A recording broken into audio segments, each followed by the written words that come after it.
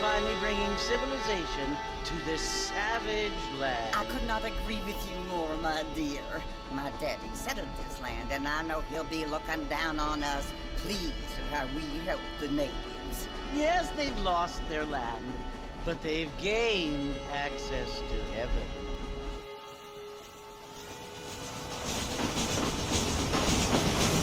But Father, do you mean like this they're destined to go to hell?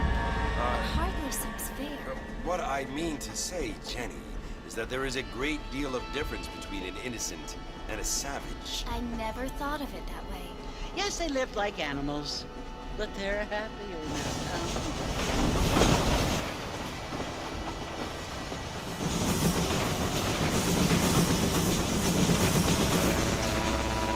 Not only do people now have cars, Father, but I heard that pretty soon we will be able to fly. No, only angels can fly, Jenny. No, apparently people can fly. Didn't you hear? Out in Kansas, a man even got a car to fly. I hardly think so, Jenny.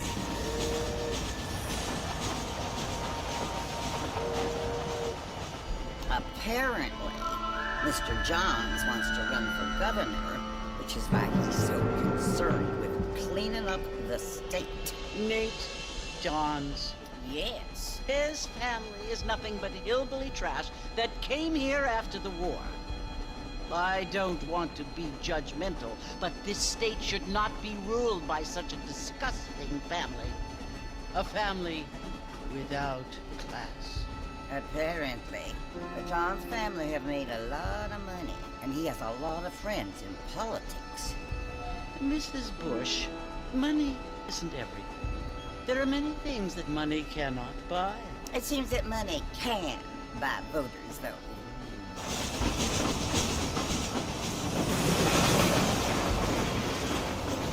What you must remember, my dear, is that we have been brought here to spread the word. And the word and civilization, they are the same thing. They are the gifts. It is the opportunity we have, the chance to live among people who are decent and who do not kill each other, and who let you worship in peace. It's so confusing, Father. Sometimes I find it impossible to make the distinction between a loving act and a hateful one. I mean, they often seem to be the same thing. Yes, Jenny, it is confusing. But you only have to ask me if you need help. Indeed. Well, here we are, Mrs. Bush. Armadillo.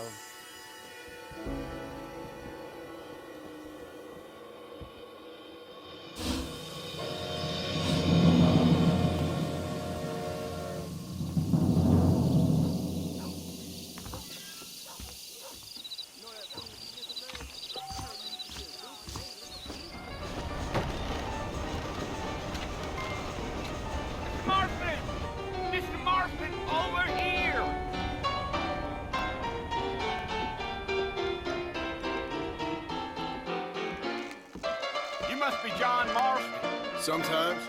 I'm Jake. Your friends from Blackwater hired me to guide you. They ain't my friends, but pleased to meet you, Jake. I got the horses saddled up and ready out front.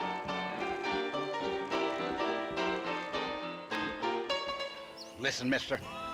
This here's what's left of Fort Mercer. Some gang rode in and took the place over. So I understand. This is where we part ways, friend.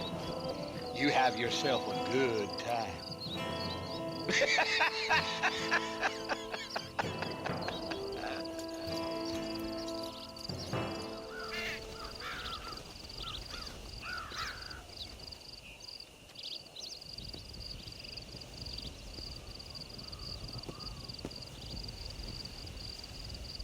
Bill! Bill, I've come for you! Bill Williamson! Come out here right now! Go away now, John. Don't make me kill you. Nobody needs to kill anyone, Bill. You must think I was born yesterday. You always did think I was an idiot. That ain't fair, Bill. You were as my brother. I've come to try to save you. Oh. Do I look like I need saving? Bill, please. They want to kill us all. I can help you. Well, you never tried to save me before. You only seemed to save yourself. Bill, I implore you think about this. You implore me? You implore me. You always were one for fancy words. Oh. Well, things are different now, John. Now I'm in charge! No more Dutch! And no more you. Implores. I implores you to go back and tell them to send someone just a little bit more impressive next time. Well? Oh.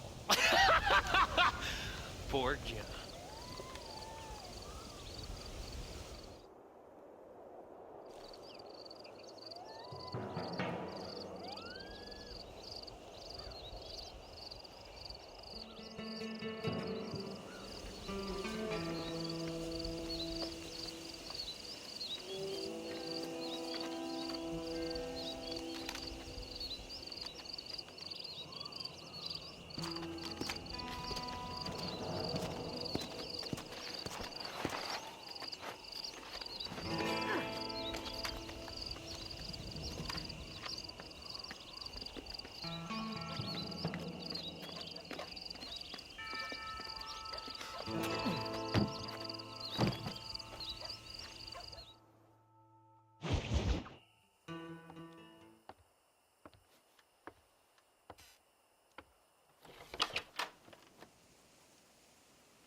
Well, you're alive. So it would seem. So, how do you feel? I don't know the polite word for it. I do. Stupid is the word we use around here. What were you doing? I was doing something stupid. Well, you'll be okay. Once you didn't die, the doctor said you'd be fine. He got the bullets out a couple days ago. Good. It cost us $15. I'm sorry, madam. Should have left me there to die. Did you want to die? I mean, was that it? Was that why you went straight out to Fort Mercer and picked a fight with the worst bandit in the county? To die, Mr. Mr. Marston. John Marston. Bonnie McFarland. Miss Bonnie McFarland. Well, you may be right, Miss McFarland. I don't know. Huh. So what were you doing? Trying to give Mr. Williamson a chance. For old time's sake. You know Bill Williamson? Knew him. Long time ago. Well, what was he like? Dumb. Just like you. Thank you, miss. See my hat? I have. And, what will you do now? Now I'm gonna take my time and go after him the less kind way. Well, that sounds very fun, Mr. Marston. Quite heroic, just like in those penny dreadfuls my brother used to read. Meanwhile, if you'll excuse me, I've got a ranch to run. Of course, if you're feeling better, why not take a ride with me later? Help me patrol the perimeter. You can earn back some of that money we wasted on doctor's bills. Of course. And thank you for saving my life, I mean. Next time, Mr. Marston, I strongly recommend you don't try to lose it quite so earnestly. I'll bear that in mind. Mr. Marston, back in the land of the living, I see. Figured it's about time I started paying back that $15. I sure can use an extra pair of hands around here. Let's see if we can get you back in the saddle.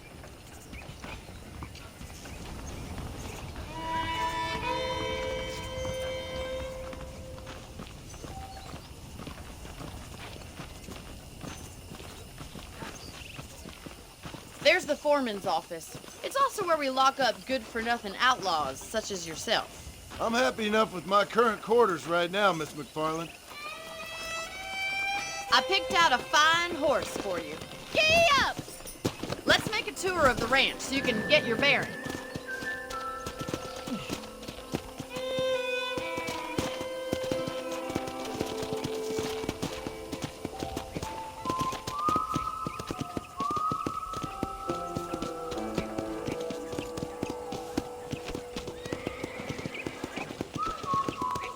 To your right is the general store. You won't find Parisian high fashion, but it's good for the essentials.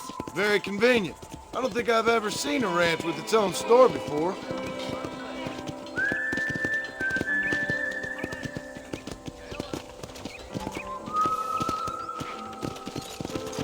And here's the corral. This one's for the horses. What do you think? I'm no expert, but it certainly looks like a fine corral. I suspect you've stolen more horses than you've broken. Now, where'd you get such an idea? First impressions are hard to erase.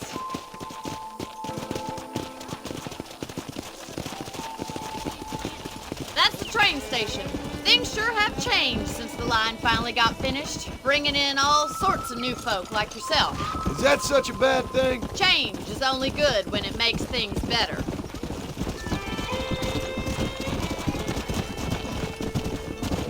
Yeah!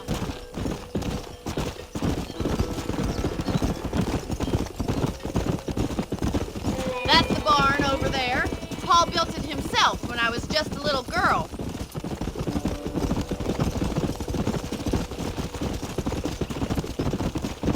And here we are, back at the house. Let's stop for a while before we head out on patrol. You'll get no complaints from me, Miss McFarland.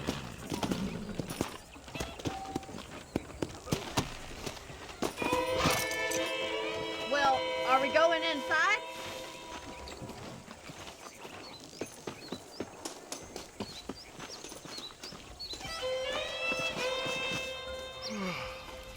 How about a cold drink, Mr. Marston? Thank you, ma'am. Getting shot, then riding a horse seems to take it out of you. I could use a rest. Sure. Come on in. I'll show you the house and then you can sit for a while. Thank you.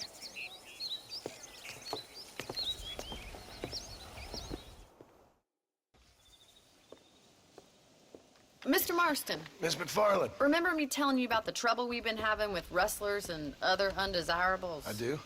Will you help me keep watch on the property line this evening? Sure. I want to see just who is trespassing on our land.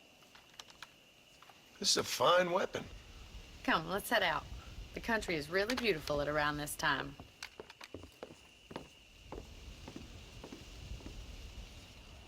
We'd best get moving. This is a dangerous time of night for us.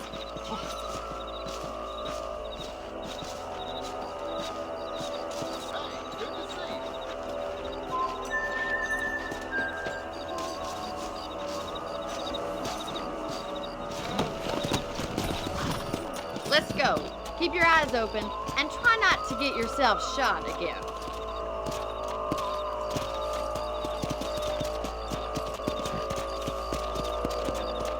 Thank you, Mr. Marston. I feel a lot happier someone's along with me. I feel a lot happier now I got a rifle. Well, with your trigger itch and my feminine intuition, we should make quite a team.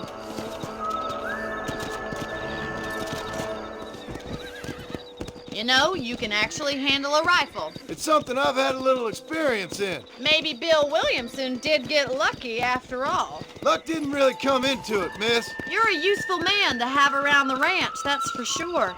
But don't think I've forgotten what brought you here. We'll do whatever we can to help you. I sure appreciate that, Miss McFarland. This is you, Mr. Marston.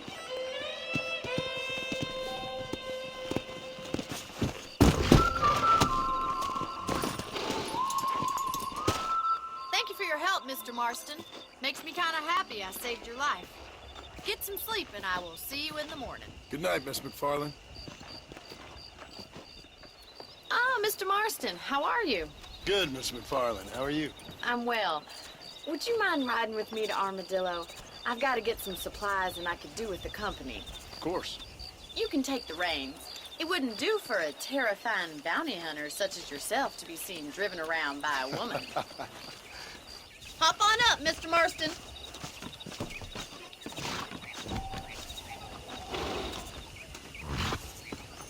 Good morning, sir.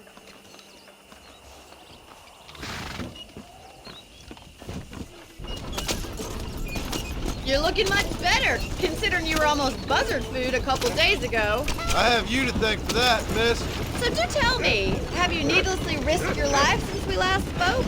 No, miss, I have not. Well, that's a relief. Perhaps there's hope for you yet. I wouldn't bet on it. Oh, there's always hope, Mr. Marston. You can't be a rancher in this kind of country if you don't believe that. An admirable attitude, miss. I suppose so. I can't think of any other way to stay sane, to be frank. What about you? Have you ever given up hope altogether? Hope hasn't really entered into it. It's not really something I think about. A peculiar outlook. I can't really say I understand you. I can't always say I do either. Oh, don't be so deliberately enigmatic. I'm not, miss. Yes, you are. You are being deliberately obscure as a substitute for having a personality. I just know there are two theories to arguing with women, and neither one works. I'm not even going to dignify that gibberish with a response.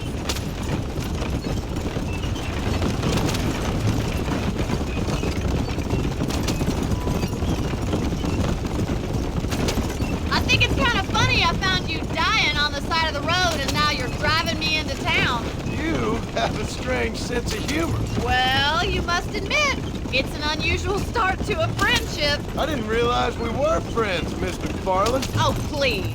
Now who's being funny? Listen, I know that business with Williamson is your business, but I don't know. You've been good to us, and I don't think you're a bad man. A little stupid, perhaps, but not rotten. I just worry about you gallivanting around these parts like you're some kind of deranged bounty hunter. Like Paul always says, don't go waking snakes. I appreciate your concern for us lesser mortals, Miss McFarland. I really do. And if there was any other way out, I'd take it. I can assure you of that.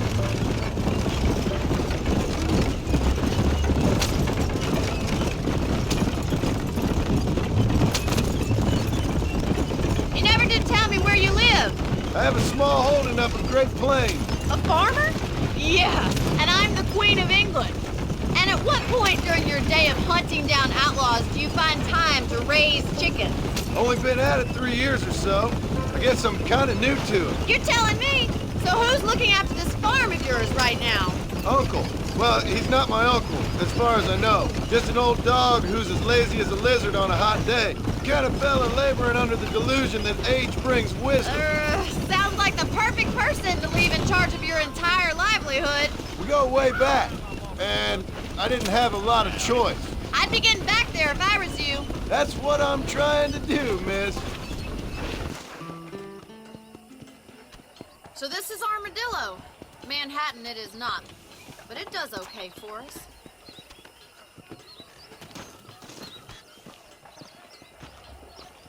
Well, thanks for driving me. It was nice to be able to enjoy the view for once, and a little company never hurts now and again. You're more than welcome, miss. Least I can do.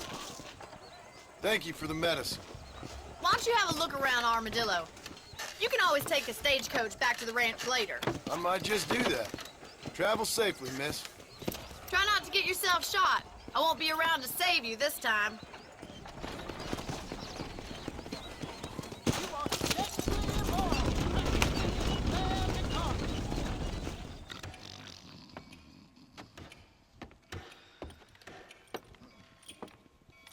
Excuse me. Hey, you got a visitor.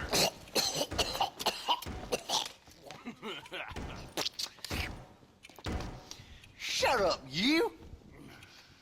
And what you want? My name's John Marston. You wanted to speak to me. I did? Apparently so. Why? I guess because we're both in the business of the law.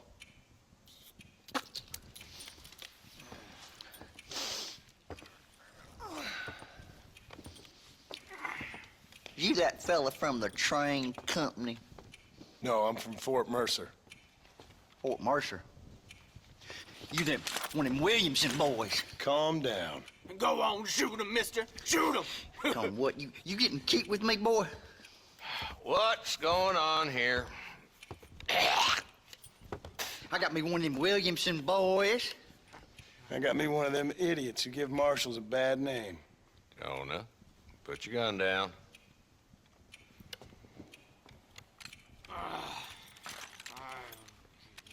You must be the man from Blackwater.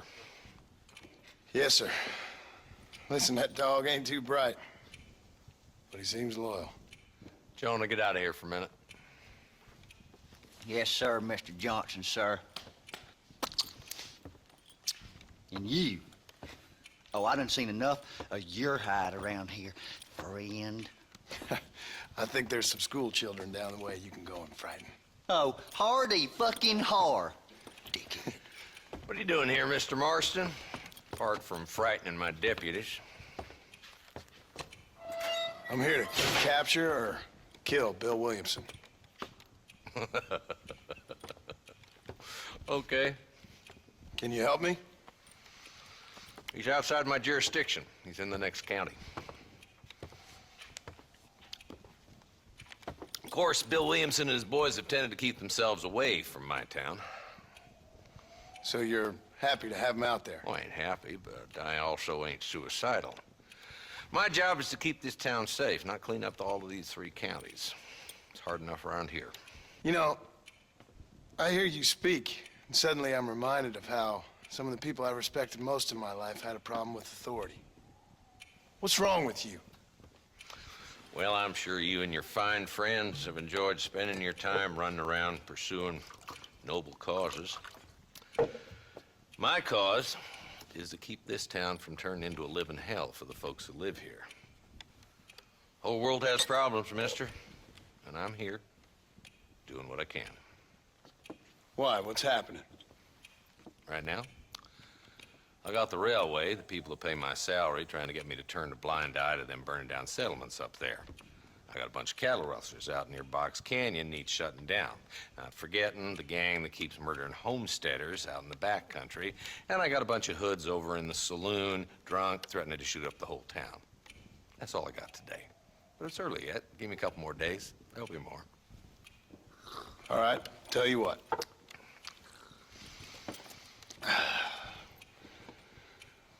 Let's go deal with them hoods in the saloon. Then we'll discuss Williamson. Okay, boy. You're a persistent little cuss, ain't you? Only when things matter. Let's head over to the saloon.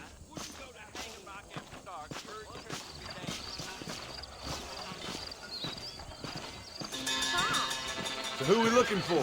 A bunch of 2-bit hoodlums, led by this fella called Walton.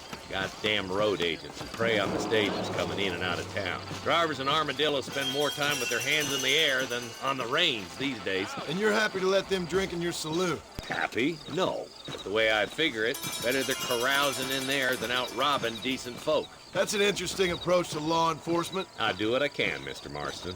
We ain't the government. They left me alone. Why you always talking about?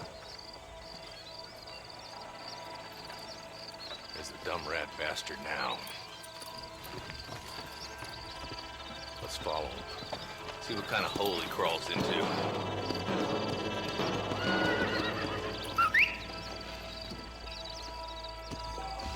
Let's go, Marston. I've been after that son of a bitch for months. God damn it, he's on to us. Get after him.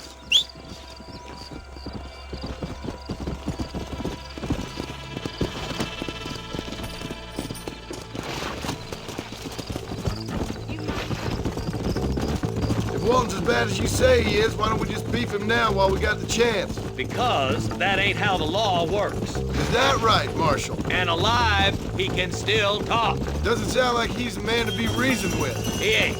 But a few days of my hospitality and he'll be telling me what I need to know. Walton's gang's been growing fast. Outlawing's easy money for easy work. Chola Spring, Gap Tooth Ridge, these boys get around. Walton's the start, but there's plenty more where he came from. Yeah!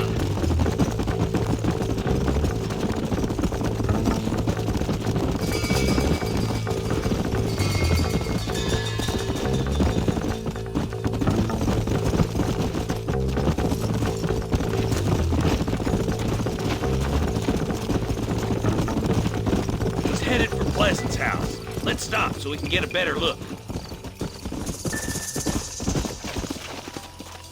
Let's go!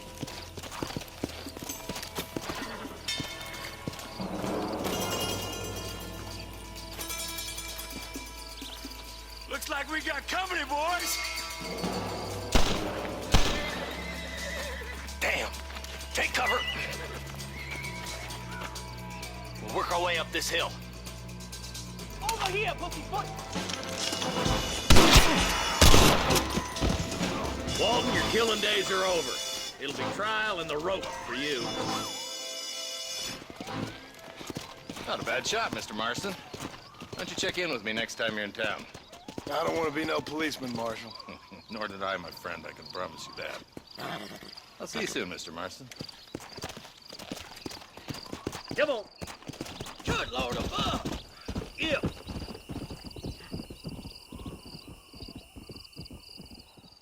Hello?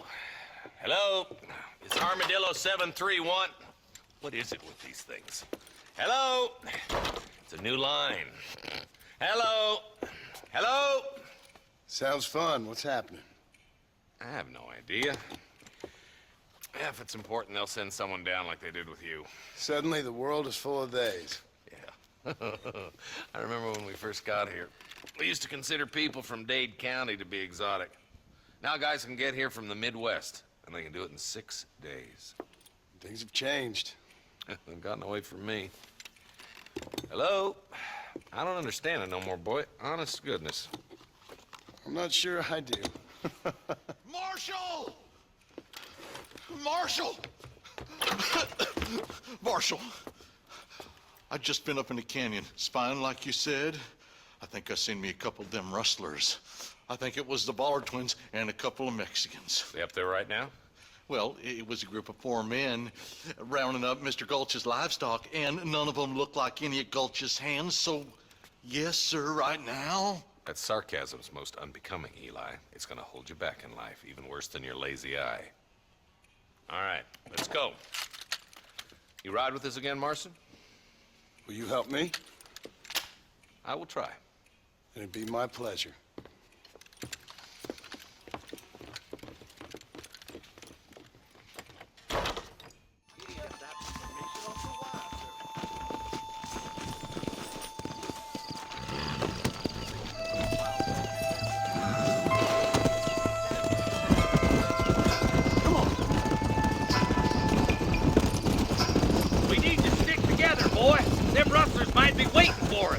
I'll be honest with you, Marston. I ain't for all this government interference. Believe me, Marshal, neither am I. I try to keep the federal boys happy. I mean, we need all the help we can get. But what does a flannel-mouthed city boy who's never forked a bale of hay in his life know about a state like New Austin? Nothing, I reckon. All this manifest destiny hogwash, taming a wild land, bringing modernization and betterments to the West. It's only made the rich richer and the poor poorer, and it's killed a way of life. Building a factory over a field ain't gonna help nobody I know.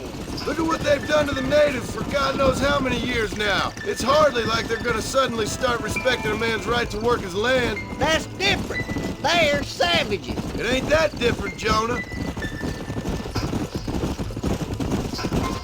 Are you sure we're the Ballard twins, Eli? Sure as shooting. I'd know those boys any place. Are these the same rustlers who've been causing the McFarlands so much trouble? If you want to avoid a rope around your neck, I'd advise you to stay on 2 feet around that ranch, Marston. Nearly there.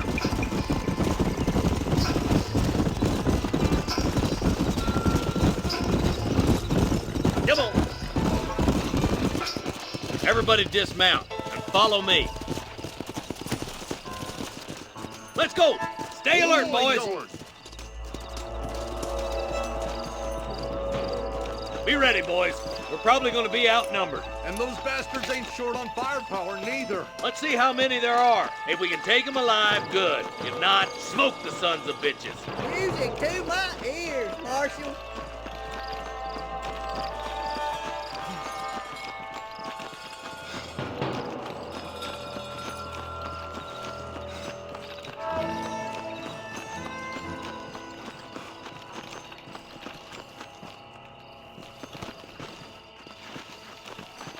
Look out! Rustler guard! Gun him down! I think that's all of them.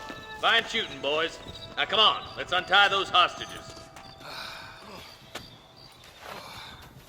Thanks, Marshal. We're indebted to you with our lives. Just get them cattle back safe. All right. Oh, thank you. Oh, thank you so much. Thank you. Well done, Mr. Marston. Yes, well done. Now, about Williamson.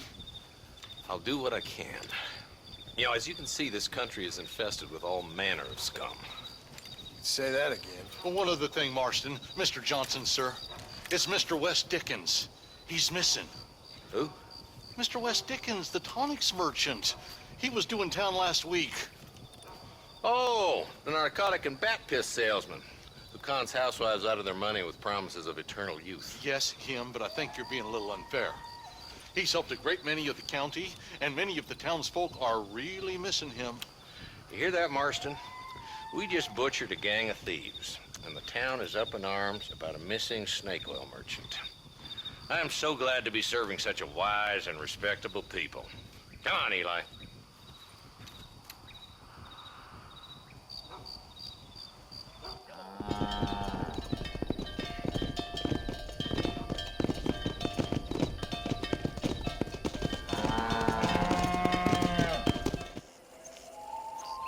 Mr. Marston, I've been hearing about your plans. Have you, Miss McFarland? Yes, from Lee Johnson. To settle here and build a life for yourself. I'm afraid those aren't my plans. See, I already have a life. Well, I had one, and I'm trying to reclaim it. Or maybe what you could say is I had two, and I'm trying to end one of them so the other can survive. You do so love to talk in riddles, Mr. Marston. Do you do that, I wonder, as a substitute for having anything interesting to say? Probably, Miss McFarland. Oh, call me Bonnie, you fool. Call me Bonnie. Miss McFarland, I'm married. I have a son. I had a daughter, but she died. Years before that, I rode in a gang. We robbed banks, trains, held people ransom. We killed people we didn't like. Bill Williamson was in that gang. Now, if I don't capture my former brother in arms, great harm will befall my family. Now, I don't suppose any of this is very interesting to you, but I hope it explains why I wasn't so eager to talk about it. No, I do understand. I had no idea. You poor man. Even in this new country, memories don't really fade. My father was an illiterate Scot born on the boat into New York. He never saw his homeland, but to hear him talk about it, you'd imagine he only ever ate haggis and wore a kilt. And he hated the English for what they had done to his great-grandparents that he'd never met. People don't forget. Nothing gets forgiven. That's true. Especially when it comes to money. And you know, even now, after all his labors, my father's debts are still terrible. I worry every day about us losing the ranch. It would kill him. My father died when I was 8 years old. His eyes were, well, let's just say he was blinded in a bar fight south of Chicago. My mother died during childbirth. She was a prostitute, and he was her, well, I don't know what he was. So I was sent off to an orphanage and ran away and fell in with a gang. My word. What a difficult life you've lived. The leader of the gang taught me how to read, taught me how to see all that was good in the world. He was a great man in a way. But you killed people. Sure. And I've suffered for it. And that's the life I left, or tried to leave. Said too much, Bonnie. I'm an uneducated killer, sent here to do all I can do well. Kill a man in cold blood so that another man may do his part to cut crime in an area, and a rich man can be elected governor on the back of these promises. Civilization is a truly beautiful thing, Mr. Marston. Listen, can you help me? Well, I can try. What do you need? Money? No, nothing so complicated. I need an extra hand to take out the herd to pasture. Sure. Point me in the right direction.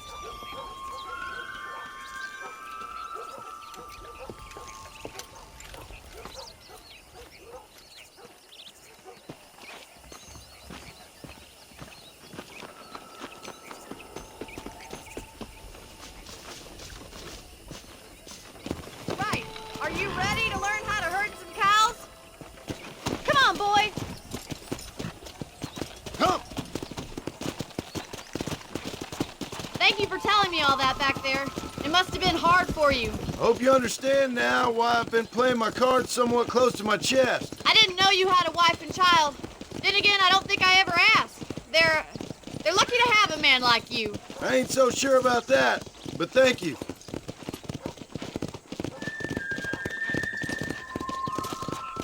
How are you, Miss McFarland?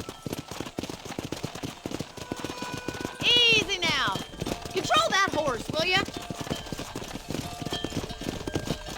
All right, let's see if you can herd cows as well as you can charm humanity.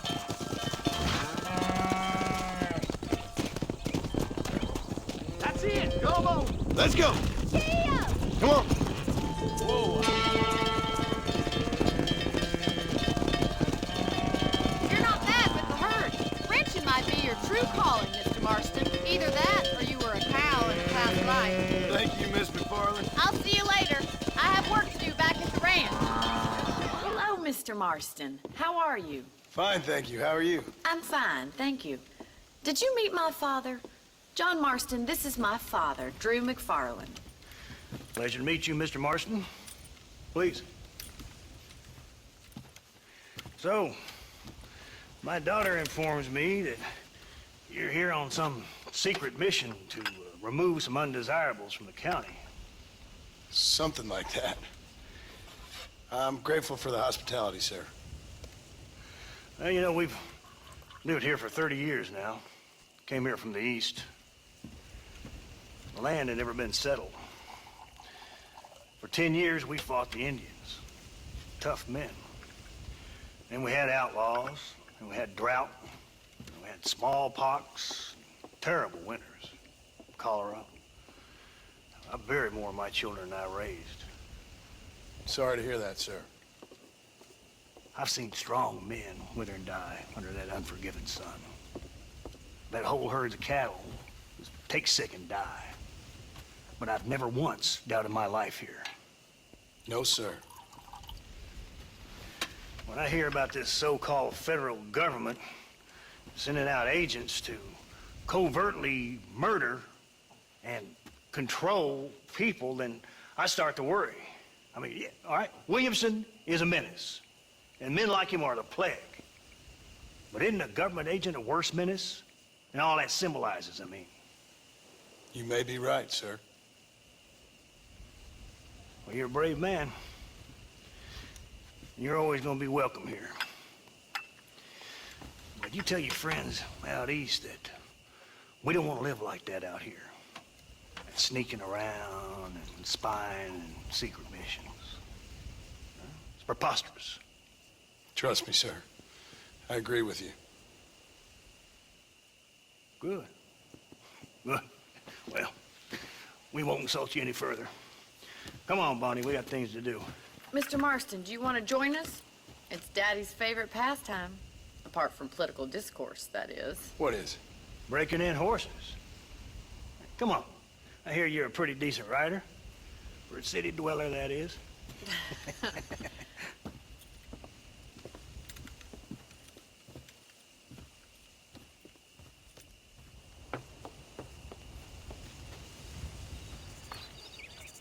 You're gonna need this, Mr. Marston. Let's see if we can put that new lasso of yours to good use. That ranch hand said there's a pack of wild horses nearby. Good morning. Whoa!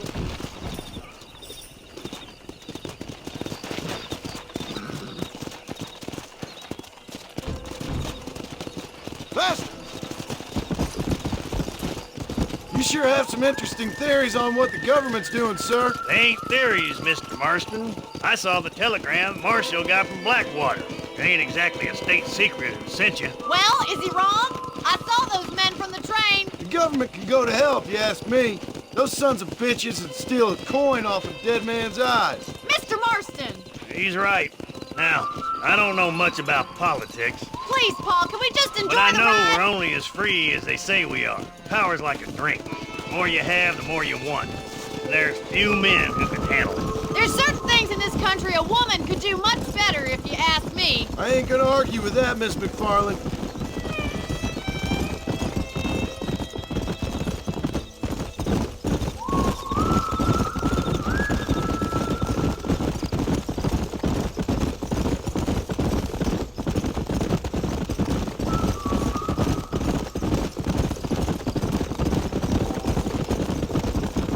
There they are! Let's get after them!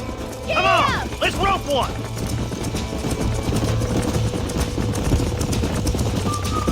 Come on, don't be afraid of that lasso! That's it! Keep a hold of him now!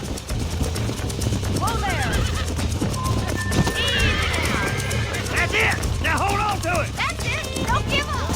There it is. Look at that! We'll make a cowboy out of you yet!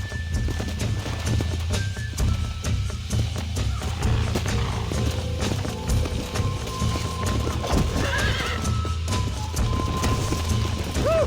I think that's enough activity for an old-timer like me. I'll take this one back to the ranch. See you later.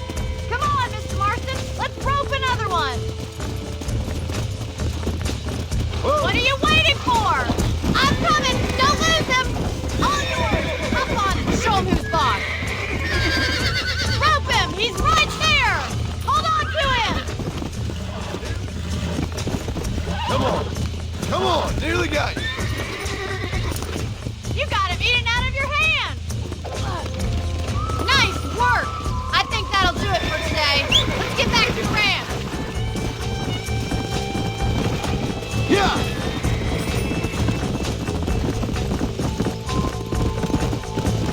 I like your father. I'm glad.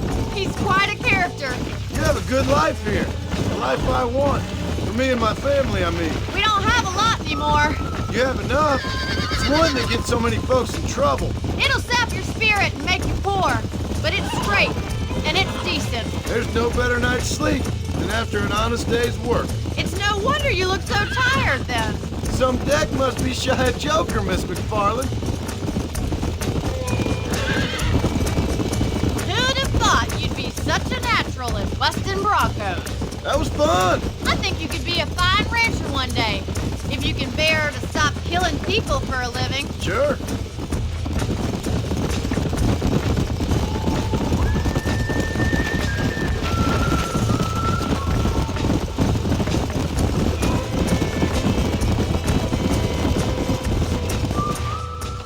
Well done, Mr. Marston. These are fine horses. Hey, Bonnie.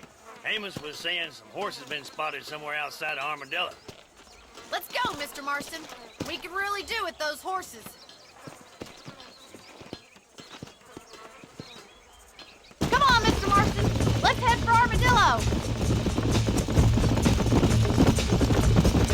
You never did tell me why you were never married. Aside from the snobbery, that is. You sure ask a lot. I'm just surprised, that's all. You must have been quite a catch. The fact that you're talking in the past says it all. No, that's not what I mean. You must have had some suitors, that's all I'm saying. Some, I suppose. Here and there.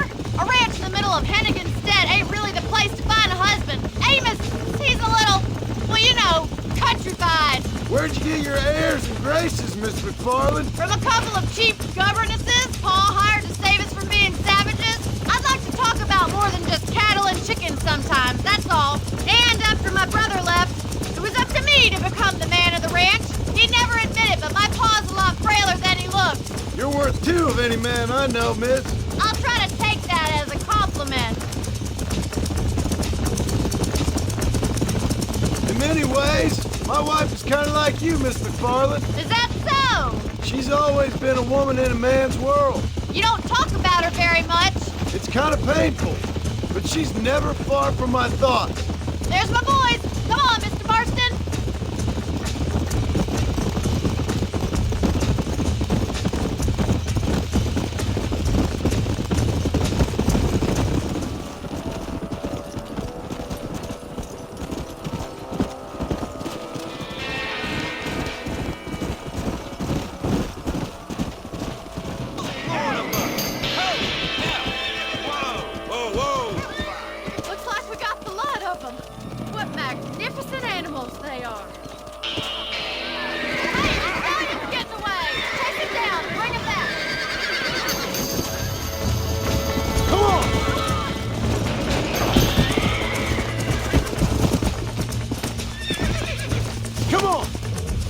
Calm it down.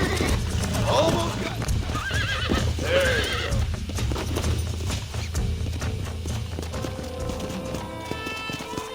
Whoa there. Thanks for your help today, Mr. Marston. We got some fine horses. You know, why don't you keep that stallion as your own, as a thank you from all of us? Thank you, ma'am. He's a fine animal.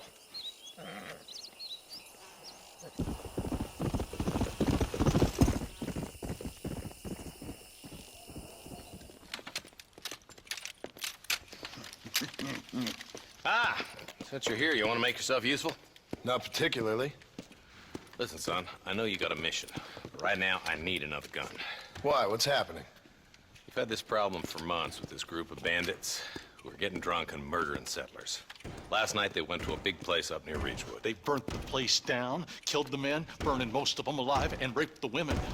Women folk then got their throats slit. One of them survived and walked in here this morning. Anyway, we got a posse gathering up near Ridgewood. Will you ride with us? All right. Thank you, John Marston. It's gonna be a bloody job. Huh. I don't think I know any other kind, sir.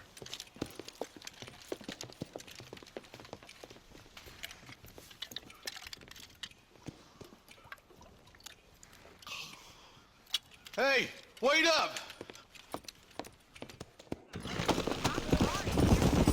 Let's go! All right, let's go. Stay together. Marston, I hear you caught up with Mr. West Dickens. I did. For a man who claims to have found a remedy to all ailments, he was in pretty bad shape. His tonic has helped a great many people. It's a medical breakthrough from the East, the result of years of research. If only it could cure him of his diarrhea of the mouth. I wouldn't be so dismissive of science if I was you.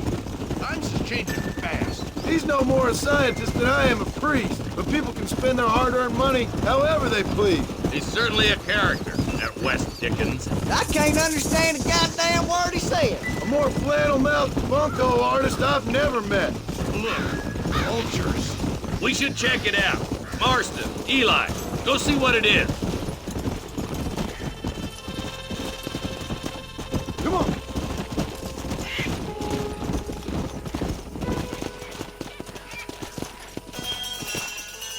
Ain't no survivors here, Marshal.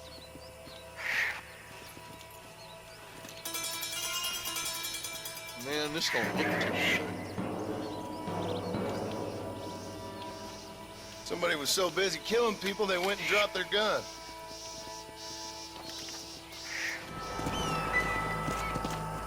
Man, more dead bodies. And the fire's still smoking. Those scumbags must still be around. Come on.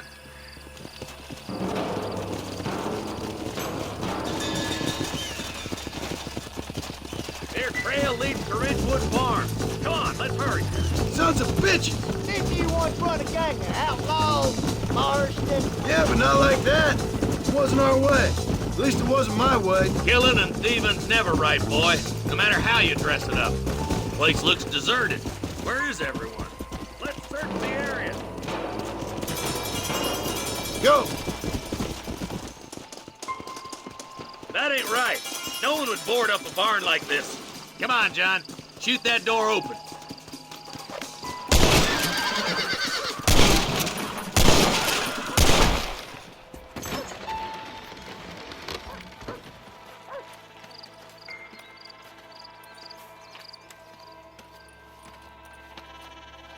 Holy sweet mother of mercy. Please, please don't shoot me. Some bandits came by and took us hostage.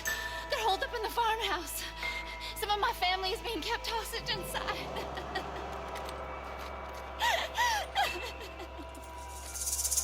All right, boys, we need to get into that house right now. Some folk tried escaping to the south, but then some robbers started chasing him down like wild dogs. I thought you were supposed to protect us, Marshal. You folk ain't men. You ain't nothing. You're just a man on a government payroll taking money that the rest of us have to pay for with our lives. What is wrong with this country? Not up, men. The man that kills the boss of that bunch gets $50. It ain't about the money, Marshal. These are people's lives, people's homes. Mount up, boy! We gotta get after those bandits! Hurry, boys! Let's get after them! Come on!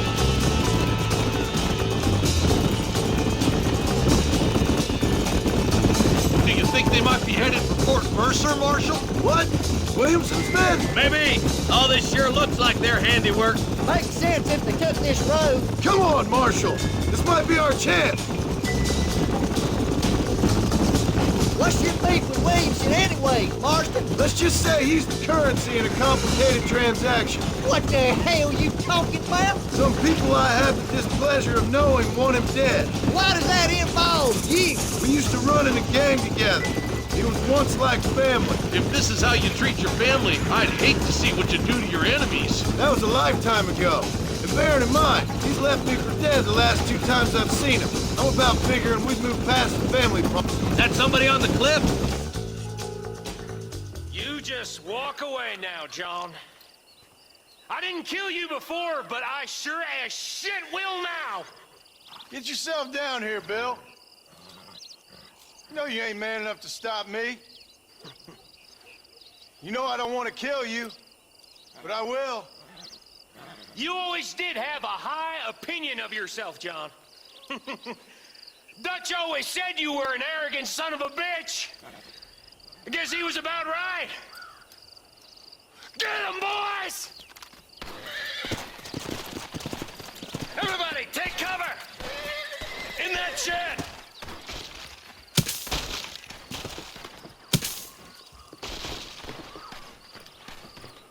Stay with me!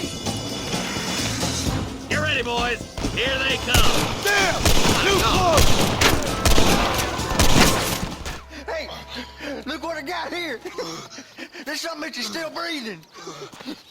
Come here, boy. Come on, Bessie, give. Oh. Norman Deek.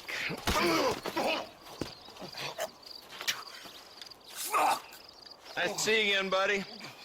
Thanks for your help, John. Norman here is going to help us get to Bill. Ain't you, Norman? Thank you, Mr. Dick. Mighty kind. Fuck you! Hog time.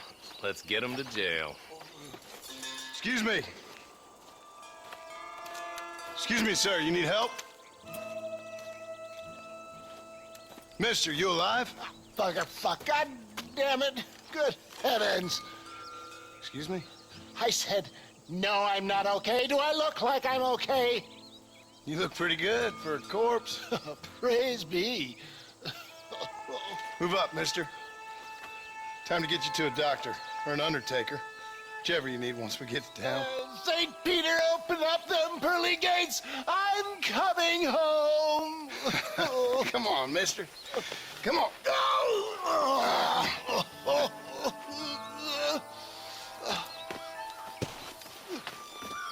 Hurry, sir. I'm bleeding like a badly butchered hog. You'll be fine. Just focus. You better take the reins. I don't think I'm strong enough. I'm finished. Done for. Just sit up straight, will you?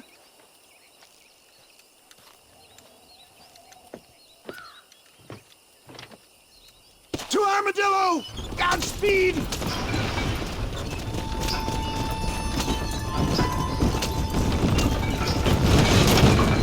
What is your name? man? John Marston. Oh, good God!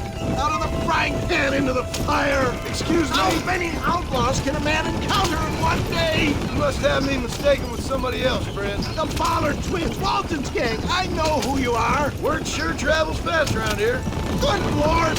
It's those scoundrels once again! Oh, look out!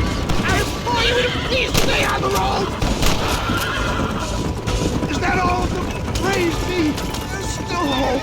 What the hell happened to you? Bandits! Hoodlums! The scoundrels robbed me blind and left me to die! I can see that. Once again, a victim of my own success. They see a man in a well-cut suit and this happens. Do you know who they were? No idea. I'm not the kind of man who has enemies. You do now. I give so much, still they take. We live in an uncivilized and graceless world, friend. Our maker has a funny sense of humor sometimes. Still, at least I met you, the good Samaritan in wolf's clothes. And forgive me. Painfully rare habit of my metaphors. They don't appear to be giving up.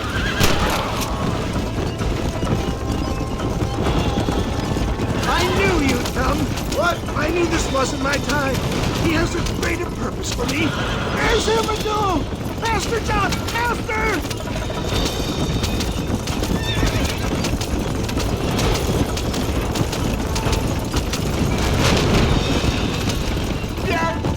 I embrace you. For Christ's sakes, man, you're gonna be fine. We're nearly there. Into your arms. This is it. You're gonna make it. Oh, where the devil are we?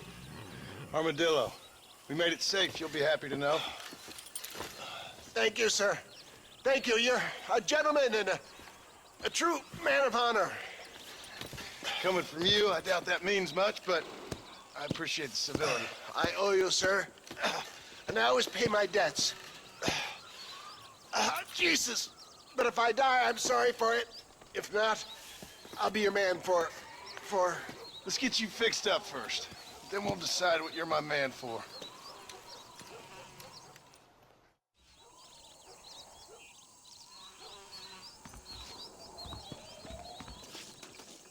And I can tell you with no uncertainty that miracle cures are no laughing matter. I bid you good day, sir. Oh, Mr. Marston, good to see you. How have you been keeping? I'm well, Mr. Mr. West Dickens. Nigel West Dickens of East Cheap, London, New Waverly, New York, and Armadillo, New Austin. At your service. At my service. At everyone's service. At the service of science, of knowledge, of life. How are your wounds? Much, much better. But then they would be. Would be? I know a cure for all ailments, Mr. Marston. Ah, I'm sure you do. And I'm sure for just $2 an ounce, I could live forever. Oh, but for you, sir, I do a bulk discount rate of $1.95 an ounce. As long as you buy 100 ounces or more. That's a lot of immortality. Give it up, old man. That's Mr. West Dickens to you, boy. Give it up, old man. Listen, Marston, I'm broke. But this stuff is good. It works. I need a healthy young man like you. Come along. Let's ride over to my newest customer at Ridgewood, and I'll explain while we go. Okay. To Ridgewood Farm, the sick and needy await us. Oh, the life of a wandering saver of souls.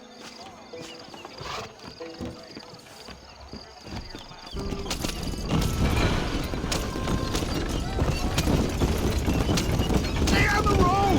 You're going to destroy the merchandise! I heard about you, Mr. West Dickens. And I about you, John Marston. Hoodwinking the weak, gullible out of their hard-earned money. My dear boy, it is you who is gullible, if I may be so bold, for heeding such ill-informed scuttlebutt. You're as full of wind as a horse with the collar. I have been blessed with a gift of language, and for that I will not apologize. But the West Dickens elixirs speak for themselves. My thousands of happy customers attest to that. Those men trying to kill you didn't look so happy.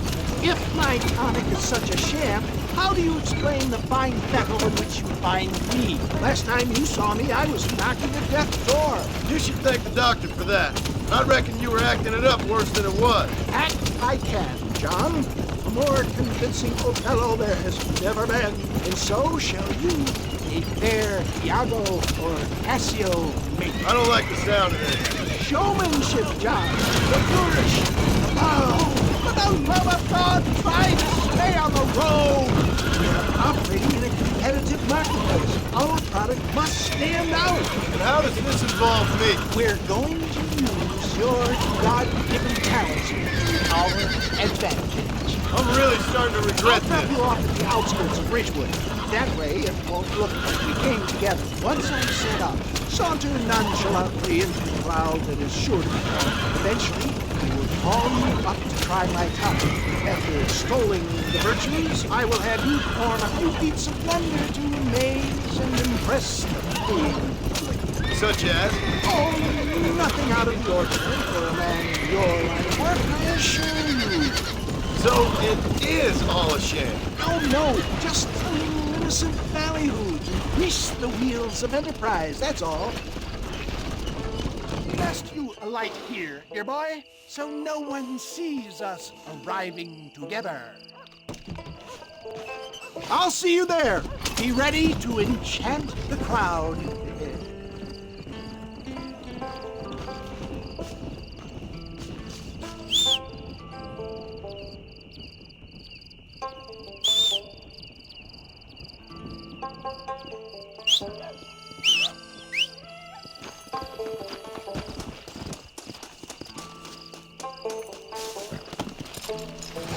Come on!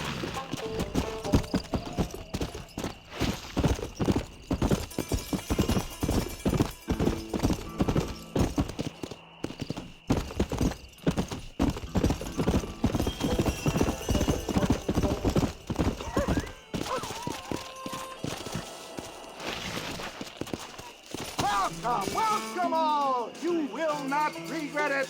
Friends, hard-working souls of Chola Springs, gather round, gather round.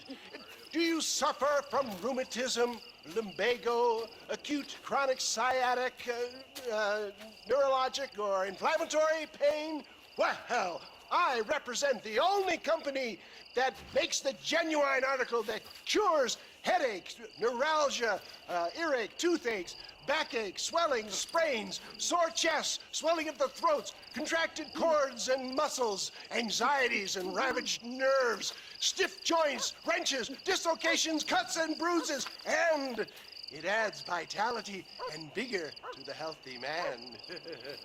But can you prove it, old man? Oh, I'm sure there's some customer here who could prove the qualities of it by taking a drink right now. You, sir, come up here. Step right up.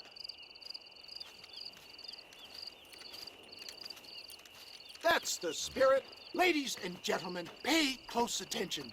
This poor, wretched volunteer, entirely unknown to me, will demonstrate the effects of Dr. West Dickens' own patent tonic. Be you a cowpoke or athlete, this miraculous elixir developed with the wisdom of the East keeps the muscles supple and relaxes the cords. It loosens the joints and gives a feeling of youth and vigor to the whole system. Not possible, I hear you say. Well, doubt no longer. Faith can move mountains, but I ask not for faith. I am a man of science, and today science will be vindicated. Your eyesight has greatly improved. Is that not so, friend? If you say so. That's right, it is. You heard him. What a good sport you are, sir. Now, gaze over yonder at that porch. If you squint, you may just be able to make out the skull that's hanging there. Go ahead, friend. Shoot that skull and demonstrate the miraculous eyesight you now possess.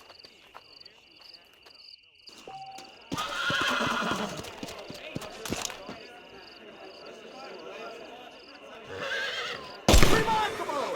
The eyesight eyesight of an eagle, granted by imbibing Dr. West Dickens' own patent tonic. Anybody can make that shot. This man is a fraud. If your eye's so damn sharp, why don't you try shooting my hat out of the air? My friends, our test case has been challenged to shoot a gentleman's hat out of the sky above our heads. You can fool these people, but you ain't fooling me. Right. Let's just see how sharp you is with a moving target. Get ready to shoot that hat.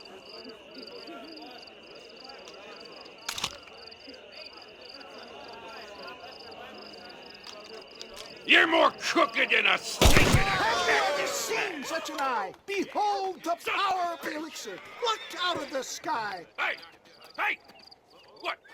You think you can put a hole in a man's hat and just walk away, do you? Hey, it don't work like that around here, mister. Come on! Are you a man or not? A challenge of battle has been offered to our volunteer. Prepare for a display of Herculean brawn. Alas, no tonic can cure cowardice. I've had about enough Get of the you. hell off me!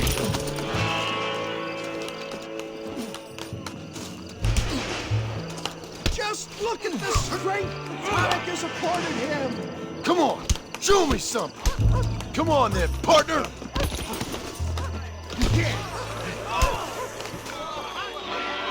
There it is, skeptics and dissenters, irrefutable proof. Do not let this opportunity pass you by. Look, he's over there. Go get him. This ends now. Watch out, he's gotta go. Who the hell do you think you are? You ain't leaving here alive.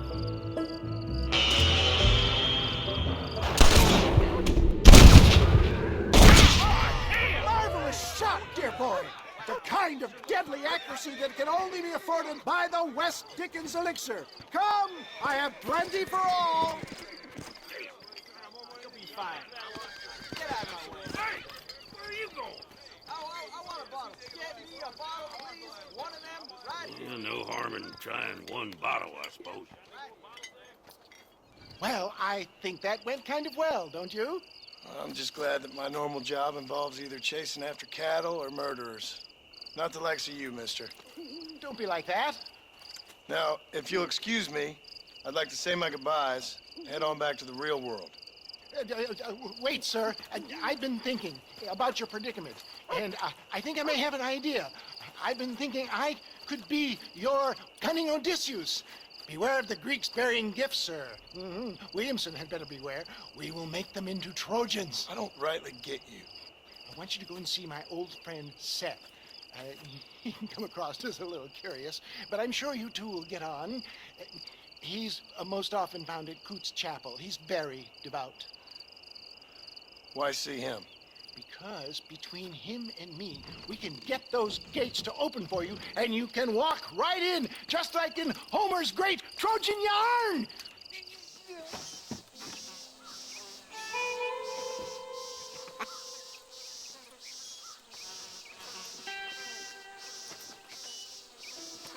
Excuse me, are you Seth? Who are you? I'm a friend of Mr. West Dickens. My name's Marston. John Marston. Goodbye, John Marston. It's been a great pleasure. I need your help, Seth. We need your help. Me and Mr. West Dickens. Let me be frank for 1 second, partner. I hate people. It was people who got me in this mess in the first place. What mess? Look at me. Look, scrambling around, looking for maps, half insane. I ain't washed in 6 months. My hair falling out, my mind's going. What happened? What happened? My partner. He stole half my map. I never would have done that to him. Never. Look at me. Who did this to you? My partner. My boy, my man. Moses Ford. I don't have the facility to tell you what I would have done for that man. And what I would do to him now. Why? Because he stole half my goddamn map. And what map's that, then? The map, partner. The map that tells me where it is. Where what is, friend? I ain't telling you that. I ain't. Don't make me tell, partner. It's mine! It's mine! All mine! Sure. But where's this Moses now?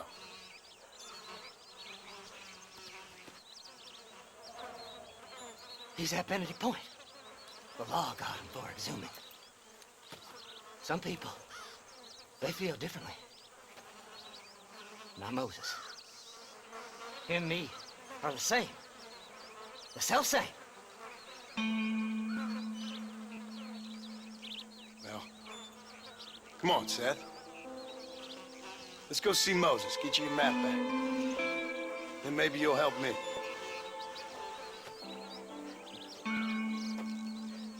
All right, partner. Let's go.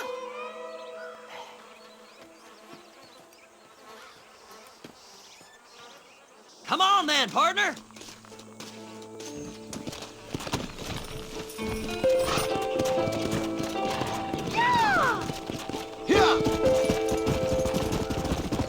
How can you sink that low? Digging up graves and looting from the dead. Ha, hypocrites! The whole damn lot of you. Are you saying it's better to steal from the living? They're corpses. They don't care none. These people have been laid to rest. You don't know nothing. I talk to them long after they've been forgotten by every other fella. I tell them it's all right to be scared and alone. I embrace them when they're stinking and rotten. I met some sick bastards in my time, Seth. But you're special. Folk is cold and heartless all their lives. To me, they gets warmer when they're actually cold and heartless. Surely that makes sense to even you. Not exactly, it don't. Are we really living anyway? Do you exist outside my mind? Maybe we're both having the same dream, and when we wake up, we'll die. I certainly seem to be in some kind of nightmare. Hello? I don't know you, mister. Slide! Slide! Have you looked in the cave, Seth? It's very dark. What'd you say? I didn't say nothing. I just heard you say something. You're a crazy man. You should get that head looked at. Seth, I need someone who can get a wagon inside Fort Mercer. I was told you could help me, but I'm not sure you even know what day it is. I don't. I can't even tell you what year it is. I knew this was a waste of time. So, you want to go after Bill Williamson, do you? You know Bill? Oh, yes. I met Williamson and Deke and all them boys. Sometimes they call me on when they get some special job needs doing. I got a reputation as a man who'll do things most other fellers won't. Now, that I can believe. I reckon you can get in there, no bother. Assuming you help me find this map, that is.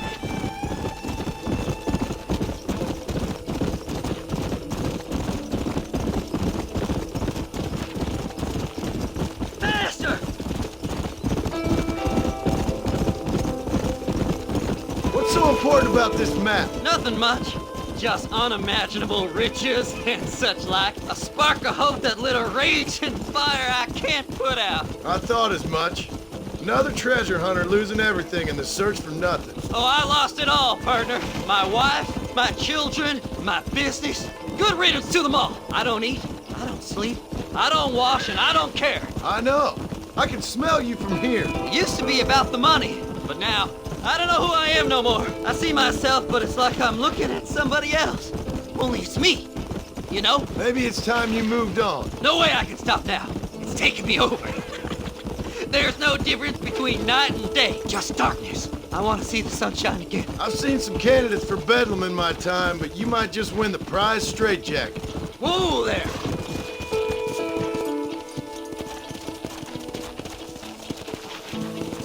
All right, this is it. Let's stop here a moment and come up with a plan. As far as I know, Moses is being held in that shack. There's a couple of deputies keeping guard outside. Can you distract him so I can sneak in for a quick parlay with that son of a bitch? I'm sure I can think of something.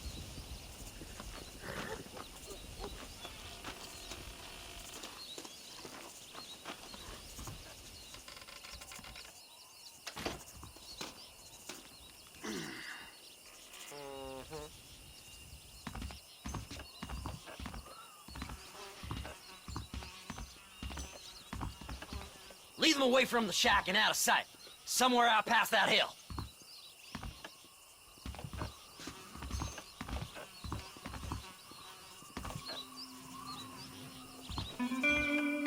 This is one god-awful assignment. I know. This place is deader than a side of bacon. Stay away from them animals! Get away from me!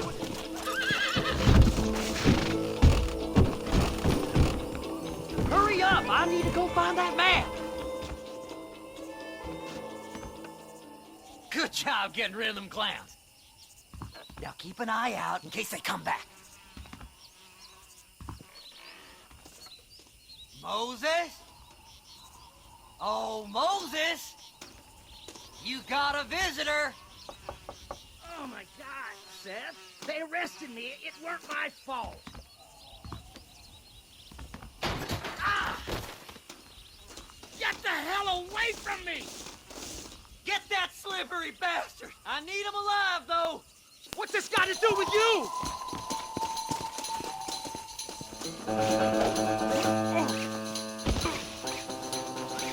God damn you!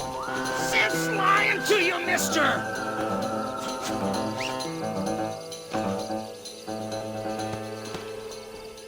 You just wait till I get loose, mister.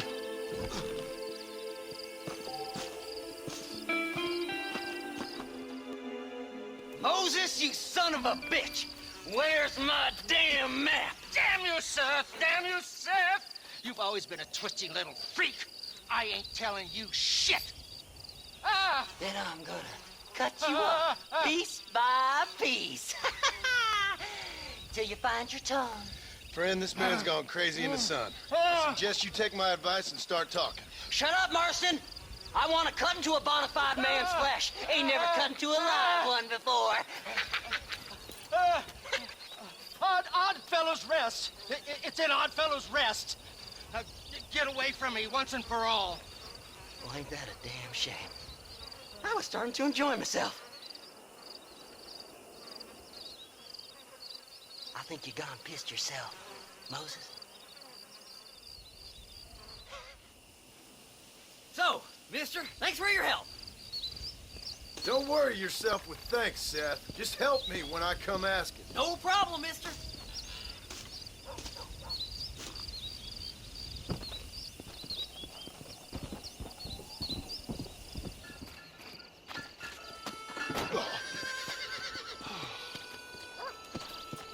Mr. Marston, how are you, sir?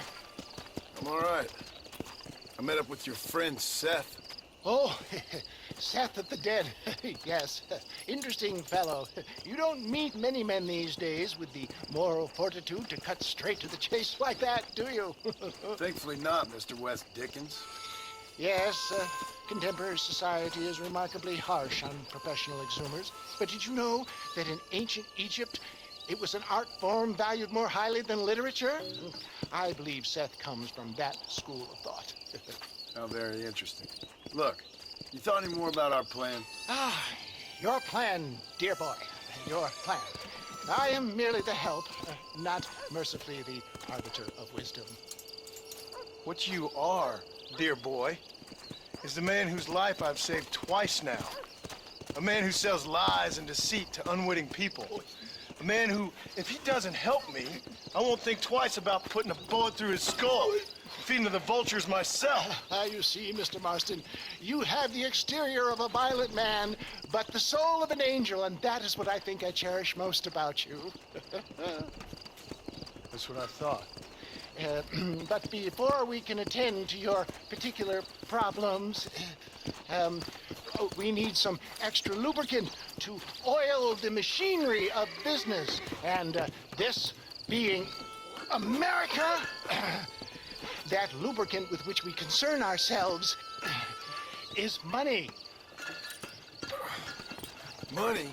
What are you talking about? Oh, we need weapons. Armor plate for the wagon, extra hands, and I need some danger money. So, let's sell some more of these cures. Sell cures? Around here? Do you want to see me lynched? Oh, no, the sport of kings. Racing, my friend, the sport of kings. A noble activity without reproach.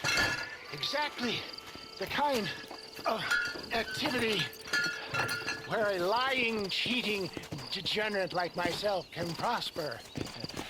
But come, let's finish the loading and we'll discuss it as we drive.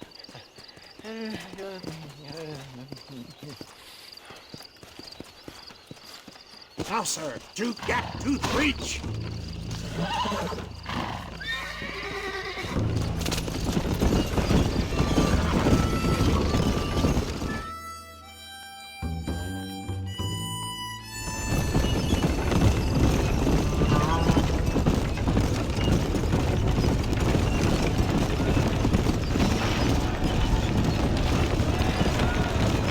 Here we are, John.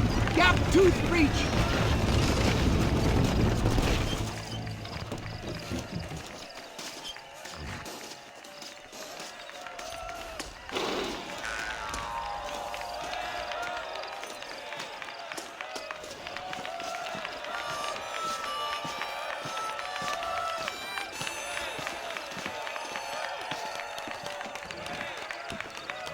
Drivers! Y'all know the rules, but for you newcomers, this here's a fair race. Keep to your manners and let the faster cart pass. So now that's been said, y'all can get to running each other off the road like always. All right now, counting to three. Ready, set, go!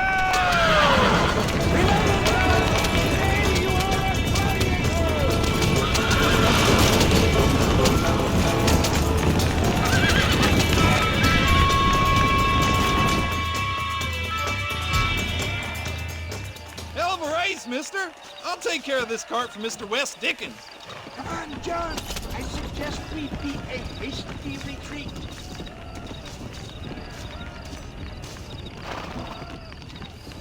Right, best remove ourselves from the stage before somebody decides they want their money back. Fine by me.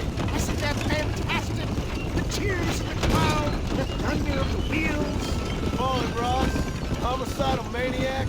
Oh, come on, John. Even a cold-hearted misanthrope like you must have found that just the tiniest bit exhilarating.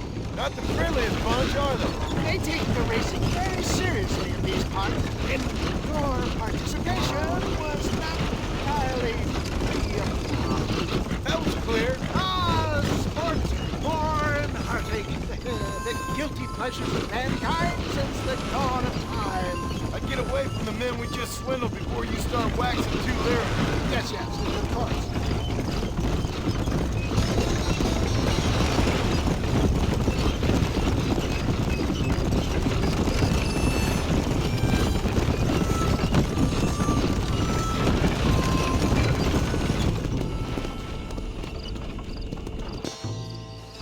Well done, sir. Well done. Having you as a ringer has netted us a fine profit. We seem to be wasting time, old man. Oh, patience, my friend. The Trojan horse cannot run before it can walk, if you'll forgive the metaphor. Next, we need to procure some grand and overwhelming firepower. And for that, you need to contact an old friend of mine. Goes by the name of Irish. Irish? Yes, he's an interesting kind of fellow. He usually can be found in Armadillo or some other town around here on some bacchanalian revel or such. Great. An alcoholic arms dealer. What could be better?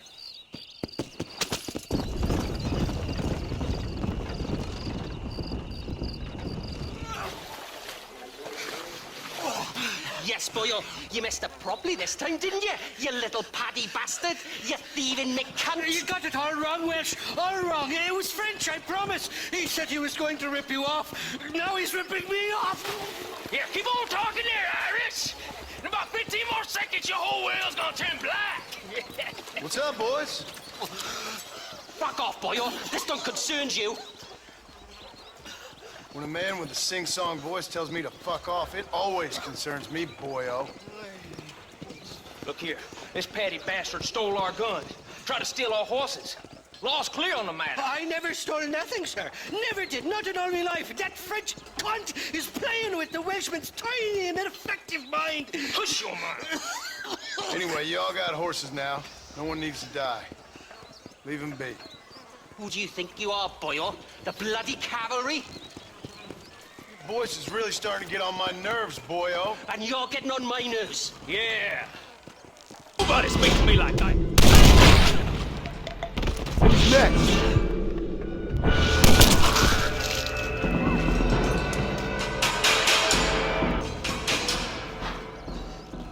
Mr. Nigel West Dickens said you'd help me locate a machine gun.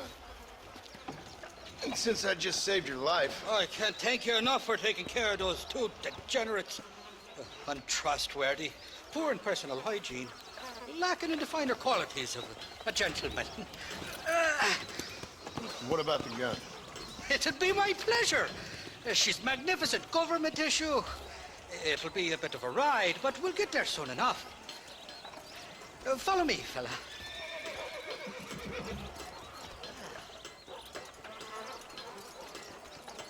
Alrighty, me guardian angel, this way. This is turning into a hell of a day. Come on. What's your name, friend? John Marston. Choke of luck, you came along, fella. I thought I'd drunk me last breakfast there for a second. Who were those fine specimens of humanity? They was me only friends in the world. And boy, am I glad to see them bastards dead. We all met on the boat over a few years back, we did. Thick as thieves ever since, and that right there was the problem. Is it normal for friends in Europe to drown each other? Never trust a Welshman, me pa always told me. And he got his throat slit, so he should know. The kind of fellows who will steal an acorn from a blind sow and then kick her for squealing. And as for that French bastard... He didn't sound very French. Well, he sure speaks English funny. Not for now. The thieving bastards are holed up at the cabin by the lake. Can't wait to see the look on their faces when we blast in there. They'll be more surprised than a slut dog with their first porcupine. You best not be lying to me. Listen, fella, I didn't ask for your help back there. I don't owe you nothing. I'll decide what you do and don't owe me. I've had enough of your overly aggressive manner, fella. You don't know who you're dealing with here. Irish? I've met enough men like you to last me a lifetime. Two-bit slugs who think they're snakes. Whoa. You can make quick work of those fellas if they give you trouble. The gun's stored just inside that shack. What about you helping me out? I'll cover you from the ridge. I'm better from long range. It'll be a piece of cake, fella. Trust me.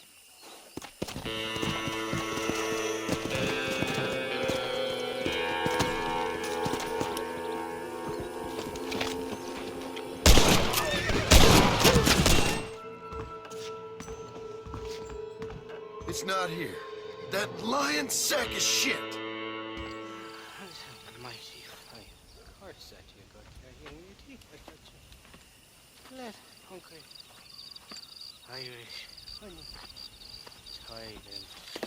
Where are you? Oh, who do you want? I see you. Get away from me. Right here. Where's that machine gun, Irish? Oh, Mr. Marston. I found you one. Found us one, Irish. We're in this together. You, me, and an assault on Fort Mercer. I'm the guy that saved you from getting killed back there, and who you owe your life to, remember? Not really. Happens to me all the time. You don't want it to happen to you again, do you, Irish? No, friend. I wants to buy you a drink. I wants to tell you how much she means to me, how special you is. And I want to tell you that if you don't produce a Gatling gun within the hour, you'll wish you'd been killed back there. It's the whiskey, sir. It gives me the memory of a newborn babe, as innocent as can be.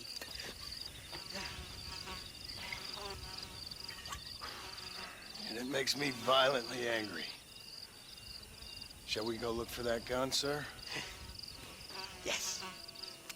Let's do that. Come on, then. We'll find your precious gun.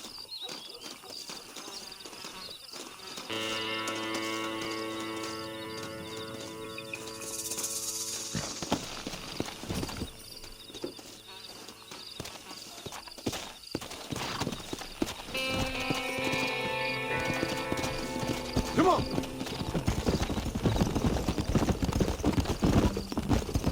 I love me faithless Flora, the lily of the West. You're not gonna pass out on me, are you, Irish? Me? No, I'm right as rain. Or at least somewhere stuck between fair and meddling. Well, you're gonna be stuck somewhere between dying and dead if you try to cross me again. It weren't like that at all, feller. Me intentions were pure. I swear it on me poor mother's life. I just gets a tad confused from time to time. Honest mistake. If there's any more confusion, I'll finish what your friends in Armadillo started. Jesus! You're an impatient bastard, aren't you? Where's the gun, Irish? I hear some miners been blabbing about a machine gun they found. Apparently, they got it stashed up at Gaptooth Breach. What do miners want with a machine gun? Shoot it at somebody, I suppose? Or sell it? I don't know. Never been down a mine in all my life. Sounds real fishy to me, Irish. I've just about had it with you and your game. You and Wes Dickens are so crooked, you can swallow nails and spit out corkscrews. Maybe if you was more cordial with folks, they might be better inclined to help you. I saved your life and you repaid me by lying, nearly getting me killed. Not far now, Johnny. We should go around the side of Gaptooth so the miners don't see us coming. I still don't know what miners would want with a machine gun. Miners are always fighty bastards. Spend too long without daylight and duckies, and it starts playing with your mind. I never heard so much shit come out of one mouth. Only telling you what I heard. Oh, and we'll need a wagon or something to get it out of there. That gun's heavier than sin. So how was I supposed to move it by myself last time? You two-faced little bastard. Stop, damn it! Here we are. Let's stop here a moment to get a lie of the land.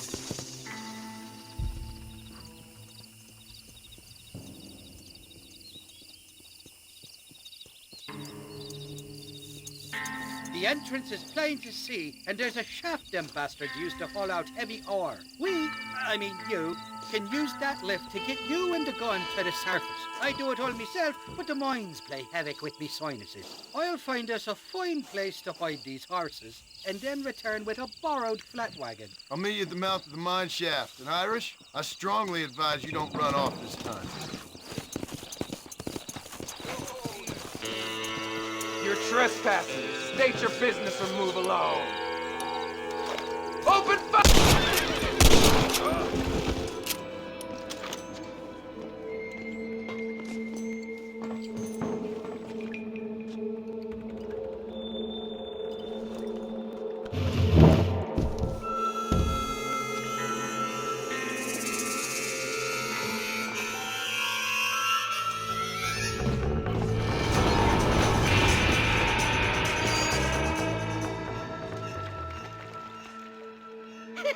I thought I'd be looking at your corpse being hauled up this lift. Load up and I'll engage the gears.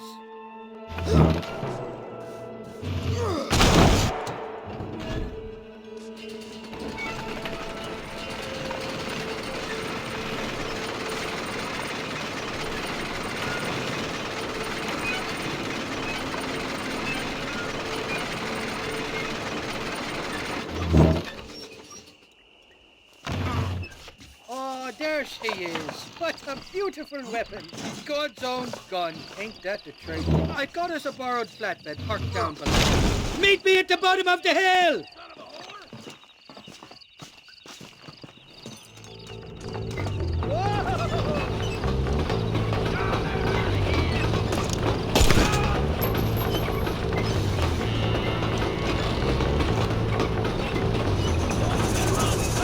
They surely know where I am.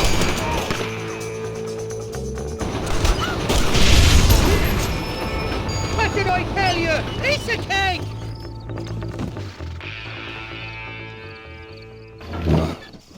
Let's go! A short wheel ride now, and we'll have this executive peacemaker delivered to Old West Dickens.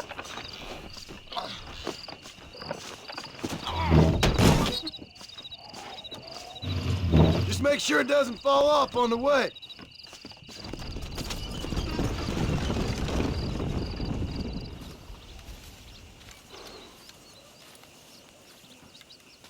Mr. Marston, sir. John Marston. Mr. Marston, don't be so childish. Come on, sir, I implore you.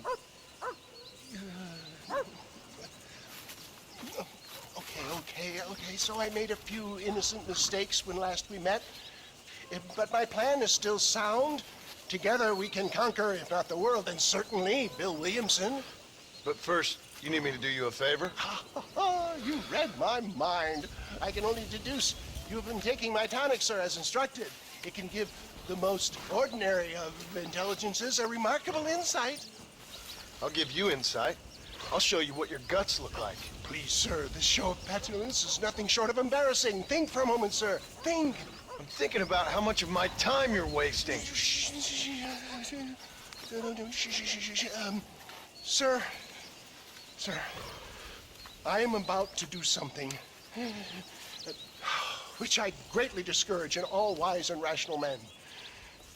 A selfless act for you. But, sir, before I act selflessly, allow me to act selfishly and sell some of my wares.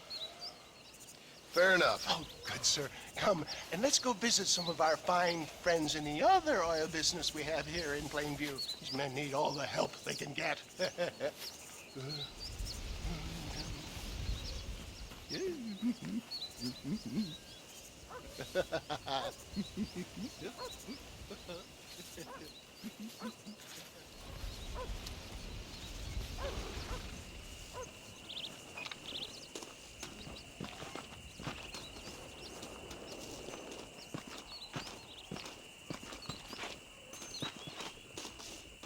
Ladies and gentlemen, gather round, gather round. My friends, are you ready to change your lives forever? I have something truly extraordinary to show you today. Friends, hardworking souls of Plainview, do you suffer from rheumatism, lumbago, acute chronic sciatic, neurologic, or inflammatory pain? Well, I represent the only company that makes the genuine article which cures headache, neuralgia, toothache, earache, backache, This man is a fucking charlatan. He just got done swindling us down at Cho Springs with this song and dance. I say we tar and feather him right now. I say we shoot the bastard. I think it's time we take our business elsewhere. I apologize if science is not your forte. Good day, one and all. Somebody, get that thief back! I think it's time we relocated our business, John. Let's go, my boy. I think we've outstayed our welcome here. Well, that was a little hairy. Thank you, my dear boy. You saved the day again.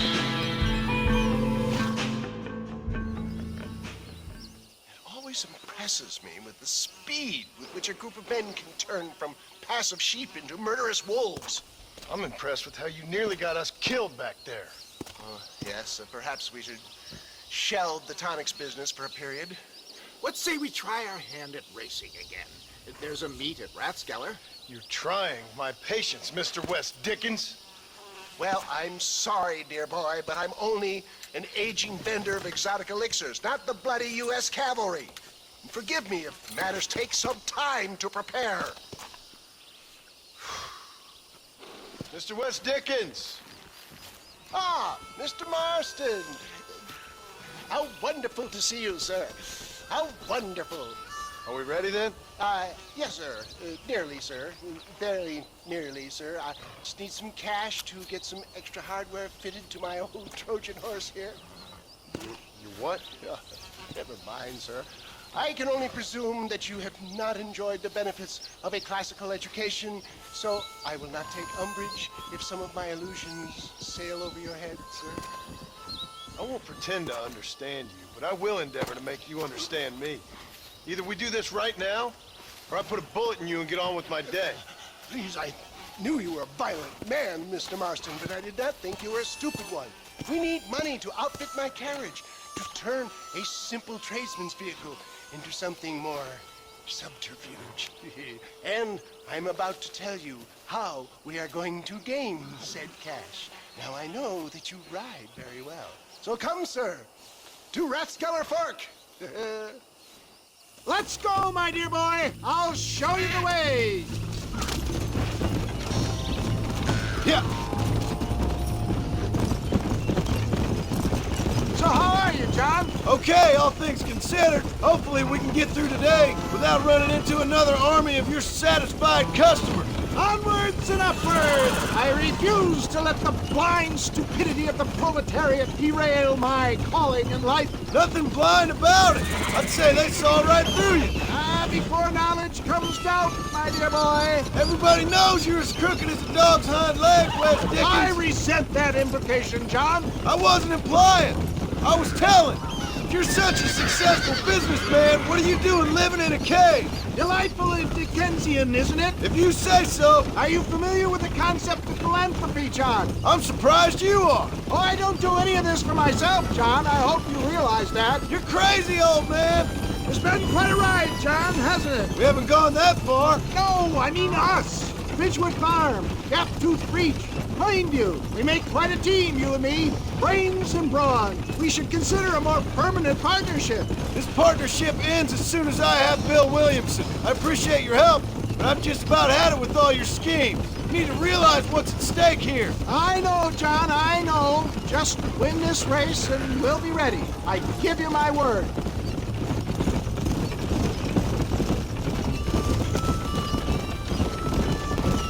There it is, John. Rathskeller Port. Can't beat a good horse race.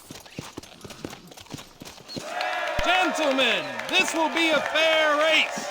No shooting, stabbing, cliff pushing, rock throwing, cactus grinding, neck lassoing, setting fires, or other acts that causes a rider to unfairly lose his weight, or bleed heavily, or black out. Get yourselves ready. Set, go!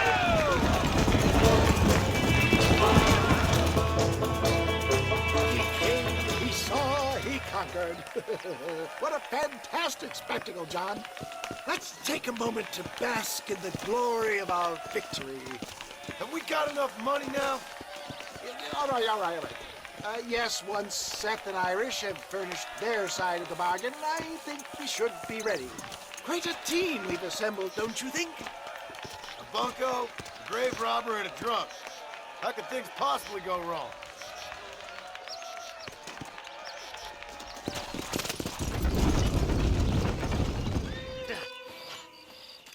Seth. Hey, John. Hey, partner. Get what you need? Ready to help me? Not quite. Not quite ready. You see, I wasted a bunch of time looking for that last bit of map. And I got to thinking, Moses was a liar. And I imagined myself doing all kinds of unpleasant things to his corpse. And then I realized... Realized you were sick in the head? That you needed to move on with your own limited time on Earth? No, partner. I realized Moses weren't no liar. The issue was Aiden O'Leary, who said he had the body. Aiden died in that flu epidemic, and the bodies weren't even buried yet. Got the body sitting in the back of that wagon behind you? Yes, sir. You're not even gonna wait until they're buried before you... Well, they don't care, do you, boys? Honest folk off to a better place. Apart from that Aiden O'Leary fella, I never liked him. They say he lay with his sister. I don't like women, partner. I don't. Not since Mammy died. Seth, what are you gonna do with those bodies? I'm gonna take him back to a nice quiet spot and look for the map. I needs the map, partner. I needs it. Let's go! We ain't the only ones with an interest in these here fellers. Can't wait to get my hands on these. Find someplace quiet near Tumbleweed. I got a feeling the treasure's around there somewhere.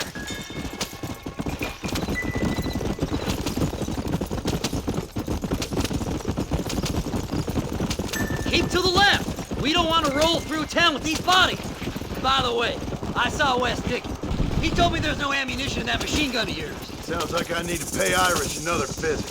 Where are you? Come on, don't be shy. What did you say? I didn't say nothing. Are you talking to them? So what if I am? I feel less alone with them than in a crowd of people. The way I see it, they lost their souls, just like me. You're truly a sick man, Seth. You remind me of why I hate people. For a man who kills so much, you sure seem to have a problem with the dead. Life kills everyone in the end.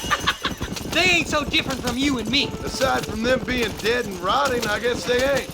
All right, Seth. Calm down. You talk to the corpses and I'll drive the wagon. Oh my! It's them damn treasure hunters! Try and outrun them, partner! You don't see them bodies first! You fucking thieving bastards! Fast as you can, partner! I'll search these bodies as we go! Christ alive! It's the map! I found the map! Finally! Months of searching! I'm gonna be rich beyond my wildest dreams! Maybe then you can take a bath. Thanks, mister. I reckon I'll sit here a while trying to figure this out. I'm gonna be rich. When you're done with that, get over to Fort Mercer. I need you inside that place. After I find my treasure, mister.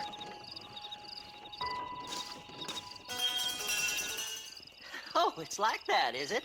Huh? Not talking to Seth today? Oh, the old silent treatment. Oh, whoa, woo-hoo. That's quite a stench. Hey, Seth. Seth, come back here. Oh, hey, partner. I was just looking for you. Looking for me? What? Over there? How you doing? I'm good. Well, see you later, partner. Where you going, partner? Nowhere. Okay. Nowhere wouldn't happen to be where that thing you're looking for is kept, would it? No, sir. No, sir. Come on, partner. Okay, I was just fooling. Partner, you know, the thought of that treasure does funny things to me. According to the map, it's somewhere in that big abandoned house.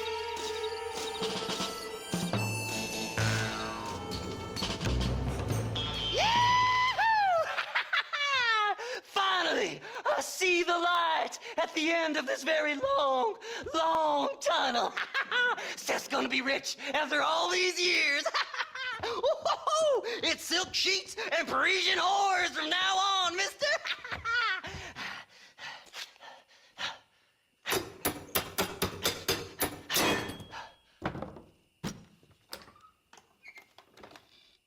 What the goddamn hell is this? A glass eye. I'm sure whoever that belonged to treasured it very much. Stupid liars. Those stupid chicken shit maps. Making a damn fool of me. A glass eye. It's a glass eye. Stop with the tears and help me with Williamson's gang. And you can come up with another excuse to go exhume one of your old friends.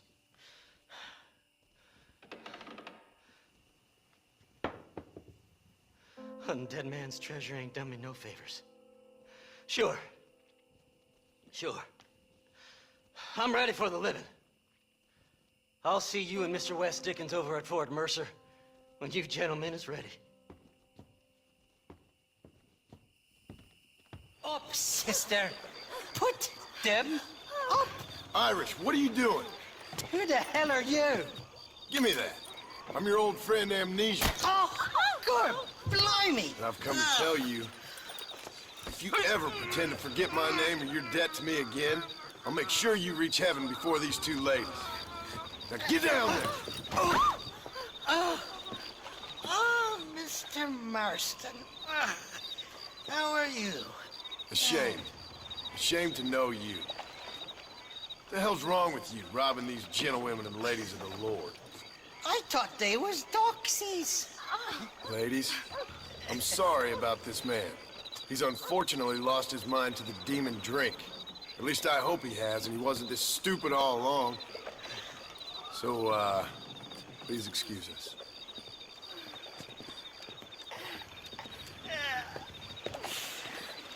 Now, Irish, that Gatling gun doesn't work.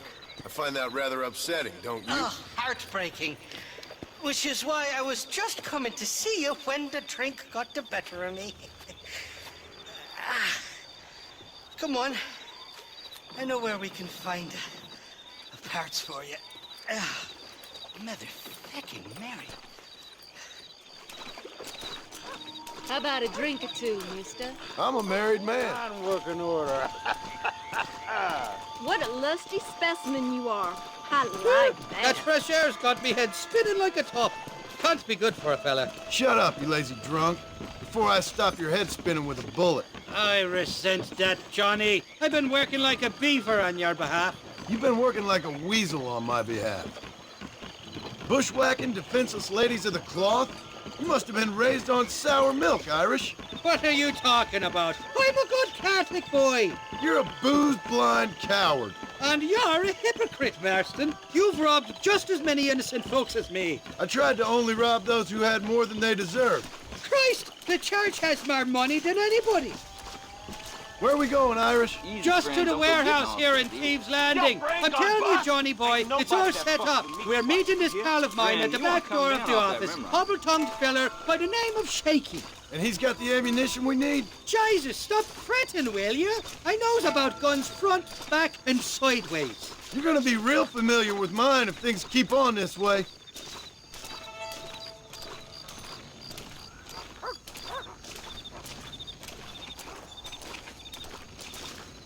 This is it. Come on, Smiler.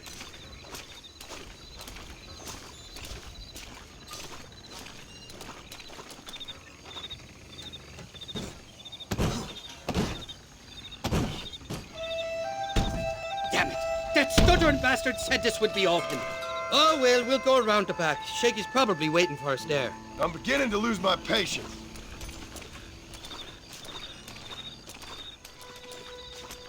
I'm starting to think you're soft on me, Johnny boy. Can't even sneeze these days without you being there to catch the drips. This is your last chance, you good-for-nothing shyster. You've already wasted too much of my time. Keep your eyes open. Shaky's all right, but I don't trust the gang of fools he runs with.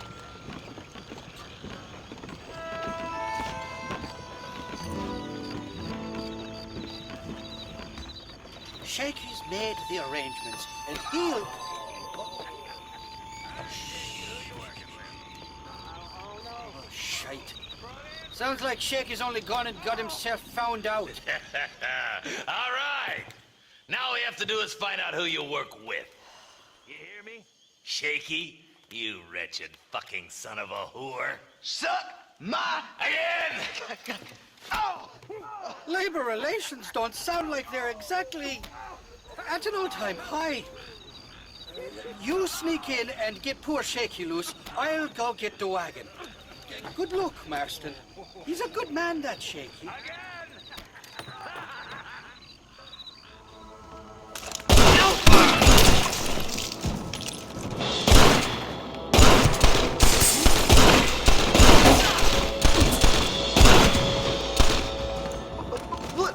Please, mister,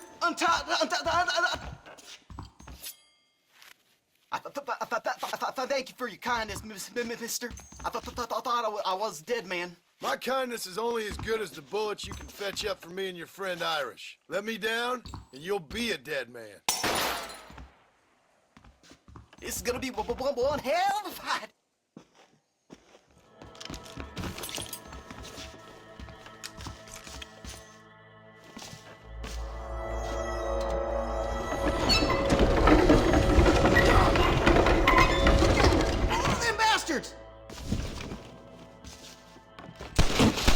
Wants to face me? Show me what you got. I'll kill all you bastards.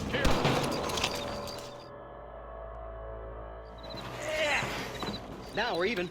Half even, Shaky. You still owe me for them morphine pills to calm your nerves. Shaky. You'll get your half. More, you dirty fucking snake. All right, gentlemen. Let's go. Fucking fuck. Oh, my virgin ears. Come on then, Johnny boy. Let's go. This is a bad place to be idling, fella. Did you have fun in there, you and Shaky? I killed a lot of men for this damn machine gun of yours. I'm sorry I missed all the dramas.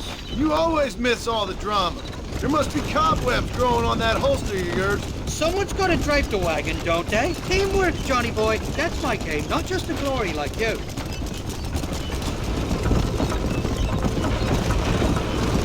I'm telling you, Irish, that machine gun had better work after all this. Don't you worry. You won't find a finer piece of artillery west of Dublin.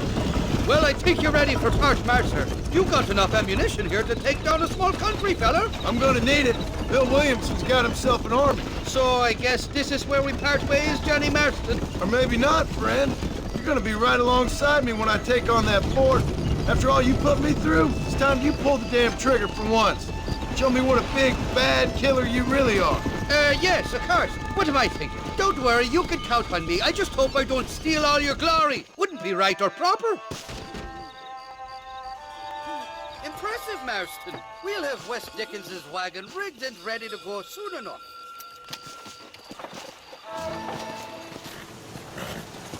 Come on, let's go! Amos! Get him in there! Come on!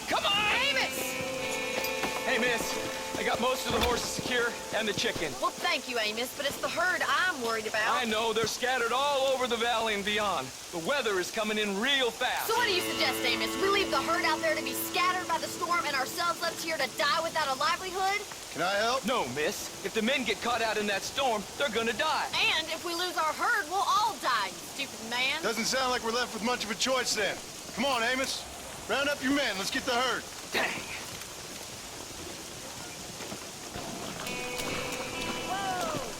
Come on, Mr. Marston. Hurry. Come on.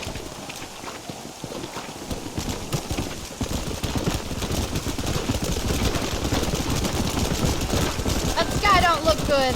I'm starting to think somebody up there's conspiring against me. Are you a religious man? Not in any real sense. Sometimes I tell myself things happen for a reason. Like what brought me here was fate come a-calling. But nobody made my path but me. We all need to look for answers somewhere. Some in big old books, others in big old bottles of whiskey. Believing in some kind of divine purpose ain't gonna give me my wife and kid back. Past is who we are, Miss McFarland. There ain't no changing that. Faith is a luxury I can't afford.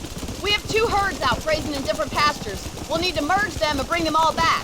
I think we can handle that. The cows get real ornery in bad weather. It's more work, but I'll show you how to deal with them. It's gonna be difficult to talk in this weather. Stay close. We don't want to lose each other.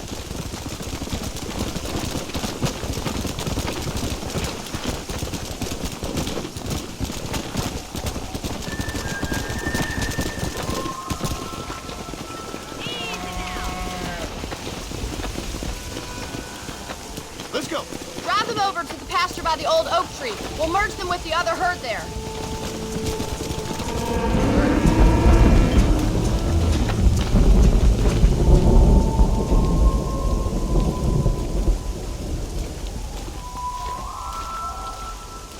You saved the herd back there. You might make a decent rancher one day.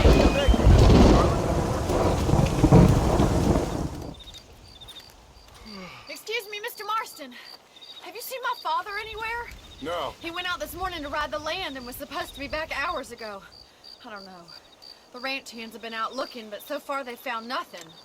Well, come on. Let's go look for him. Come on. Let's see if we can find the old goat.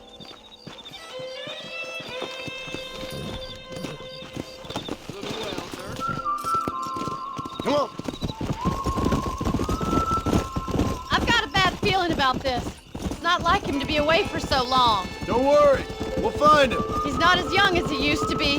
What if he's hurt himself? Your father can still handle himself just fine, Miss McFarland. He's built like an oak. You're probably right, but I can't help worrying. He's all I've got.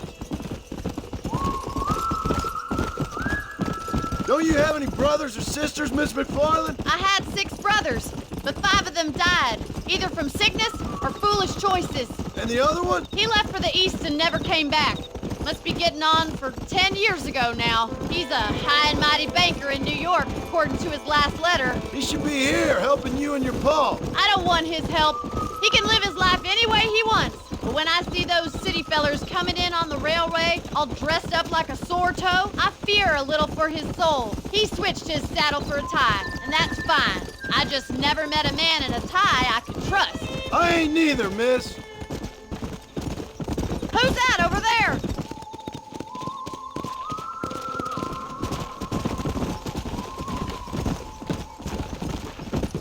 Stay with me! Daddy! What happened? Nothing nice. Rustlers, I guess. Maybe the Baller twins, that bunch. Now you head back to the ranch right now and fetch the wagon. Yes, sir. Marston, you watch after her. I'll do that, sir. Please stay close. Let's go. Watch out! What could have happened to those poor men? And the horses were dead, too. I think we should get back there as soon as we can. Who could have done something like that? Your boss seemed to have an idea who it was. Let's just do what he says and get the wagon. Those damn rustlers! I've got a good mind to head over to Pike's Basin myself. I don't think that's a good idea. And you're no better. How many men have you killed? Do you really want to know? It's disgusting. You never met the men I killed. I heard the way you talk about that gang you were in. Like there was some twisted morality to what you did. We all have a code. Only some of us don't realize The outlaw with the code? How wonderfully romantic. The reluctant murderer, the noble criminal. There's nothing more depressing than a man who's found a way to think the bad into good. You're upset, Miss Mc... Look, Mr. Marston! The barn is on fire!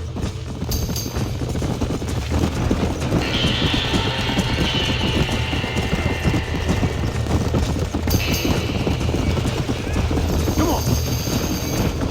Whoa there! It's getting worse! Come on! Get a move on! We can't get through the doors! We gotta it's too get through dangerous! Somebody get them horses out! Mr. Marston, please! See if you can get in through the wall!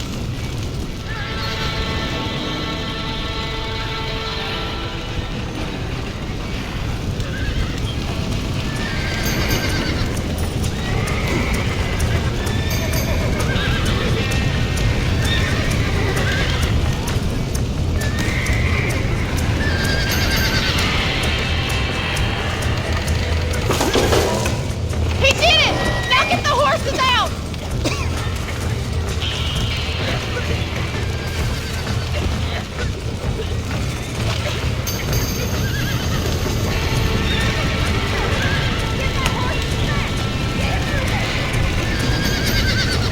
Dumb horse!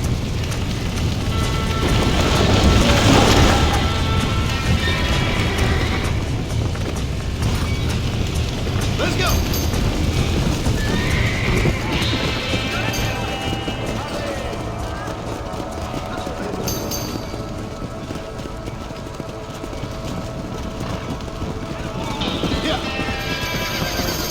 Easy.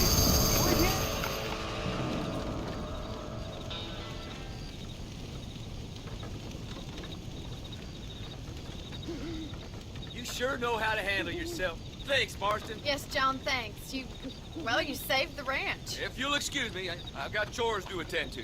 Hey, hold on a second over there. Sincerely, John. Thank you. Well, did all I could, Miss McFarland. Sorry about all the damage. That gang seems to really want you out of here. Yeah, well, my father fought Indians. I scarcely think we're gonna be frightened by some white trash. White trash can be pretty frightening. Well, they don't frighten me. Good. John, my family owes you a great debt. I think you got enough debt. You saved my life. All I ask of you is this. If I get back home and get my farm started back up, you'll sell me some cattle. I prefer doing business with people I know. Of course, Mr. Marston. It'd be my pleasure. Well, you get some rest. I've got to go see how my father's bearing up.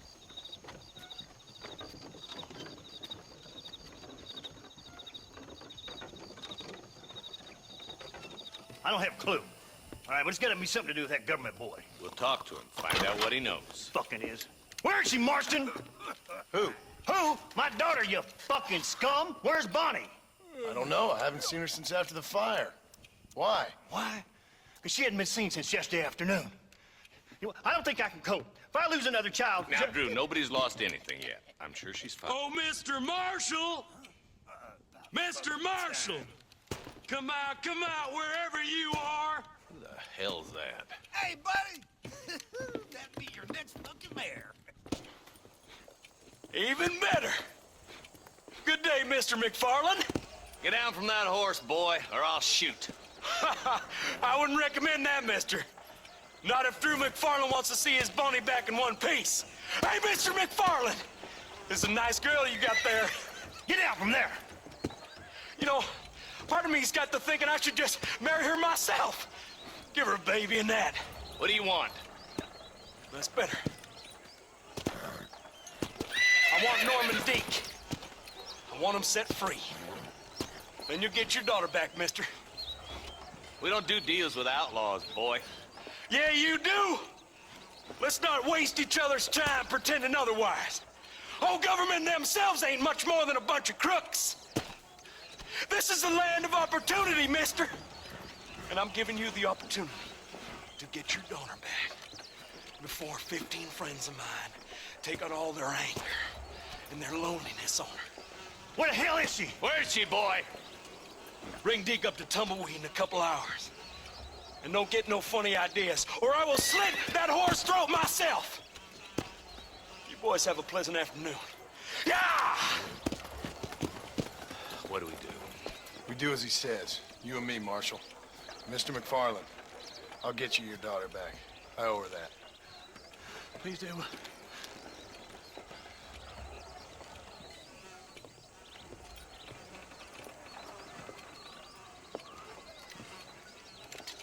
I'll teach you some respect for the law.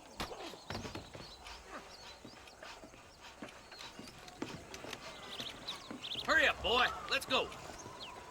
Quick as you can, Deputy. Make sure he's tied on good. Stay with me, Marston.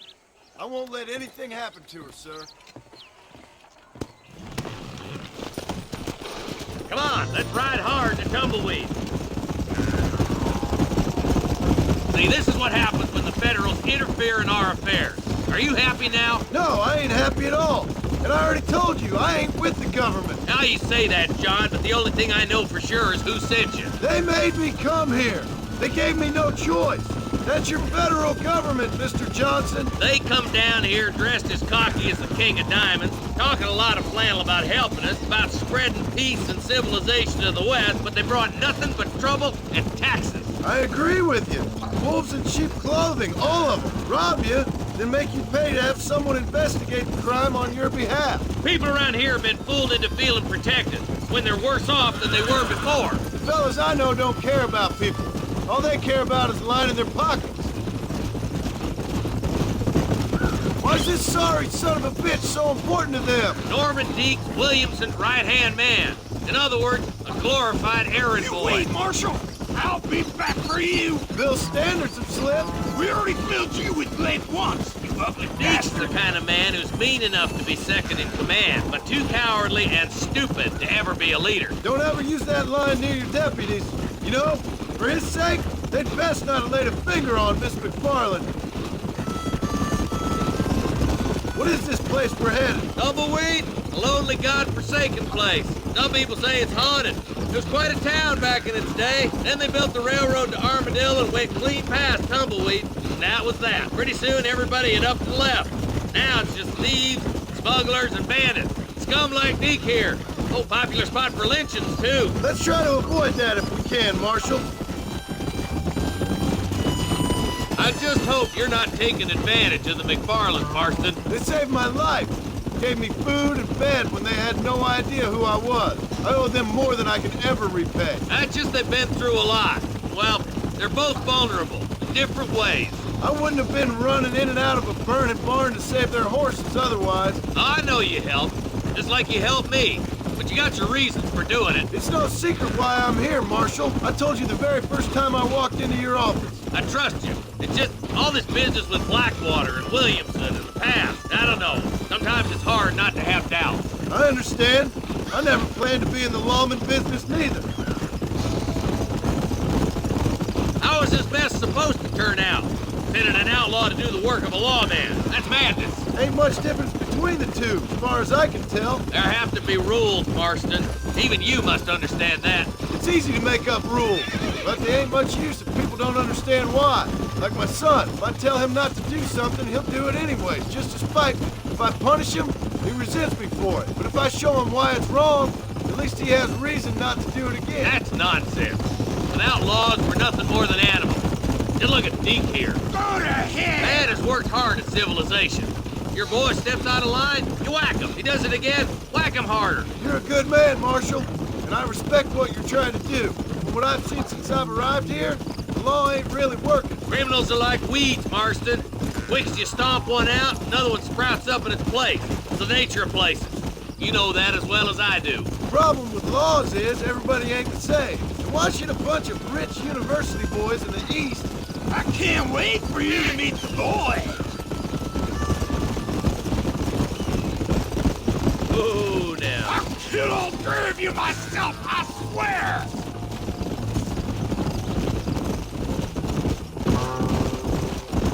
Stop spurring so hard, you son of a bitch! Across the bridge! Not far to go now!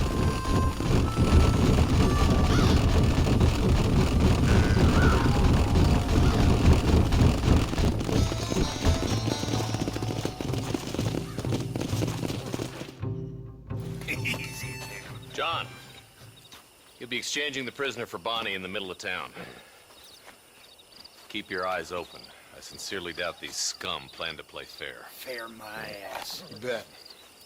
Besides, Norm here is gonna be my shield, ain't you, Norm? It'd be my pleasure. Marston, lead Deke into town. Make sure you keep a gun on that son of a bitch. I'm sure it's been nice for the boys to have a whore to play with. I hear those rancher girls like it in the way. Maybe she won't want to go home. She's been fucked so good. Why don't you save some of that breath for breathing? What are you waiting for? Untie me, fellers. Where's Bonnie? I thought we had a deal. Well, you thought wrong. We don't make deals with the law.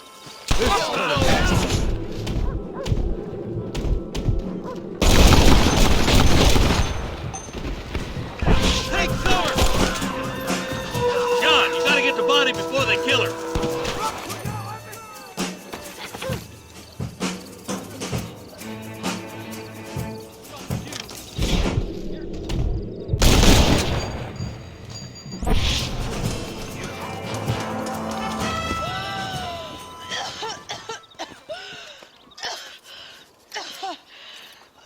Bonnie, are you okay? I'm fine now, Mr. Marston. Thank you. Thank you. What the hell took you so long, stupid man? Well, you weren't exactly helping me. If you think I'm gonna lower myself by making a joke about being all tied up, you got another thing coming. Come on.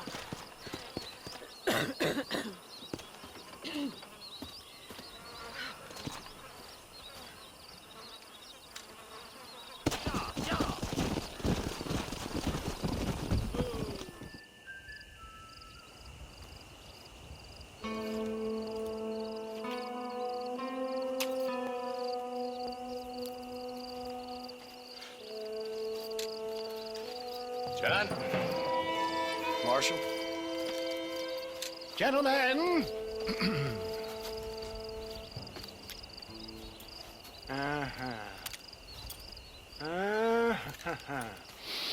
It's time. We must go. Why? What's happening? Seth has managed to get himself inside. But we can't leave it too long, or they will soon realize how very curious he is and remove him from the premises. Or slit his throat and watch him bleed to death.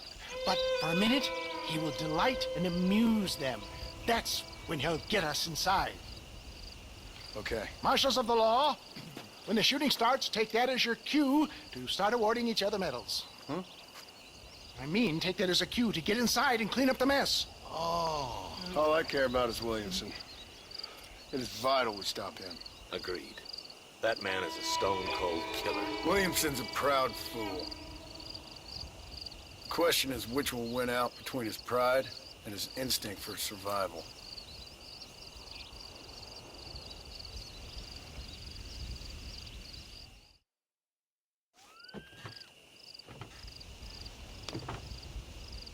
Ensconce yourself in the back of my wagon, John, so that we can make our grand entrance.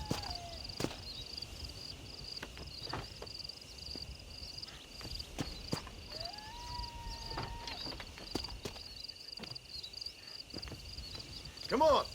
Let's go.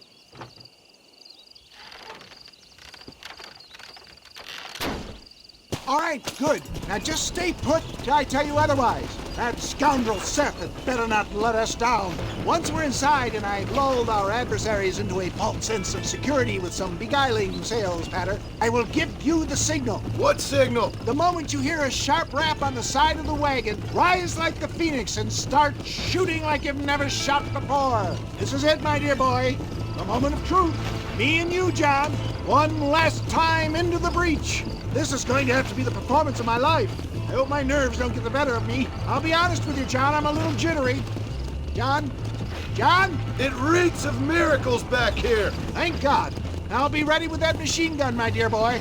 I'll be a sitting duck in there.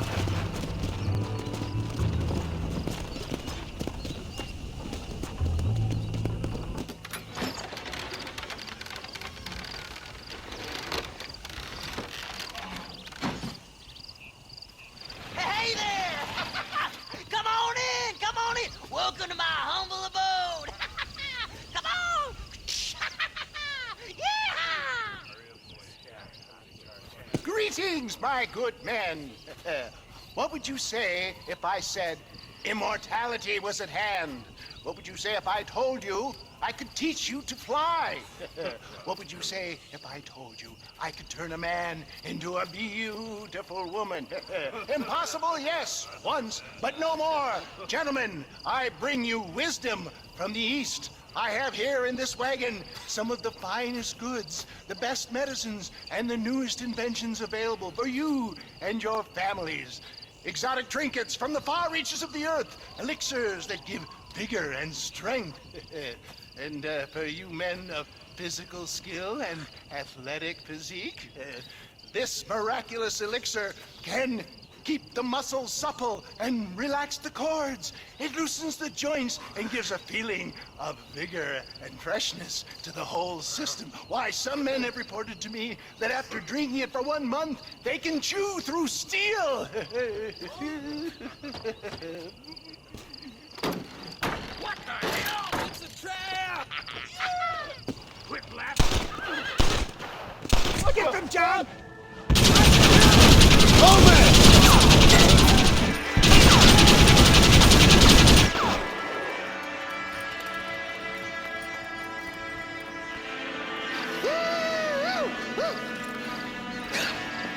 Fucking dang pig! Them cocksucking son bitches escaped the other side of the fort. All right, let's go. All right, boys, let's finish this. Damn you. That's the last of them. We still can't find Williamson anywhere. Hey, it's the snake oil guy! Gentlemen, let me in, for goodness sake! That fool must be hiding. Men, it is time to start tearing this place apart and find out where he's cowering! You've got sense of urgency here, please? Open the gate! It's the snake oil guy! Get the goddamn gate open and lock it behind him! Oh, we've got company, gentlemen. These scoundrels have got reinforcements riding this way. Oh, my good Lord above! There must be 100 of them!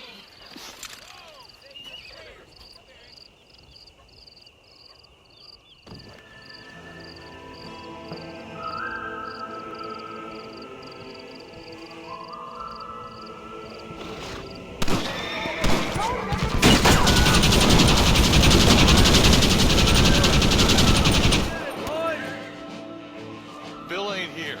We looked everywhere. Hold on! Oh, darn, I missed it. Mr. Marston, we got a live one. He says, Bill's already run off to Mexico yesterday morning. You'll never get him. Javier Escuela. He's gone to see Javier Escuela. That should make things interesting. Where in Mexico? How should I know? Oh! Where in Mexico, you little shit? Someplace near Chuparosa, I think he said. That's bandit country. Chupa-feckin' Rosa? Oh, I'll take you there, John. I'm real popular down there. You just meet me at the ferry. I've got lots of friends down south. I'll see you at the ferry, Irish. And just get me things. I'm sorry about this, John.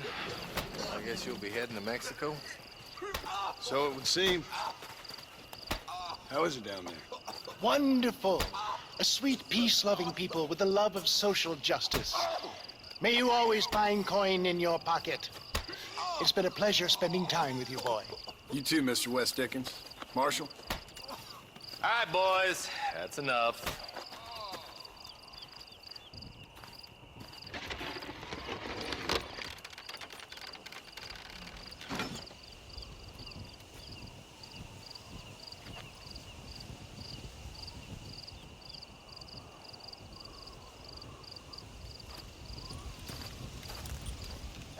Yes, well, that's what makes you such an interesting fellow, Mr. Irish. Ah, Mr. Marston, I've come to wish you well. How are you, sir? I'm okay. It seems that our friend Mr. Irish here is well connected south of the border. Oh, it's true. They love me down there. It's like a second home. I've got more friends than you could shake a stick at, should you so desire. So you know the way? Oh, it's easy. We just get on me raft here and let the current sweep us away to paradise. Come on then, Dubby. I'm not sure your idea of paradise and mine are quite the same, Irish. Relax. We'll have a great time and we'll find your man Williamson, no bother. I hope so. Hey, come on now. Look at it this way. I know we ain't exactly old pals, but, you know, have I ever done you wrong? No, but not through lack of trying. Hey! Well, you boys have fun down there. I shall miss you, John Marston. Thank you. Where are you headed? Oh, me? Oh, London or Paris or maybe Peking. I'm a traveling man, sir. This land is much too small for the likes of me. Well, try not to get yourself killed. Oh, well, yes, we men of science are not a very loved bunch in this land of myth and superstition. I'm off to the civilized world where men like myself are revered and given medals. Ha! Have fun. The same to you, sir. The same to you.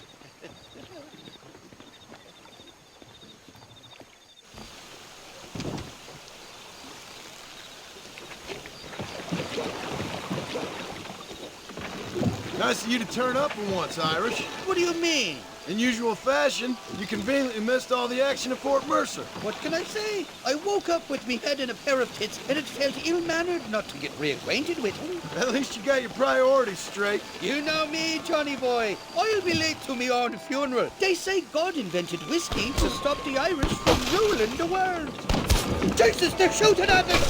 There's too many of them. Cut the rope. We'll drift downriver. Bloody Nara! These fellas hold a nasty grudge. It was only a little few days ago.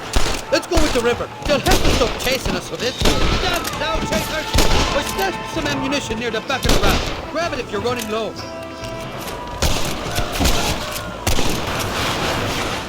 We made it, thank the Lord. Am I glad to be getting out of that floating death trap. Oh, these horses look fresher and healthy. Before you degrade these poor fools any further, tell me where I'm headed. Of course, of course. Let me think. You do know people down here, aside from your friends who welcomed us on the way. Yes, I think so.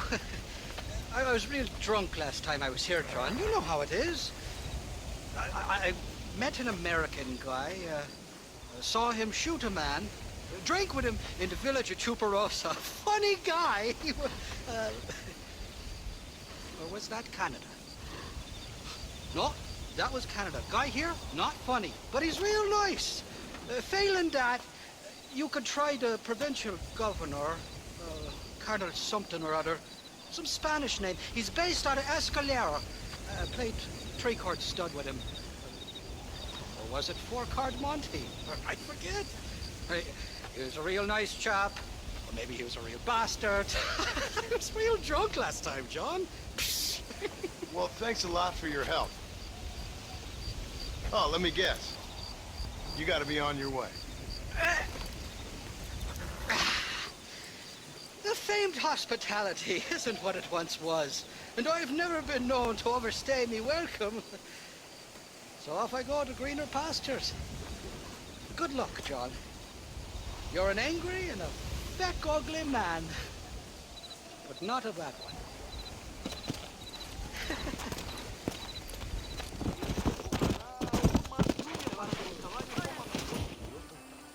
Peter, compas pendejo, dejen la casa.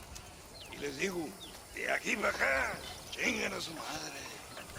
Y que no cállese, güey. Y de aquí para acá, pendejos.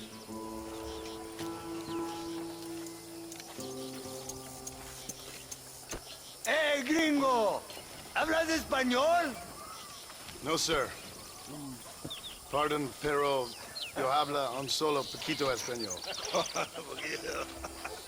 ¿Habla English? Oh, sí, gringo. Hablo mucho inglés. Hablo filthy fucking bean eater. Hablo slippery little Mexican. Hablo little piece of shit. ¿Comprende, amigo? ¿Comprende? Hey, what are you doing here, gringo? I don't remember inviting you to my country. I don't think you did, amigo. I mean you no harm.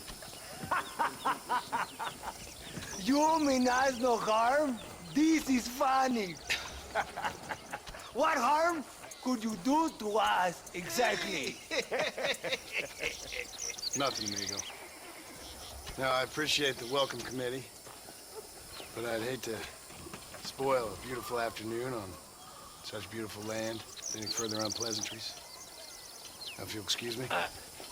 Hold it, gringo. I think you're forgetting something. A little taxation. I have a large family. Very big. I too have a family, friend. So that we may see our families again, I suggest we part ways amicably.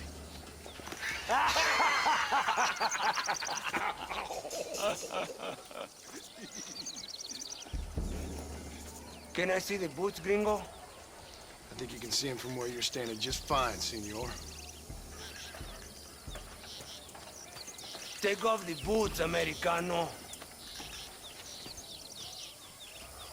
As you wish.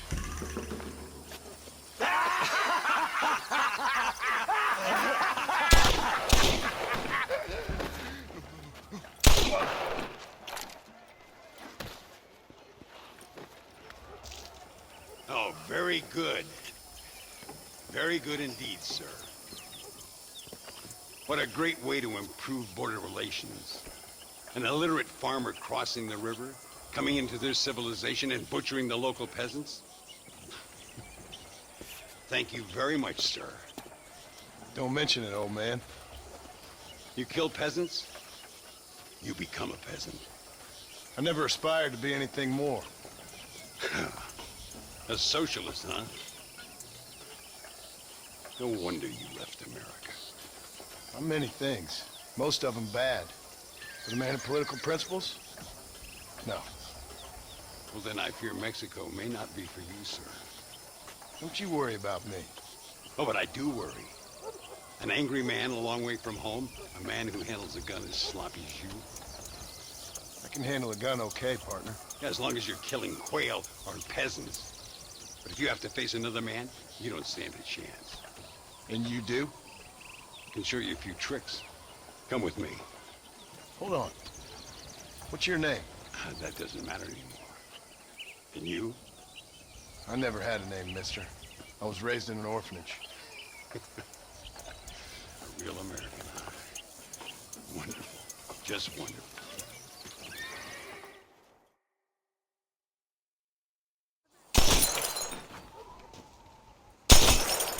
Well, you won't make it in the circus, but you can shoot. Keep on practicing. Thank you, old man. Now, who are you? No one interesting. Who are you? Landon Ricketts. Not a name that means much anymore. Means a little. You were famous when I was a boy. Yeah, killing men's a strange kind of fame. I was the fastest in my time. I must have been.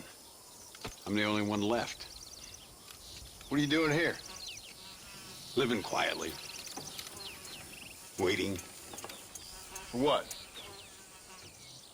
I don't know. And you? I'm looking for a couple of men. Bill Williamson, Javier Escuela. Escuela's from here. It could be. This whole place is teeming with Americans on the run. Mercenaries, The locals hell-bent on revolution. Revolution? Another one? Yeah. Never really ends. This whole place has been a hotbed for revolution since before the Spanish left. Now there's another local guy running around promising the peasants their freedom. Just like the last 2 or 3. Local government, foul bunch. Colonel Allende, he runs this place like a feudal king. He's an awful individual. Is that so? Yeah. Until someone puts a bullet in his head. Well, let's get back to it. You gotta keep that back straight. Otherwise it makes the gun jump. See if this Schofield makes a difference. Now that's a real gun.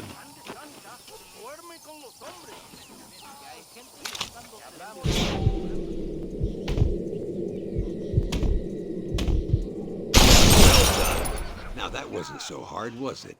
Follow me. We're gonna try something a little more challenging.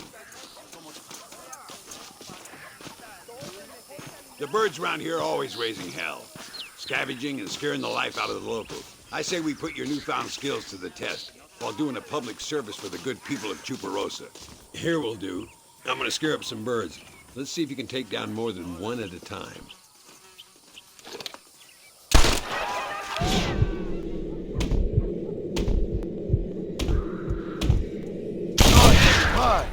Nicely done, sir.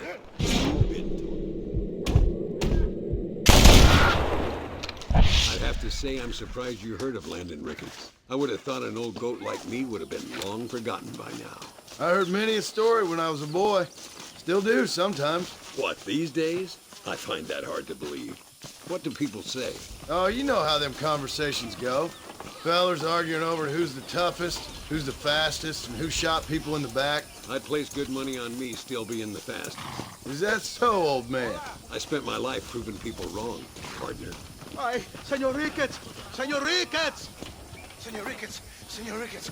Por favor, senor. Our back wagon's under attack just outside of town. We need your help again. Whoa, slow down, Ramon. We'll take care of it. Thank you, senor. Again, you are the savior of this town. Well, my friend, are you ready to take a less theoretical exam? Sure. I don't think I ever rode with no savior before. Let's haul out. Time we put you to work on some bigger prey.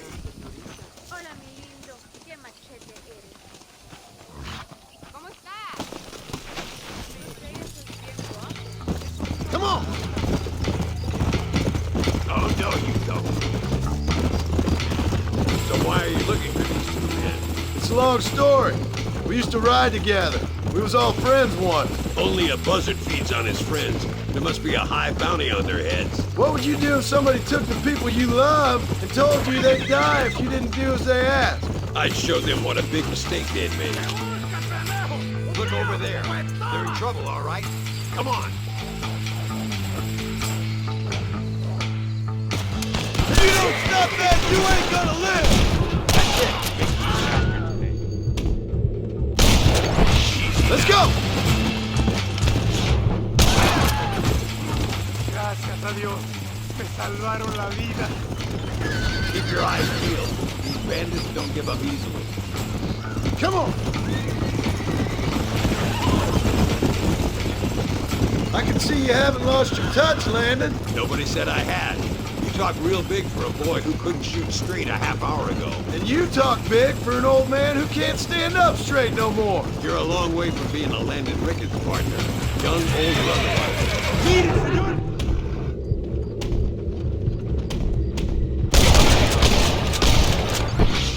Looks like that's all of them. Come on, let's keep moving. So much for this quiet life of yours, Mr. Ricketts. I didn't say I'd become a coward. I'm not gonna stand by and watch good people suffer. They've been beaten down for too long. I give them some hope. They don't know how lucky they are. Damn right they don't, my sour-casted man.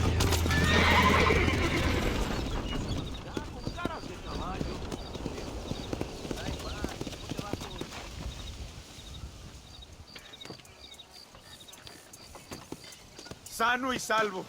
Nunca podré agradecer lo suficiente. Buy me a whiskey later, and we'll call things about even. Muy interesante. Gracias, amigos.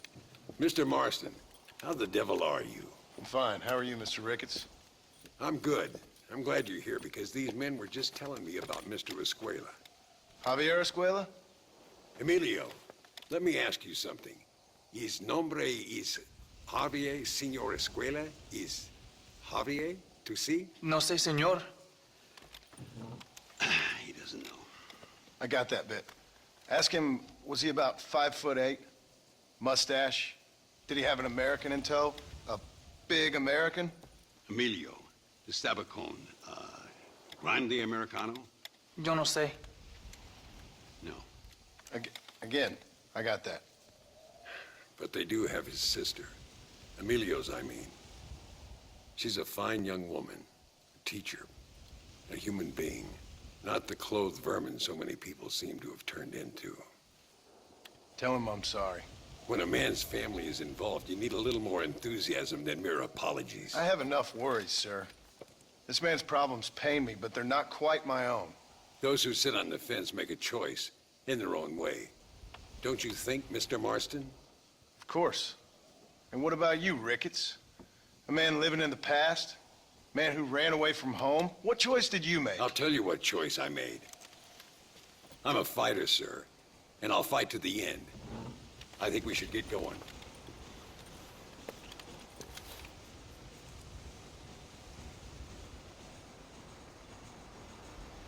You can take the train with me or ride yourself. Makes no odds to me.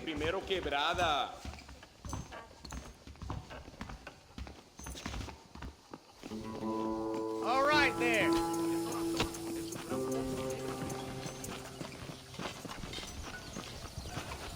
I've been hearing some things about you, John Marston. Really? That perhaps you're more in need of my help than I thought. Is that so? That some recent encounters with this Bill Williamson fella haven't gone exactly in your favor. Funny how everyone seems to know my business, but nothing about the men I'm looking for. It isn't easy getting the locals to talk.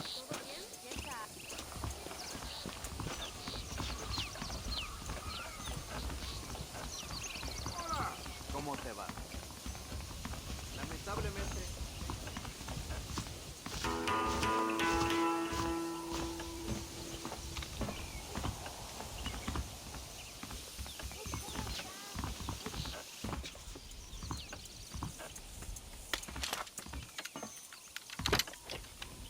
It's the only way to travel, so they keep telling me. We'll get off at Casa Madrugada and ride from there.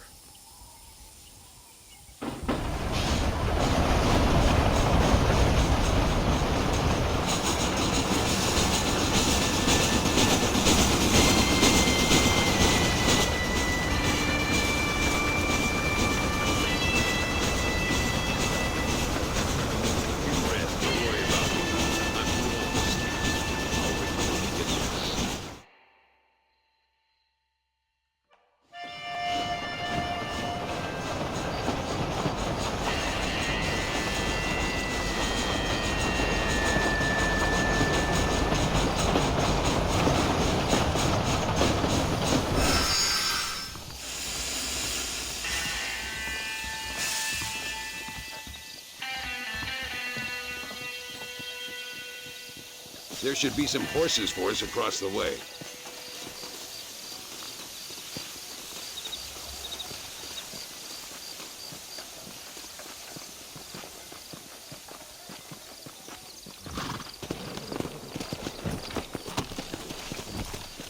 All right, let's head to El Matadero and see what they know about Luisa.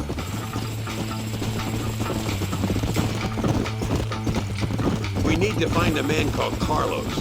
I was told he could help us. We'll ask around when we get there.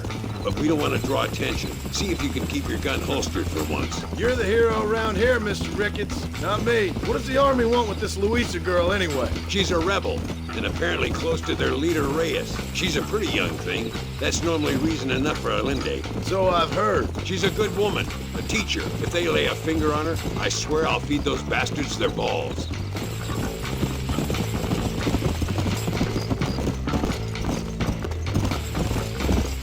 Here we are. Looks kind of sleepy, don't it? Get up! All right, let's find this Carlos guy.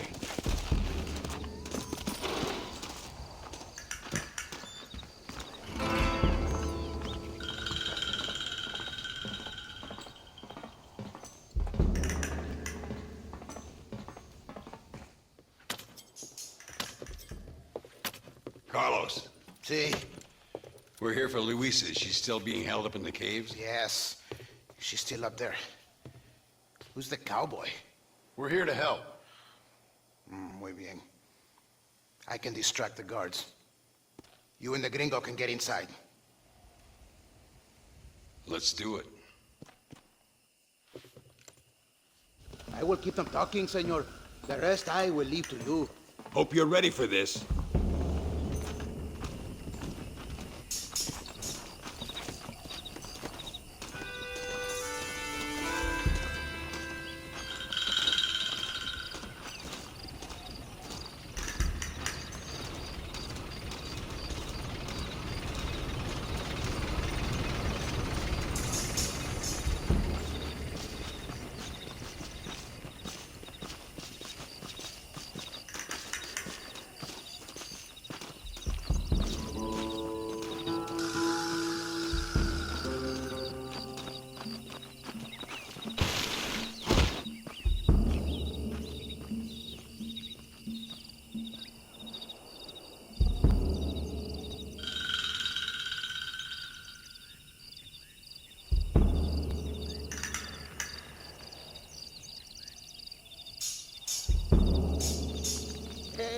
Hola, ¿qué tal? ¿Qué quieres? ¡No puedes estar aquí! Hace calor hoy.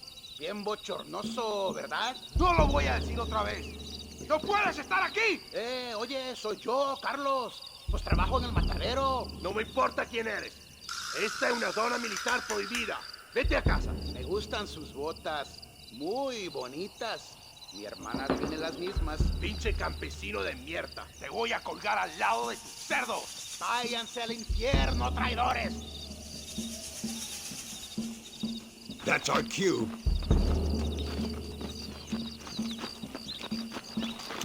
Come on, let's get into those caves.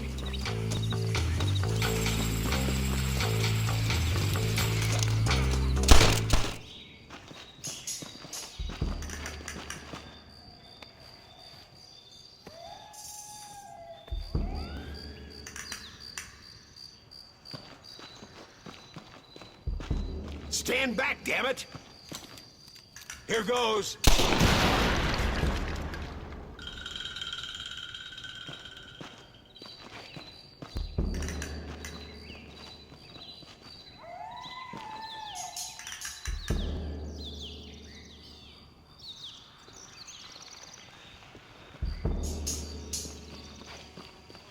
Come on, boy. Poor girl's barely alive. Right, let's see if we can all get out of here in one piece.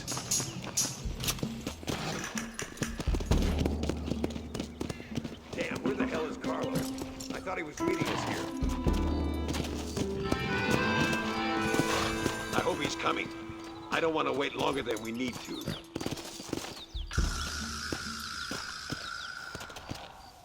Easy now. There he is. Talk about cutting it fine.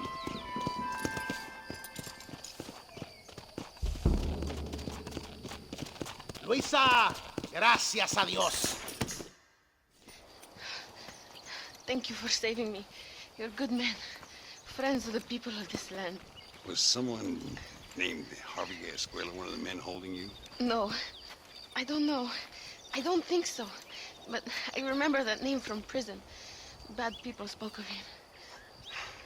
I told you, John, he's still in Mexico. Okay, then.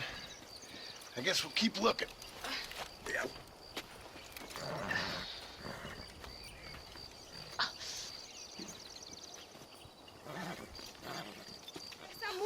Está bien, mamá. Está bien. Señor Marston.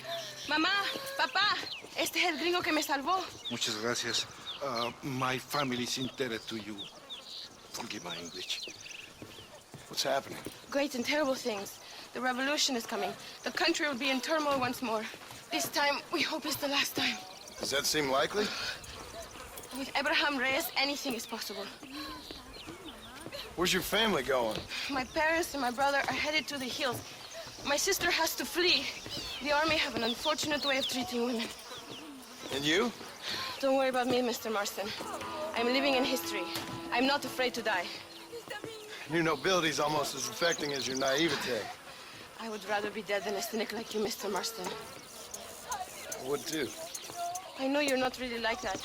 You saved me. Luisa, ¿quién va a salvar a Miranda? Tenemos que llevar al puerto. Su barco sale al anochecer. No queda tiempo. Mr. Marston, can I ask one more favor of you? Can you take my sister to the docks? We are sending her to work for a kind man in the Yucatan. She's too young for revolution. Okay. Anything I can do to help out? The boat leaves at sundown. Miranda, vamos. Oh, Dios, Miranda. Ten cuidado. Adiós. Te amo. Emilio works as a driver. We will take his stagecoach.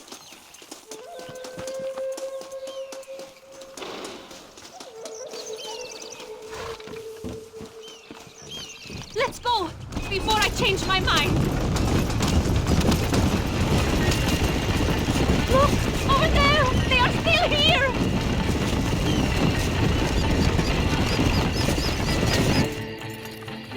Gracias a Dios! We made it in time! Thank you for everything. Will I see you when I return? Not likely. I ain't planning on staying very long. In some other life, then. Maybe. You should get going. Travel safely.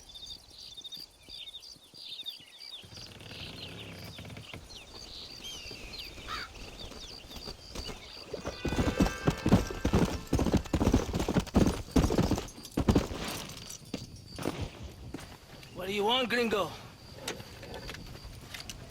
What are you doing here? Have you heard? There's a war going on. My name's John Marston. Been sent here to retrieve a couple of men. Can I speak to your commander? You want to talk to my boss, gringo? I guess.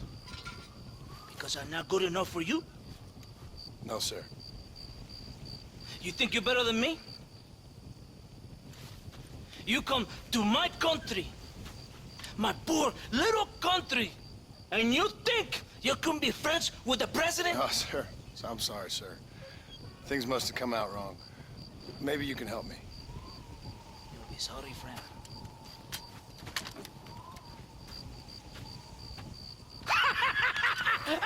Relax! Amigo, relax!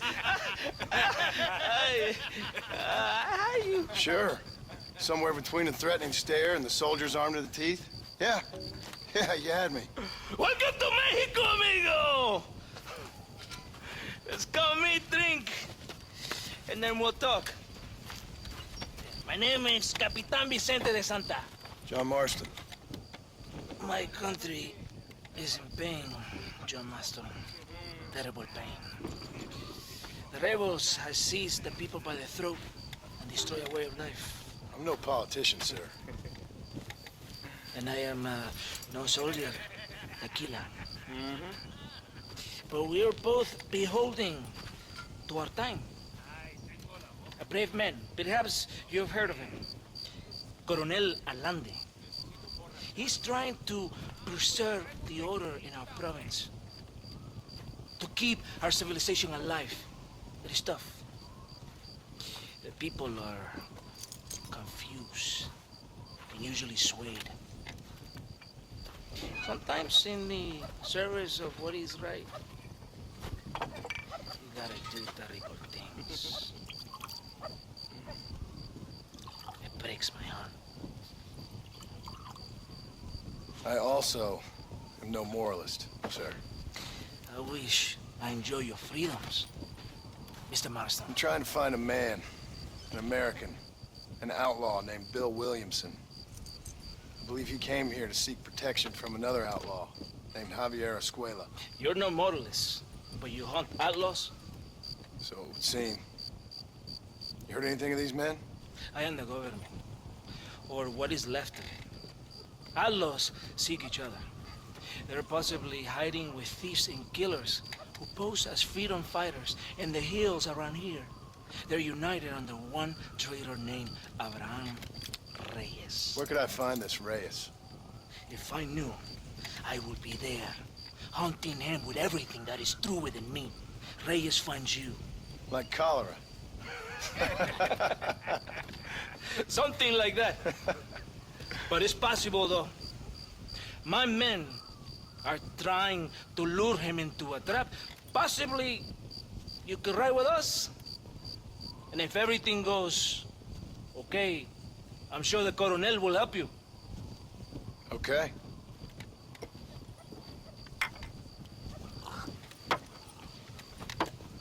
Vámonos!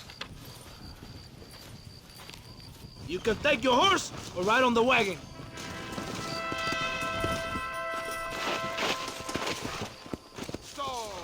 Vamos, caballo vago.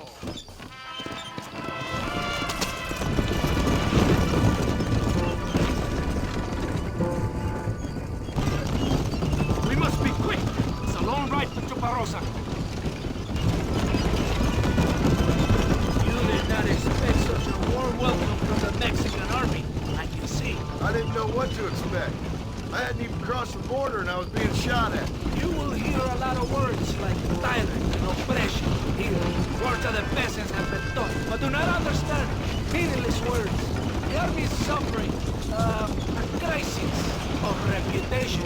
Even I've heard about the colonel down here. He's not famous for his compassion. This is the point. Have you met Coronel Allende? Do you know him? No. Like a papagayo? He just repeat lies you heard. Maybe. Allende is a good man, a strong man. He has the weight of a million problems on his shoulders. Am I supposed to pity him? You gringos are so quick to judge. You look to talk badly of other people because it makes you feel better about yourselves. Maybe you should look in the mirror. You're the one talking about this, and I ain't here to make a judgment on the way of your government. I've got enough problems with my own right now. This isn't America, Senor Marston. We are poor. Kindness must take a different form. What is better?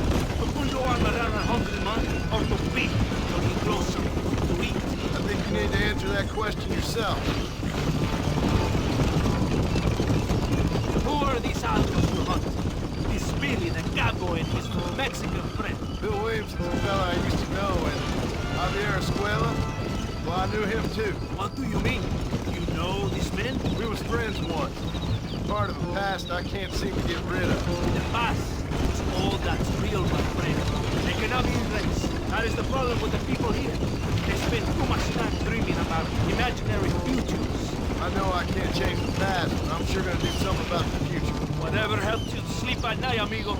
My country is full of American criminals, mostly in the service of the rebel peace. Mexico is an easy place for a man to lose himself, whether he wants to be lost or not. Hopefully not too easy. I ain't got much time to find these men. There must be a high price on their heads. The highest price. And I ask how much? I'm not getting paid. It's a long story. You're being paid to do this. I will never understand you Americans. Me neither. We have a system of no invasion, senor. We do not tolerate people who think they can run with their own. However, if you help us, we help you. No one hides from Coronel Allende for long. This rebellion, it is a disease. It is killing this country. Don't the people have the right to stand up for themselves? The right? The right? Don't you throw silly ideas at me. What do you know about the rights of the Mexican people? Very little. Just saying there must be something behind this rebellion. I'll tell you what's behind the Senor Marston. Lies. Insidious lies. The peasants are stupid and like cows they can be herded. It only takes a few men to move many. Maybe they've just had enough of being called stupid. You're talking about things you don't understand. You ask me something, I'm gonna give you an answer. Are you a revolutionary? Is that why you're here? I was once, I suppose. In a twisted kind of way. Thought I could change something if I fought harder. Change what? I don't know. Maybe that was the problem.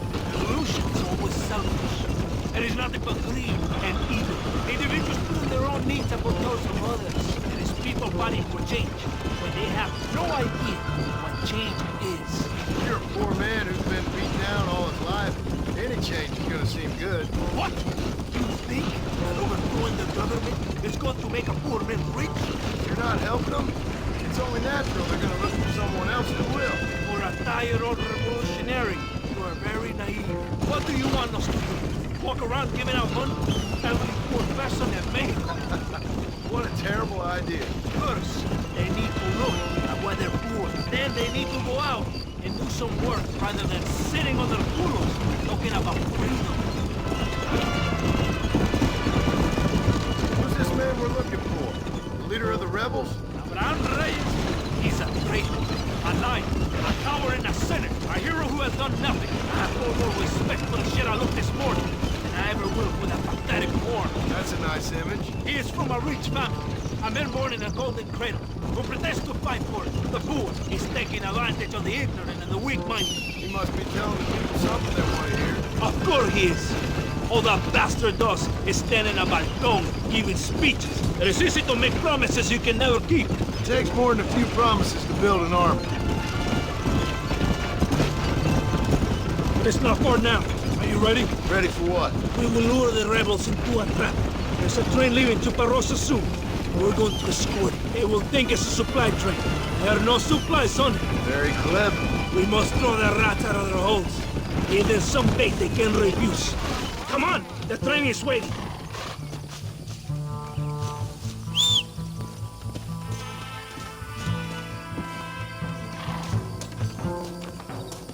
Get on your horse!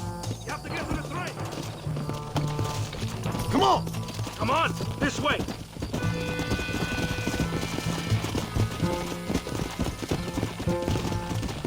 Adelante! Right ahead of the train! Keep watch for the rebels! Come on!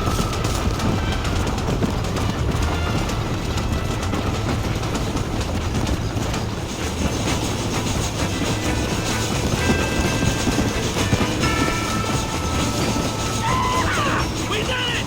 They're retreating! Todo bien, compadre? You did a good thing for Mexico today. Colonel Allende will be very pleased.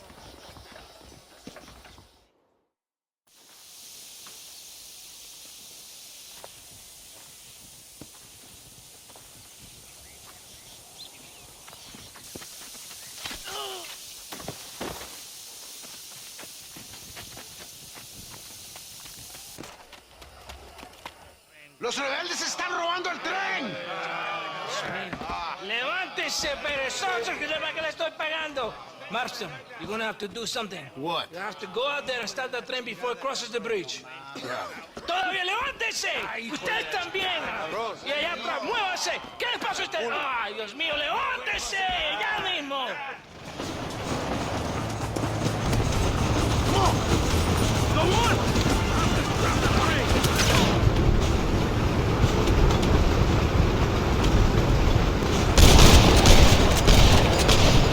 Come on, cabrones!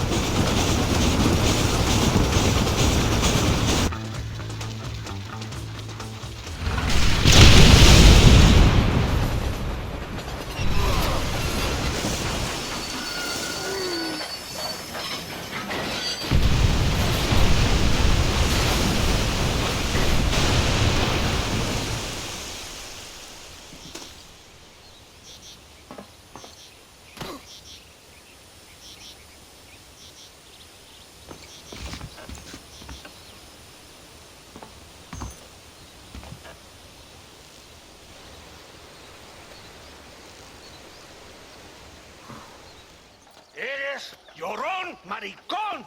¡Me das asco! Hablas lealtad, pero eres transparente. Estarás aplaudiendo cuando mi cabeza está pelado, ¿verdad? No, mi excelencia. Mis hombres y yo estamos trabajando noche y día por su honor. ¿Honor? ¿Qué eres, un muchacho? Jovencito, sin vergüenza. ¿Qué diablos este cabrón? That's the man who helped us defeat Reyes. The man I spoke to you of. A friend of Mexico. Hello, sir. Hola, gringo. So you are the bounty hunter, huh? Have you found your prey yet? No, sir. Ah, perhaps you come to hunt me, huh? Your country loves to make trouble in mine. Perhaps, but it isn't so. Ah, perhaps I should tie you to a horse and let it drag you around town. Or let the dogs fight you, huh? Then see what you say. I'd say the same thing. I'm here to bring two men to justice. Nothing more. Your politics or ideas of entertainment are not my concern. Yeah, I suppose not. Pero son tuyos. Sinceramente, espero que me encontraste alguna compañía más interesante que esa bruja que me traíste anoche. Let me ask you this, sir. Do you know anything of the men I'm looking for? Escuela is from this province. His father was a borracho, a drunk who worked as a laborer on land cultivated by my uncle. Men like that are natural allies for Reyes. My people have lived and worked here for 100 years. We brought civilization. And these people, these fucking monkeys, despise us. We brought them God! And they turned their back on him. Now I fight to help them from themselves, to save them from themselves. I see in their faces that they would kill me if they could.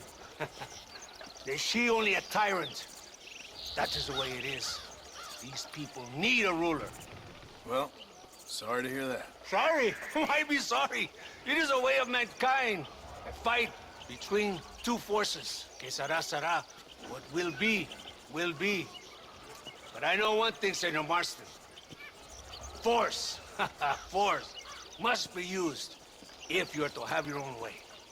I'm sure. Now, perhaps you can do me a favor while I find these men for you. After we find the men, then I'll help in any way I can. You are in no position to negotiate. Now, por favor, a bunch of these idiots men are fighting at Tesoro Azul. And you head there and you lend your support.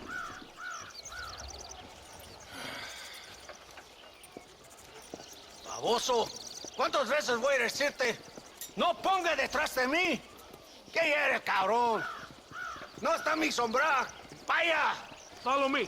We must hurry.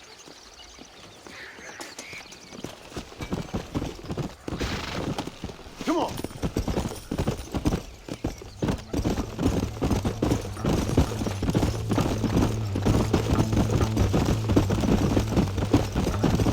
So I finally met your great leader. He certainly lives up to his reputation. What would you know about leadership? Only that most can't handle power. It is easy to criticize power when you have never had it yourself. Maybe it is because you have never been in the presence of a strong man before. I have seen the pictures of your country in the newspapers. Men breeding and decorating themselves like women. Vanity is the legacy the British left behind. Look, I don't know the fella. Just saying. That's how he treats his own men. Coronel Allende controls any situation he's in because he knows that situation can never be allowed to control him. It is what a leader must do. And in case you had not noticed, we're fighting a war. We're all under a lot of pressure. Pressure to find young girls? The Coronel needs recreation like everyone else. He does not have time to court women. He's waging a war on ignorance and is impatient for victory. He's trying to inspire wisdom in those more stupid than himself. We must hurry. You Americans think you can ride? Do you? Come on, I will race you there. Come on! You can do better than that. Easy.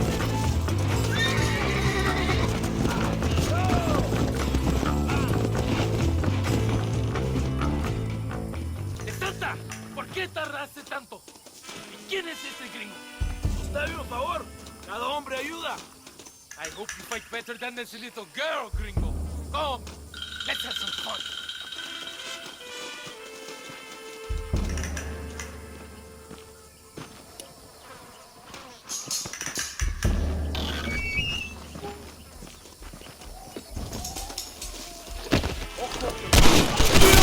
I heard the little horse crying in that house over there. Remember, nobody takes them before Allende. We did all this just to get women for Allende? No, that's just a bonus. This village is riddled with rebels. Make sure they don't have homes to come back to. There are fire bottles over there. Use them to burn down some of these houses. And what makes you think I'd do that? You want to find Javier Escuela, don't you? John, you're helping Mexico. ¡Vámonos, muchachos! ¡Buen trabajo! Yo me quedo aquí para vigilar el gringo, Capitán de Santa. You heard the captain? The fire bottles are over there. Isn't that beautiful? You really are pathetic. You need to relax. Come back to the villa and sample some of the new girls before they spoil.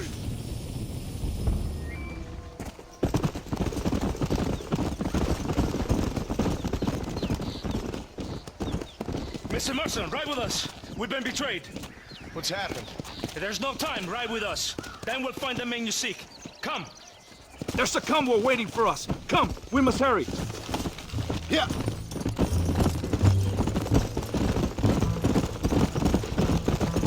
What's the hurry, DeSanta?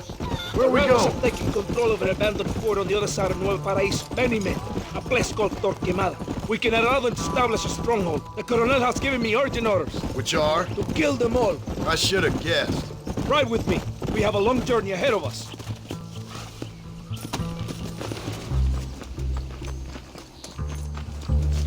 Los rebeldes tienen una fortaleza ahora. ¿A dónde vamos a parar? Abraham Reyes tiene un verdadero ejército. Captain Espinosa right in that bend. Let's get to him before he tries anything stupid.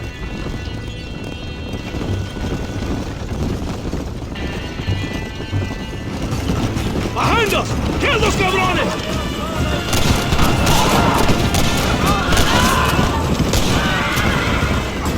Let's see what mess that idiot Espinosa has made. Was he that deranged captain at the Sora Azul? Is he leading this attack? Leading? Espinosa does not lead anything. I thought you was the same rank. Here's an angry dog we let out to run sometimes. Marisol, I'm in charge here.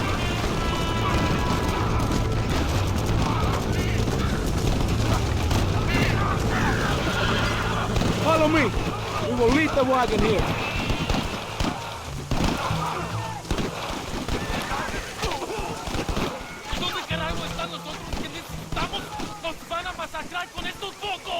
Es que tú y tus hombres se habían encargado, nos atacaron. Ten cuidado con ese número, Master. Come on, ignore the stupid head. Shut your mouth off his boy! Gringo! Take that sniper rifle over there.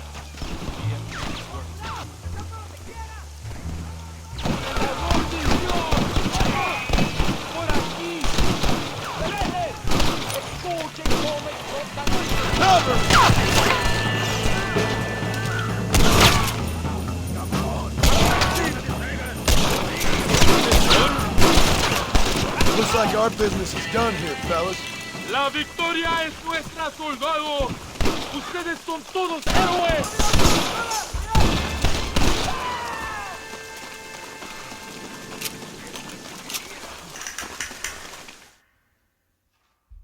Tengo hambre, lo que sea, mujer. Amigo, ¿qué pasa? Killer like you, he serves fine women and wine. The best pleasures earth can give a man. I need some information, DeSanta. All in good time. My man and I will finish our business here and we can talk back at Escalera. The next time I see you, I need some answers, Captain. Go get drunk, go get a woman! Enjoy life! It's a beautiful struggle! Oh, Mr. Marston! Mr. Marston! What's wrong, Luisa? I don't wait for myself, but for my country. Abraham Reyes has been captured. He has? He was coming to meet me at Roca Madera. It's a very romantic spot. It was a beautiful night, and he was ambushed by patrol. My heart is breaking, but I cry for Mexico. Where's he being held? El Presidio. You know, in our hearts we are married already, but his family do not approve. How could they, when I'm little more than a peasant girl? But that's what makes Abraham the man he is. He doesn't care for their bourgeois, snobbery, or elitism. He sees the real me. The woman. I'm sure. I'm going to go and rescue him or die trying. Oh, well, I don't think that's such a good idea. Ride with me to near the jail. We'll figure out how to rescue him. Mr. Marston, you're truly a friend of this land. So everyone keeps informing me. Let's go, Mr. Marston.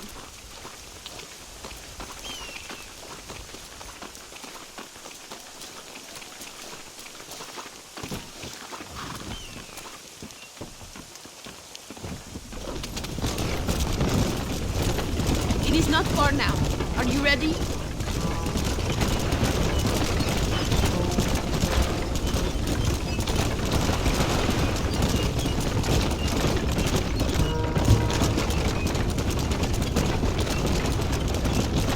El Presidio.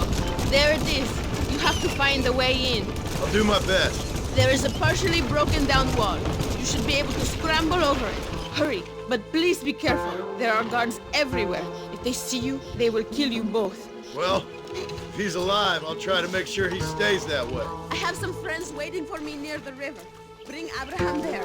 Good luck. You can do this. You have God on your side. Good luck. Nadie va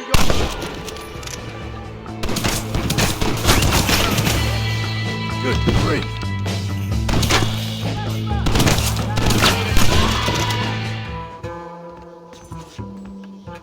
Luisa sent me.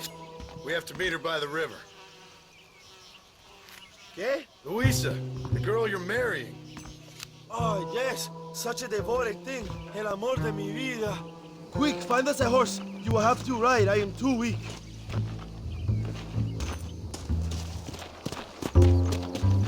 Vamos. Let's hurry to Luisa. Come on. El pueblo ha hablado. What is your name, my friend? John Marston. Oh, the American who is working for Allende. I ain't working for nobody.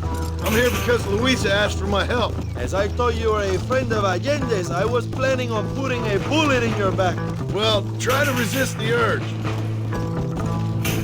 How do you know my young lover, Laura? It's Luisa. I saved her life not so long back. I will not forget this, compadre. You will be rewarded. Money, women, Luisa if you want her. I'm here for 2 men, and that's it. You've been spending too much time with Captain De Santa. Very funny. Not like that. I'll explain later. I am free again. I will write a poem about this day. This is from a man who was tied to a post with a gun in his face a few minutes ago. I wish I could see Allende's face when he finds out that I defeated 100 of his men. All you done is get on the back of this horse, my friend, and you barely managed that. There she is. I remember her now. Mi amiga.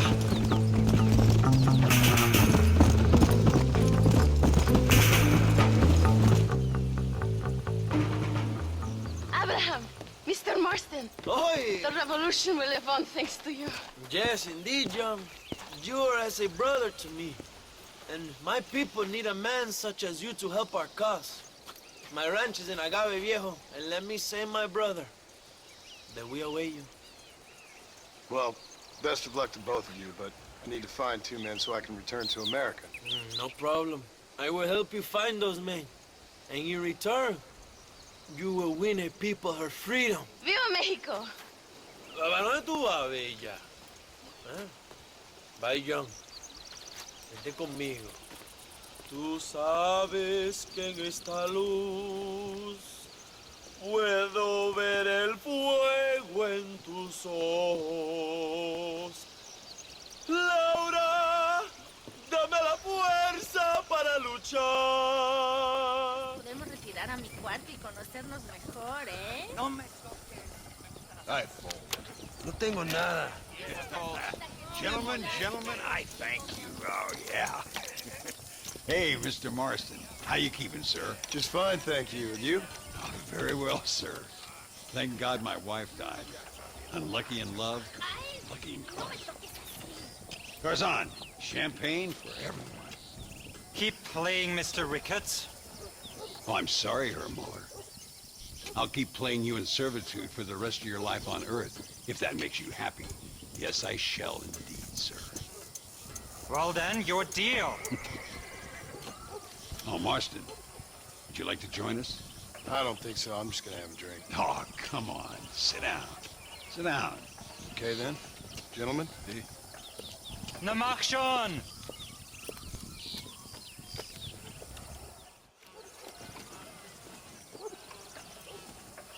You fucking cheat! Excuse me? You fucking looked in my fucking cards, you fucking cheat! Now, Herr Muller, let's calm down. There must be some mistake.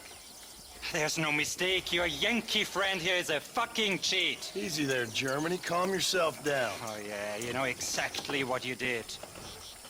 Yeah, I know exactly what I did, friend, which was nothing. Now, I'd prefer it if we could all play a friendly game and no one get hurt. You planted this guy, Ricketts. Now, why would I do that? I've already beaten you. Now, calm down and let's finish the game. There's no more cards game. Ease up there, friend.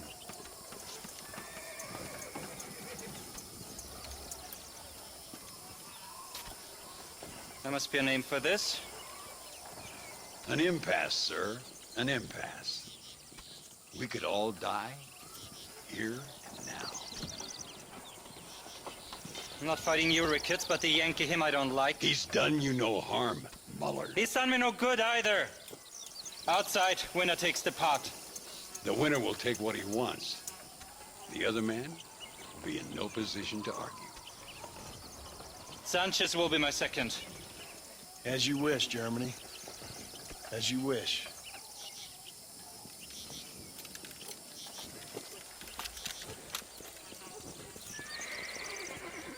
Walk with me, John. I want to make sure you know how this is going to work. A duel is all about timing. If you pull your gun too soon, you'll be less accurate. After you draw, pick your shots carefully, like I showed you. Once you've picked your marks, the rest, my friend, is in the hands of fate. What are you waiting for, coward? Remember what I told you. You should have stayed home, Yankee.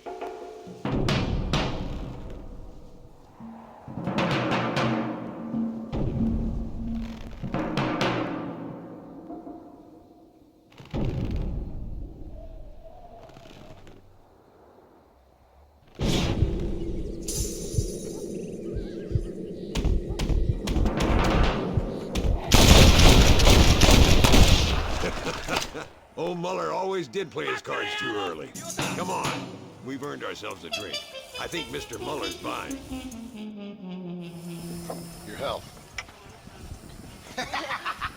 You, the man they call Marston, see? You like killing? Watch me cut her throat. Nice friends you got here, Mr. Ricketts. Tú y yo, Marston. Peleamos ahora, We fight now. Careful, Marston. I know that girl. No puede ser.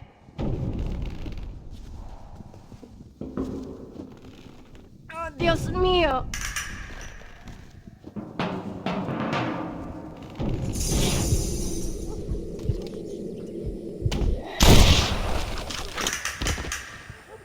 Oh, no, you don't. Ayúdame, Alvin. We really aren't making any friends today. Find some cover. We got this covered, Marston. Well, partner, I think we can safely say this poker game is over. Well, I must say, you tourists certainly bring peace and prosperity to this land. Then again, I doubt Muller will be missed.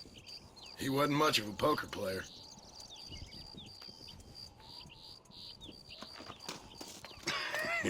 Hey, Gringo. Mr. Ricketts. Come on in. Sit down and have yourself a drink. Sure. Say, any word of Javier Escuela? No, nothing yet. Say, why are you after him anyway? We're old friends. We was kind of educated together. So what is this, some kind of high school reunion sort of thing? Something like that. Well, you've killed people. You lived the life. That I have. And I tried to stop. I mean, I don't know. I tried to go straight. I did. I left the gang after the gang left me. Left me to die after I'd been shot. They'd all gone crazy anyhow. Our old leader, fella you probably heard of. Anyway, he more or less lost his mind, went and shot a bunch of people unfair like. I got shot in a robbery. They left me, and I left them. Well, that's how it goes.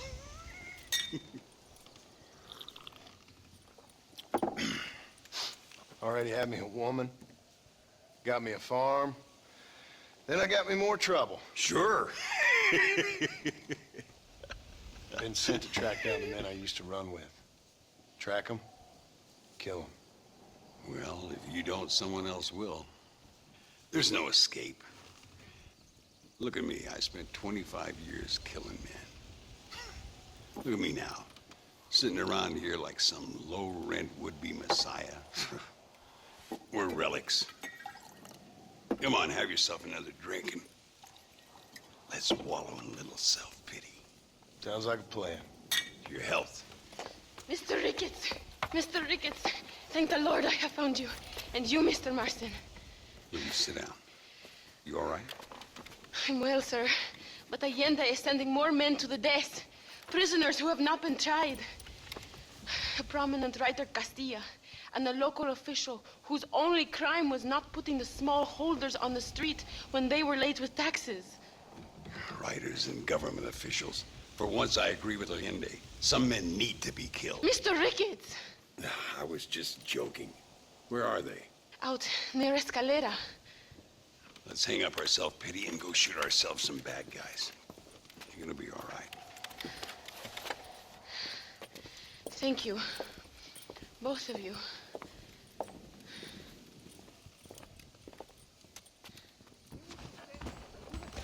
All right, here we go again. All right there. Uy, qué macho. Me gustaría pasar un rato contigo.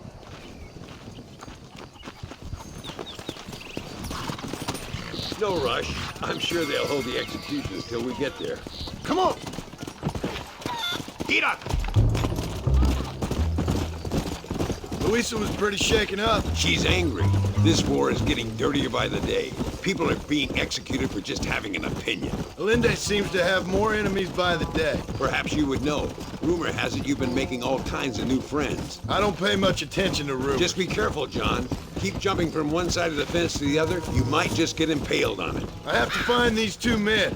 With respect, how I do it is no concern of yours. Choose your tone wisely, partner. Remember who you're talking to. How could I ever forget? And who are you, John Marston? Apart from a rat feeding every other hand he can find, my name means something. All you've done is kill a few peasants, and the only real outlaw you've taken on dropped you like a bad habit. Now, I politely ask you to watch your tone, Ricketts. All I'm saying is, maybe there's a reason why people around here don't want to talk. You must miss your family. It's the only thing that keeps me going. You know, you remind me a lot of myself. How I used to be. Stubborn and angry. You ain't changed all that much. I always thought I'd lived a charmed life. I've known what... Do you see that? Prison wagons. That must be them. This is our chance. See if you can take control of that first wagon. Come on.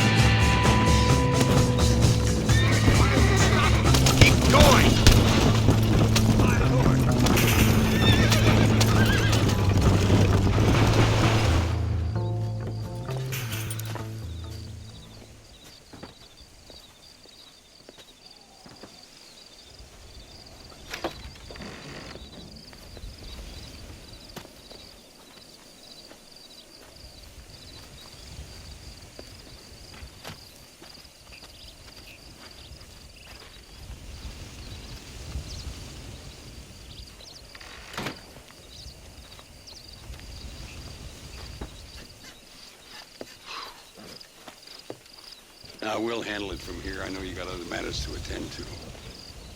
It's been nice riding with you, Mr. Ricketts. And you too. You took me back to another time.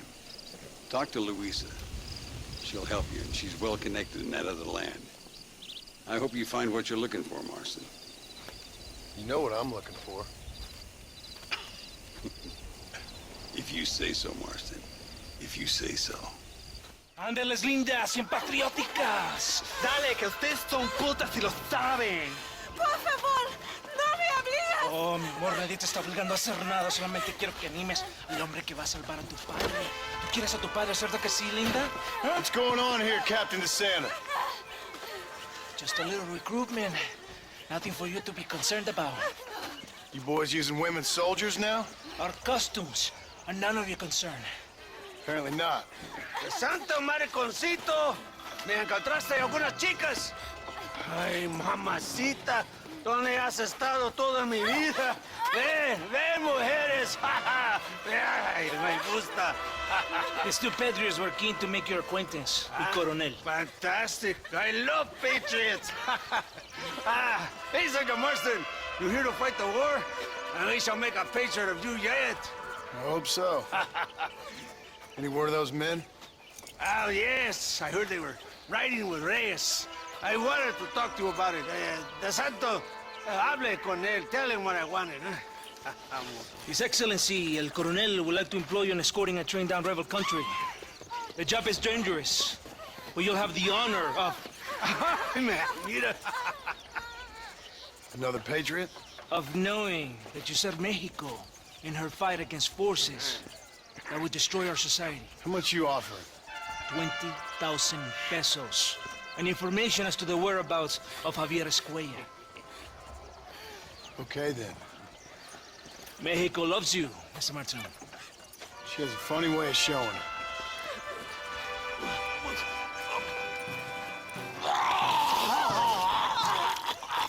Hurry! We must go!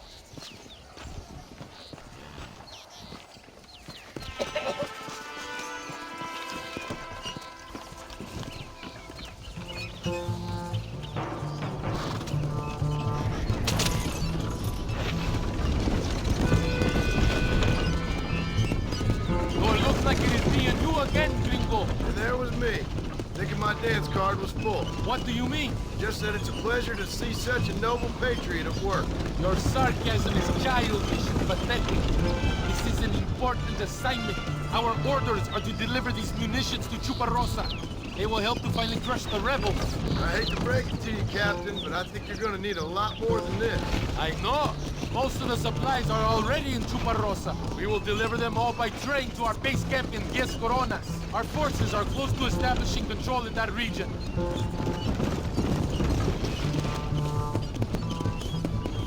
Why didn't DeSanta come with us? Why do you think? Because he is hardly a soldier. I'm sure he has other important business, like mailing letters and sweeping floors and flirting with barmen. He fought with you at Are you defending that pathetic little errand boy? I did not see him fight. Without me, we would have lost the battle. He knows less than nothing on how to lead men. Yet he's the colonel's second in command. That is a good job. You are a funny man, Gringo. This Santa licks the colonel's boots and plays with his waiter friend. That is all. I am Allendez brazo derecho, his right arm. I am one of the few men he respects. Is that right? You and him have something special, do you? The colonel needs a maid, a woman he cannot fuck. This Santa needs that woman.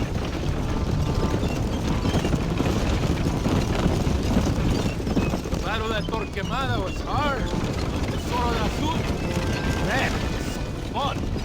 Am I right, Gringo? Fun? Burning people's homes, killing innocent people.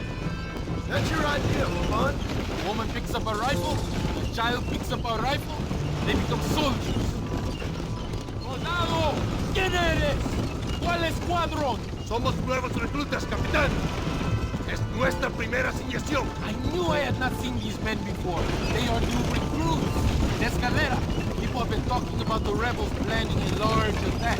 If these supplies are so important, why have we been given so few soldiers? Don't ask me. You're the captain. I thought you were supposed to be fearless. I am fearless, but not brainless. There is something wrong. I feel it. Maybe you just need to take a piss or something. The colonel told me that the Santa had praised my actions at Torquemada and called me a hero. He asked for me to be given this important assignment. Why would he do that? The cabron hates me. Yeah, but doesn't everybody hate you? Maybe we should turn back or wait for reinforcements. If Allende says he knows where I'm... More of them! They're above us!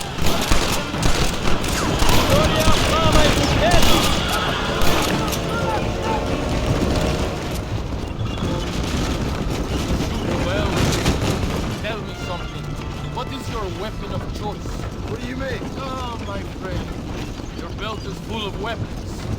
Which is your favorite for attacking a man? You ain't right in the head, Captain. Do you want to know what mine is? Not particularly. Truth. You're ridiculous. We are close to Chuparosa now. I still have a bad feeling about this. Tell me, why are you here? What did they promise you? 20,000 pesos in Javier Escuela. That is a lot of promises. Do you know where Escuela is? You think I am going to tell you that before you have fulfilled your obligations? Do not take me for a fool. I'm giving you no reason not to trust me. You must understand why we are suspicious of you. Most American vigilantes come here to help the rebels. It is strange you have chosen to work for the army. I'm not working for you. How many times do I have to say this? Call it what you want, gringo. We are exchanging favors then. I ain't seen many favors come my way yet. Abraham Reyes is trying hard to recruit gringos to fight for him. His propaganda is everywhere. He promises women, gold, and, of course, money and a chance to interfere in business that is not your own. How can any American resist? I've done everything you've asked of me. If Belinde doesn't give me Escuela and Williamson after this, I think it's best I go ask the rebels directly. Is that a threat? You are only alive right now because of me.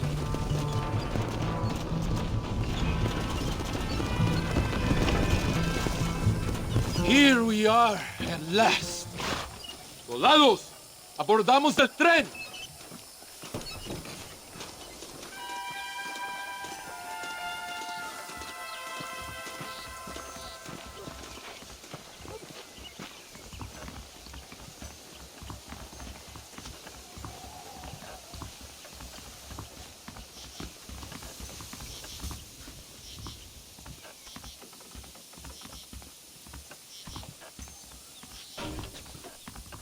I do not think we have seen the last of the rebels. You recruits can't win a fight like this. I need you to man the Gatling gun. I ain't the soldier here, Captain. Do not question me, gringo. Just do as I say. Vámonos! Manténganse alerta! Take your position now! Wonder if this thing still works.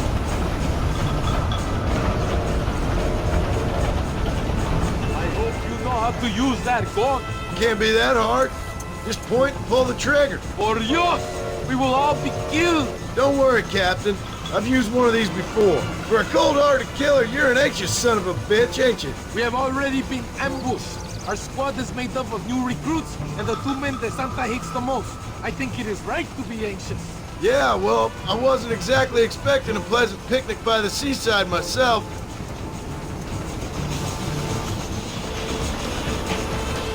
I think that's all of them. We do not have far to go. Base camp is just at the top of the hill. That was madness. You did well, compadre. Very well. Whatever Allende promised you in return, you have earned it. I don't think the Santa expected us to come back from this. Did you want to kill him, or should I? No. Until I find Escuela, he's more used to me alive.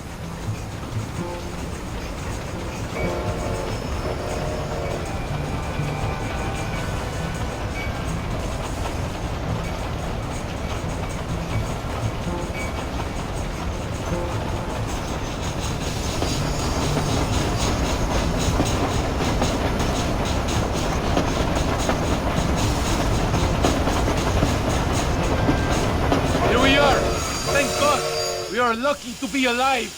Go to the camp. The base commander will want to speak to you. Ese debe de ser Marston. Senor Marston, thank you for your efforts. The escort was a success. At least some of your men survived. I didn't think to survive myself. My whole life I have dreamed of a glorious day. Vamos. Rapido antes que nos ataquen otra vez. These socialist pigs cannot be allowed to win. Your Marston! Good news, good news. The Coronel himself wants to speak to you. Come. Dámelo! Dámelo! Besito! Besita! Don't be so conventional. Look at that ass, huh? Magnificent. Now save her for later. Or I'll kill her and all her family. They're probably rebels anyway, huh? Anyways, it's good to see you, amigo. Good to see you. You know, you are a rare find. a gringo, who is also a friend of our country. Bienvenido. We welcome you. Okay. Relax, relax. I have some wonderful news for you. Quite wonderful, in fact. You know the men you hunt? They have been captured in Chuparosa. I want you and the Santa to ride out there, and then you can take possession of them. It is my gift to you for all your help, senor. Although part of me wishes that you would remain here and enjoy more of our hospitality, huh? Thank you. If it's all the same, I'd like to collect the men. I have a wife and son at home whom I miss. Don't we all, amigo? Don't we all? The Santa, I want you to take care of Senor Marston. Vámonos, cabrón, go! Adelante! Mi amor! Mi amor! Follow me. A wagon has already been prepared.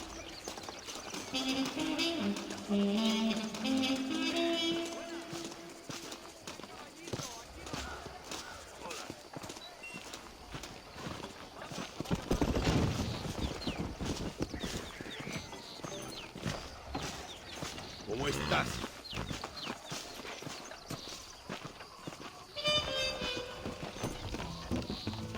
What are you waiting for? This is your chance. This is very good news, my friend. Then I say the Colonel will find these men for you. For your sake, you best be telling the truth. You have my word. After that trick you pulled on me with the munitions train, I ain't sure that means very much. You have Espinosa to blame for that. I'm now done. After everything we've been through, I think we can trust each other, don't you? How did you find me? They were captured just outside Chuparosa. Pretty right for us to come out of this hole eventually. Being held in the church, our chance for them to contemplate heaven. Or you send them to hell. We have the area surrounded. Oh, cheer up, Judge. This is what you came for. You're so tense all the time. Come, let's have some fun. Little competition with my soldiers to see who's the best shot. What do you say? Anything better than talking to you. Ah, excelente. Okay, each man gets 5 shots at the local wildlife. Whoever kills the most, I will give $25. Carlitos, muéstrale cómo se hace. Con mucho gusto. Vamos, gringo.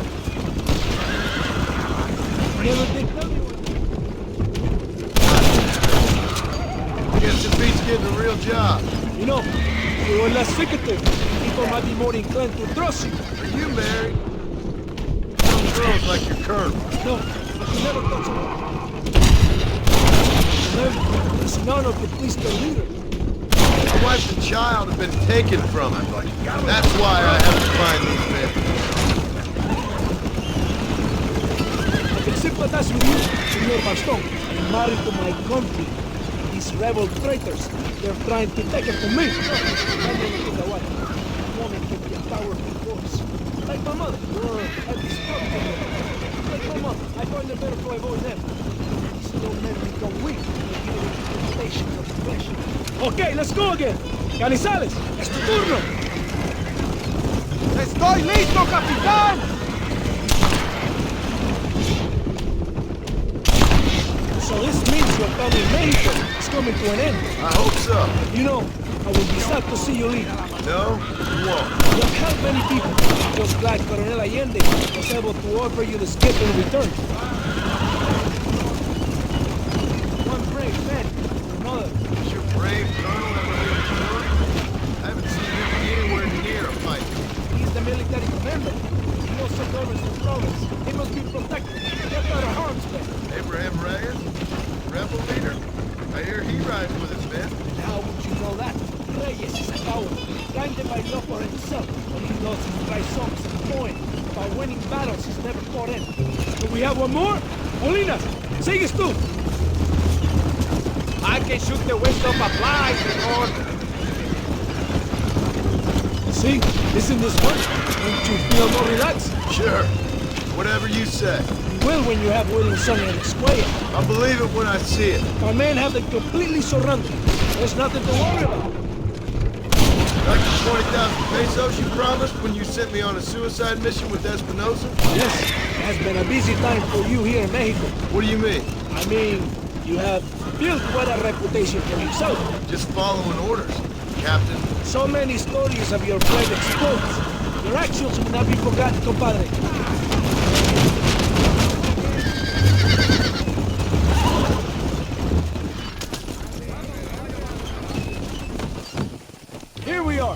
my friend. They're in the church. Now worry. Right behind you. Very reassuring. This is it. The moment of truth. Why are they in the church? It is a good place as any to judge a man. Wouldn't you say? Are they armed? No, they're prisoners. Take a deep breath. Calm yourself.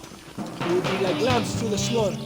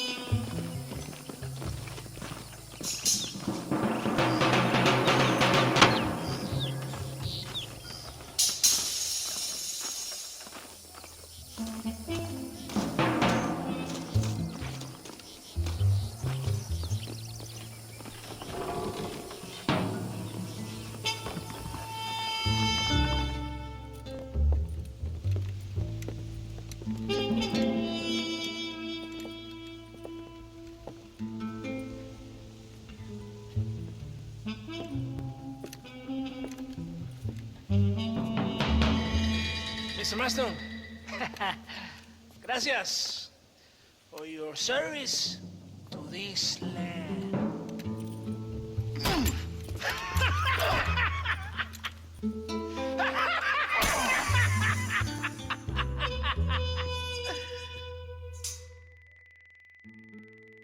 ¡Levanten esta pizza, mierda! ¡Levántenlo! Marston, hey. Marston, you have betrayed this land enough. I hope you have a clear conscience, because you're about to meet God.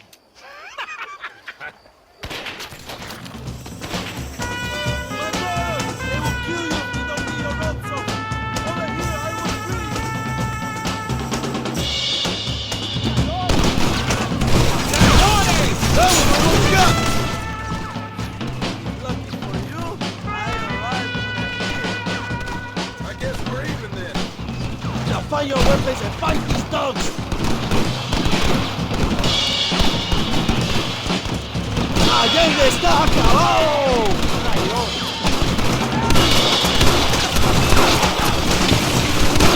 Don't stand there! Kill these traitors! Mexico! Fight out! This is your chance for revenge! Don't move! Viva la revolución! I knew you were a coward! ¡El infierno te espera! Guess I'll make a gunman after all!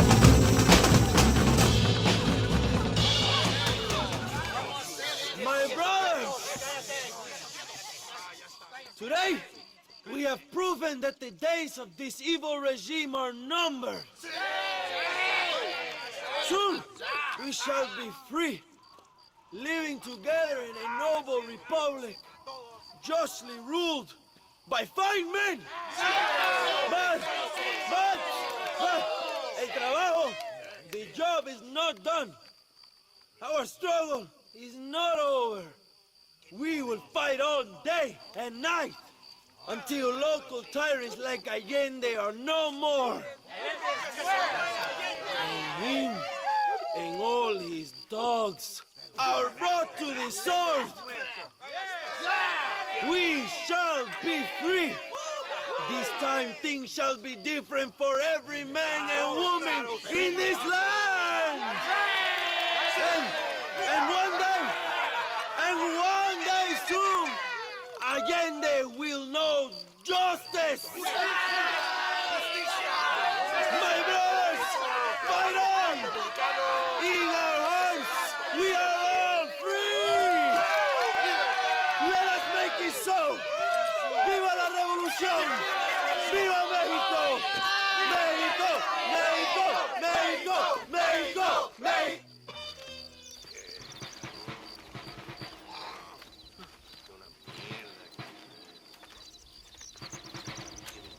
Tenemos que movilizar movilizar fuerzas en el extremo sur de la llanura, para que los flancos del este y el oeste... Where is Abraham Reyes? Here, amigo! Here! Well, look who it is. The American bandit turned bounty hunter who is about to win the Mexican Revolution. I don't know about that, mister. No, but I do, Mr. John Marston, I do. A man like you, or me, with just a few such men, I tell you I could rule the entire country. Hey, hermanos unidos, set my people free! Libre Mexico! Mexico! Libre Mexico!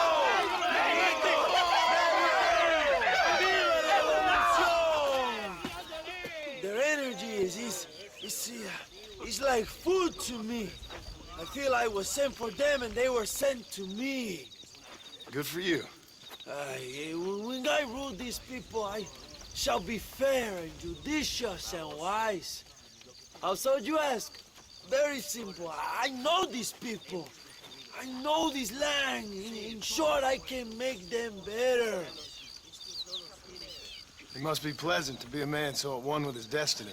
Ay, Dios mío, I don't do it for myself, John Marston. I do it for my people. Well, exactly. Sarcasm, my friend, should be beneath a man such as you, don't you think? Very little is beneath a man such as me. Ha!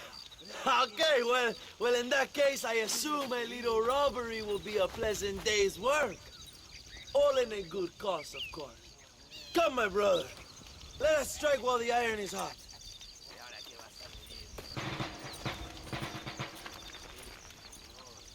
Follow me. We must hurry. Come on.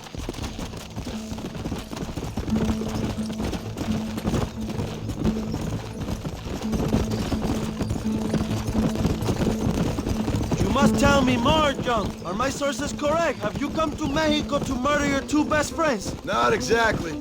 We were friends once. Carajo, Lots changed since John. then.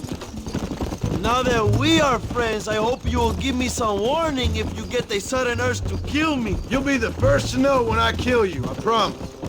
So where are they? Who? Williamson and Escuela. I'm not sure exactly where. They are definitely in Mexico. That much I know already. You told me you'd found them. And I will. I have my very best men working on it. If I find out you're lying to me, Reyes, you'll really see the man I used to be. I will give you your friends, I promise. Just give me time. So how did you meet these Williamson and Escuella? We ran in the same gang together, under a fella called Dutch. We were all bad kids, lost, angry, and forgotten. He kind of saved us. And turned you into criminals? Dutch didn't see us that way.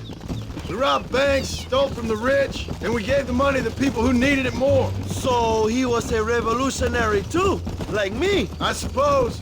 He saw that the system of power was rotten, that good people had been crushed for too long, and he believed that change could only succeed if it was brutal and relentless, make America what he felt it was supposed to be. I like the sound of this man, Dutch. Another violent idealist. Where is he now? I don't know, but I gotta find him once I'm done with them two. In the end, he went insane, lost faith in everything, and everyone. You have quite a story, John Marston. I really am a little jealous. Jealous? Of his poetic potential, I mean. He would make an excellent corrido. A bullfight? No, mi hermano. That is a corrida. No, a corrido is as Mexican as Mexico itself. A song, a poem, a story, a ballad, a musical tribute to a heroic man and their great deeds. There are over 100 written about me. Remind me to stay away from men with guitars. In a country where most people cannot read the newspaper, song is a powerful means of communication. We do what we can to battle the lies and propaganda of the government. I know. I've seen your poster. In the capital, they are already talking about my legendary escape from El Presidio, how I fought off 1,000 Mexican soldiers with my bare hands. Finally, the people have the truth. I have to know, what did you think of Agustin Allende, Young? I saw enough to know he ain't a good man. It is bad enough he beats the people he swore to protect, but it is worse that he enjoys it. Something must have made him that way. Cowardice made him that way, my friend. That and Sanchez, of course. Who? General Ignacio Sanchez. Our country's kind and generous dictator. Everything comes from him. It is like a father who beats his son, and then his son takes his dog outside and rapes it. That's a very specific example, Allende Abraham. es una marioneta.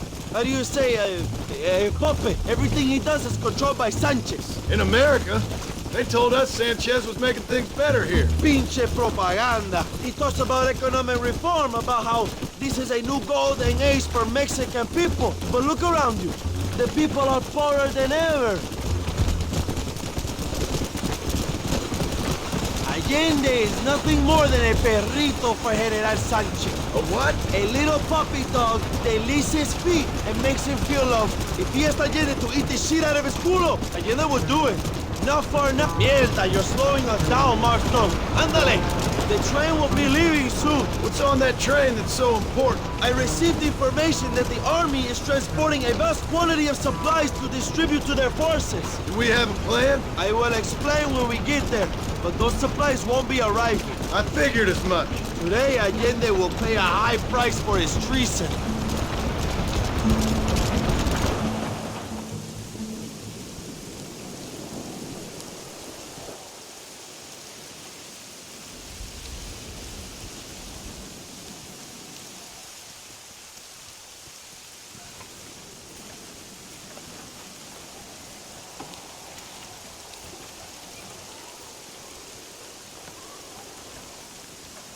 So listen, this train is filled with valuable supplies we need, but it's also filled with government troops. We'll set off a very loud distraction. You can board the train, and then you can disconnect the army cars, huh? Okay. Okay, but listen, we've got to get this done before the train rolls out of the station. You make it sound so easy. Well, did I not promise you fun times, amigo? Eh? There are too many soldiers. We must surprise them. Here, take this knife. You can use it to kill the guards quietly. Wait until I distract them. Then get on that train as fast as you can, John. Wait here while I create a distraction.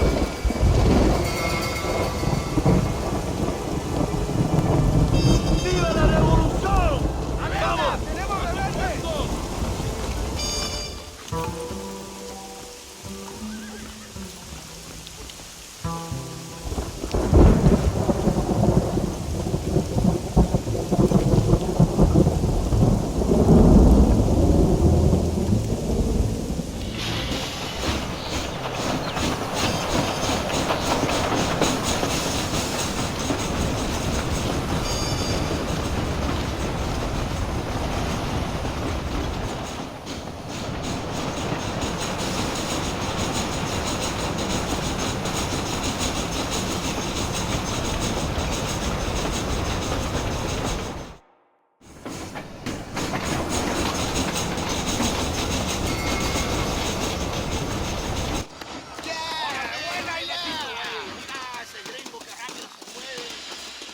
Move like a cat onto that train.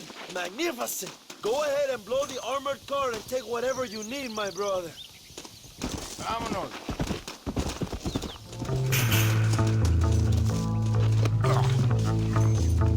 Hurry, John. The army will be sending more soldiers.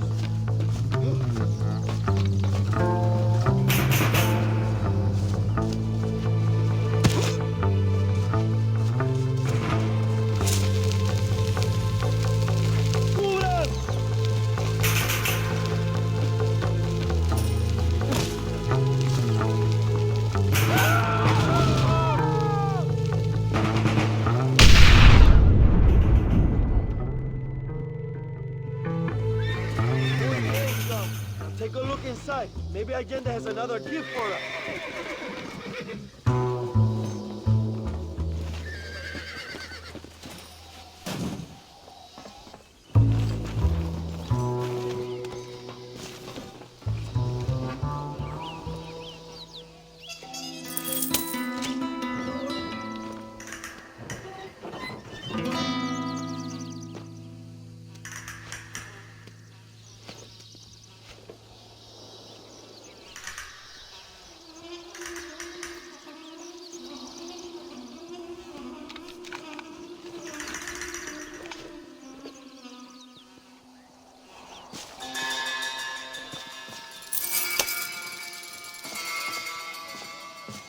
I doubt you'll be needing this.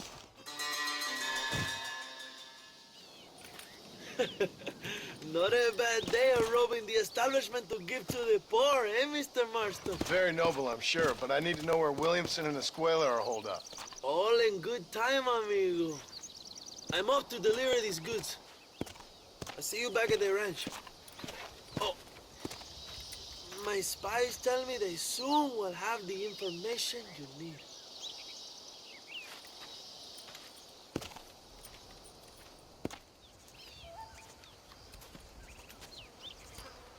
Hey, señor. You want trouble, friend? Manos arriba. Antelas.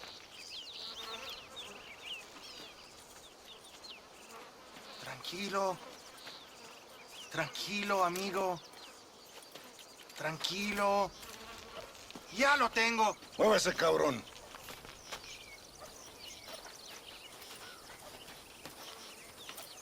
Muévese.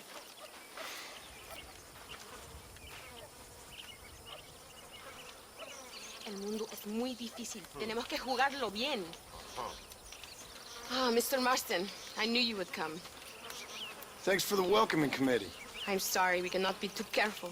The world is very dangerous. Especially when you greet it with a gun. Please.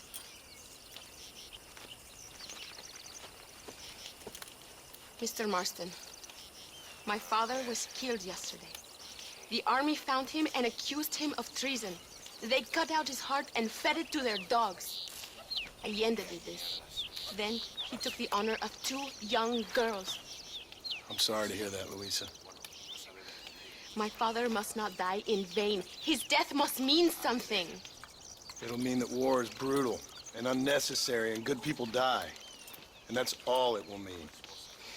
That is not enough. Well, you know I'll do whatever I can, but I have problems of my own. We all have problems. This is about the people. My father died for his people. For these men and for millions like them, that they may be free. While there are guns and money, there won't be any freedom, Luisa. Mr. Marston, the movement is on the brink of great victory. Allende knows this and has sent for reinforcements. Abraham Reyes asked personally that you stop them reaching Escalera. They are coming by the old trail. You must ambush them. I have my own family to worry about. Mr. Marston, I have lost my father. My mother is in the United States. My sister has fled. I have no family. Just because. Please. Good actions make you a good man. Then I'm doomed. But I will help you, out of respect for your loss. Thank you, Mr. Marston. Thank you. Let's go. We do not have much time to prepare the ambush.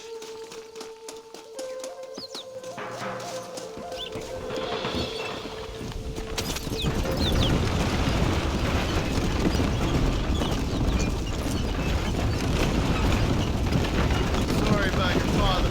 His death must not be in vain. Now we shall fight even harder to win power for Abraham. I admire your devotion. He is a true revolutionary. A man who puts the needs of others before his own. A man who fights out of love rather than hate. But you know this already. I heard about the battle at Chuparosa. How he killed nearly 100 soldiers to save your life. It'll go down in legend. I'm sure of that. Can I trust you, Mr. Marston? In what way? You have done so much for me and my family. But I still can't forgive you for helping Allende, for what you did to the rebels. I'm here for 2 men, that's it. Not to take sides. And certainly not to fight a war that isn't mine. It makes no sense. You make a choice by not making a choice, you know. Well, then they betrayed me. I saw them do bad things. They should disgust even me. Allende es pura maldad. One day I will cut his heart out. Me? You? Him? We're all shooting people. Don't really seem like we're so very different. The difference is why, Mr. Marston. The ideals we hold, there can never be revolution without love. Until people forget what they're shooting for, they just enjoy killing for its own sake. You Americans forget too quickly. That is the problem. It was before your revolution. Making tea for the English. At least we knew where we stood. It's more difficult to understand why your own people treat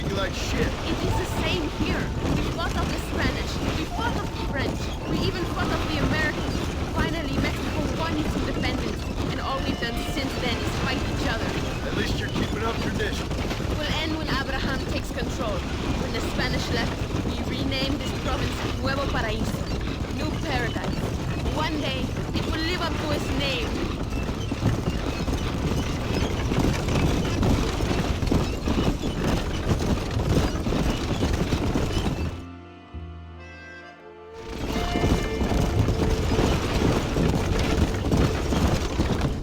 It is not far now. The army convoy will be coming from the east. You going to steal their supplies? No, destroy them and kill everyone. Abraham wants to send a message. You have experience with explosives. A little. It's been a long time. Good, because we do not. You will man the detonator. My men are waiting there for us. They will also need your help setting up the dynamite. I'll do my best. We will do this for my father, John.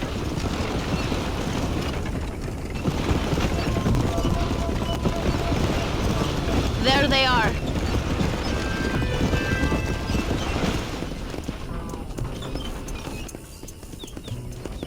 These men will help you rig dynamite on the road. Please tell them where to place it. I'll be waiting up above, watching for the wagons. Okay. Follow me, gentlemen. Vamos. Tell us where to place it. Bury one right here. And here. Here. I hope you know what you are doing. This is very near to the other one. Go meet Luisa at the detonator. We will handle the rest. Todos, a sus posiciones. They are coming. Get ready, John.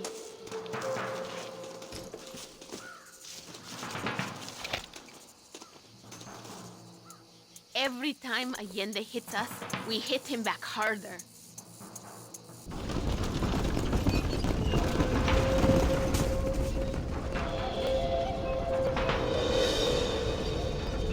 Do it now! You missed it!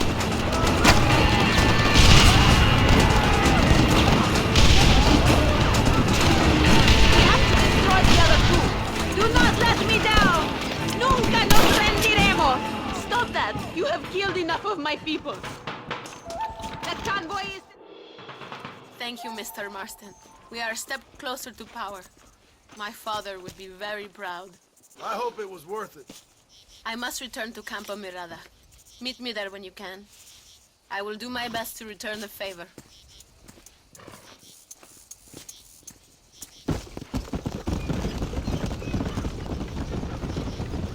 ¿Qué te pasa? Purisen, amas! John! Thank God you have come. That wretched animal de Santa has been sent to oversee a massacre in El Sepulcro. Come, we must stop him and finally kill that vermin and all of Allende's other followers. Hurry, I don't know how much time we have.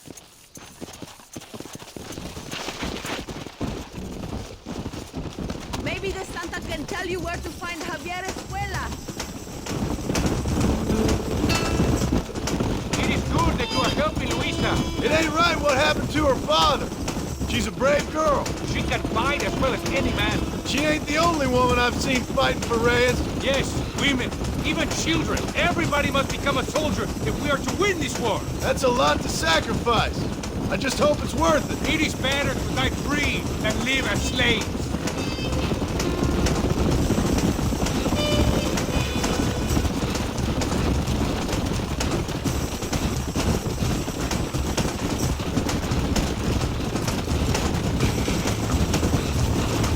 Soldier once, compadre? A soldier? No, I was never much good at taking orders. So where did you learn about explosives? I guess some banks ain't easy to get into on weekends. It was impressive what you did at the bridge, destroying that convoy. The army is getting weaker by the day. I'm sure there's more supplies where those came from. We will destroy those too. Allende is scared and making mistakes. We are closer to victory than you think.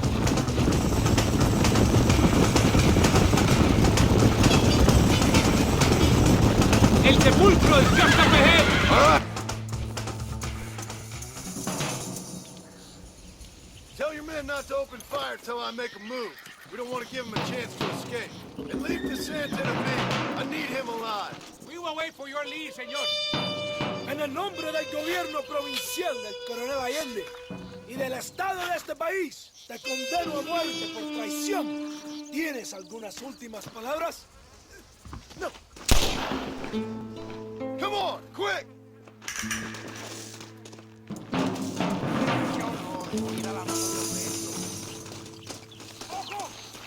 ¡Viva la...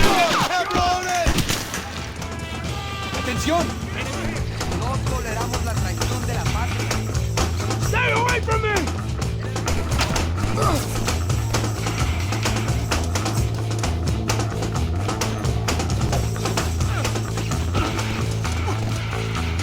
¡Maten a este hijo de puta!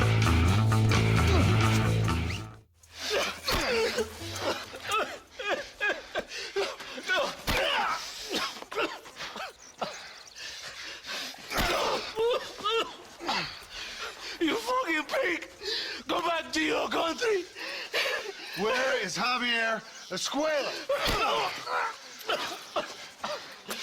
Wait. Okay, all right. Shit. All right. Casa Madrugada. It's hold up there.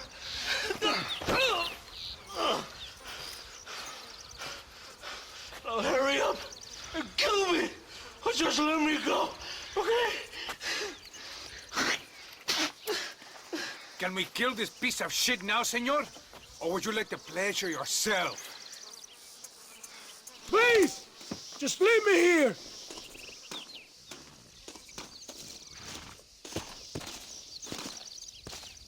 What are you waiting for? He's all yours, fellas. I got what I need. ¡Esto es para México! It is done. Come on. Now we find your friend. Why are you stopping? Let's go. Thank you, compadre. It should really have been you. I don't like to kill a man on his knees, even if he does deserve it. That man is responsible for hundreds of innocent deaths, maybe thousands. He will burn in hell. We all will, my friend. Espinosa is dead, De Santa is dead, the army is without leaders. We must move on Allende now before it is too late. First, you need to help me find Javier Escuela. Let's go.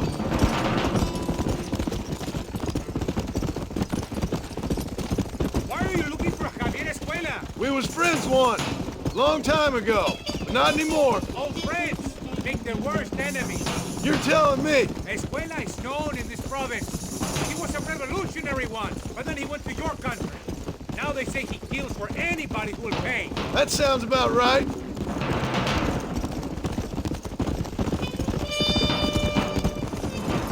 Basta, so. This place is deserted. Is it always this quiet? No, but maybe the girls are all occupied. Ahora mismo! ¡Mátalo!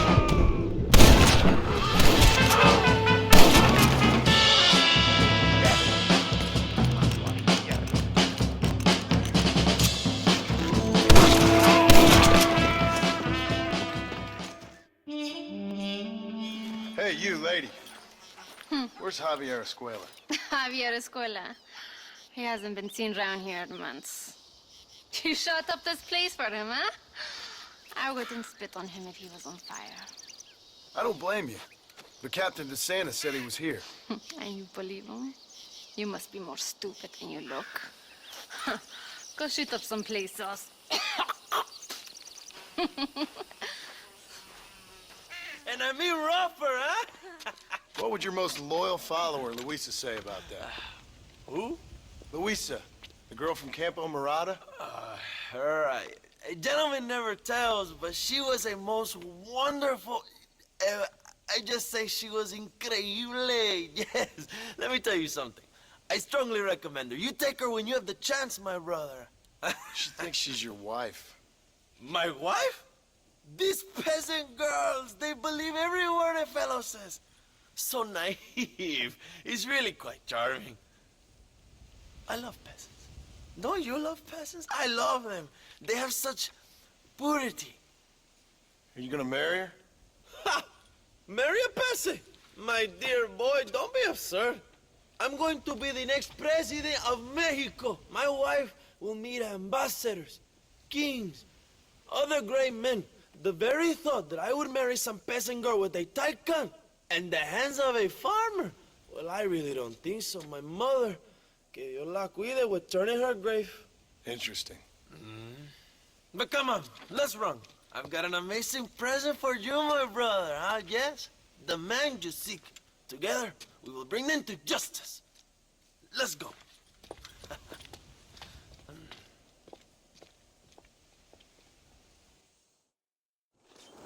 Let's go, John. Today we will both have victory.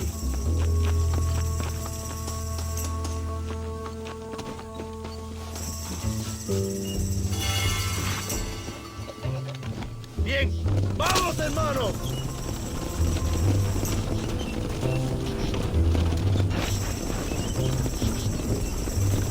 My brother, I just received word of your fight with Allende's men at El Sepulcro. Finally, the Santa is dead. But why did you not kill him yourself when my men gave you the chance? I could see they wanted it more than I did. Santa had given me what I needed. Or I thought he had. A lot of young boys will sleep safer in their beds now. Santa was only following orders. He was dumb and loyal to his awful master. But that's all he was.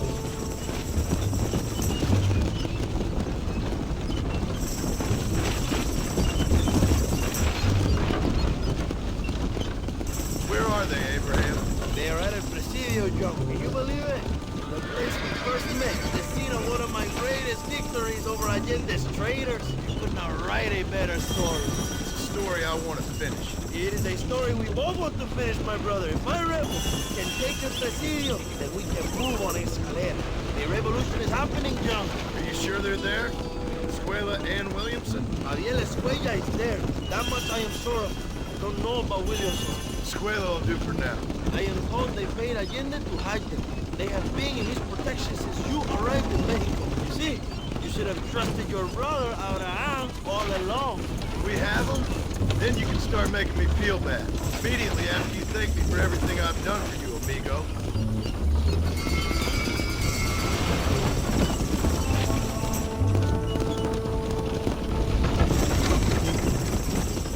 I knew I had heard the name Javier Escuella before. He is from this province. They tell me he was once a notorious bounty hunter and also one of the early revolutionaries. That sounds about right. All before my rebellious urges took hold, of course.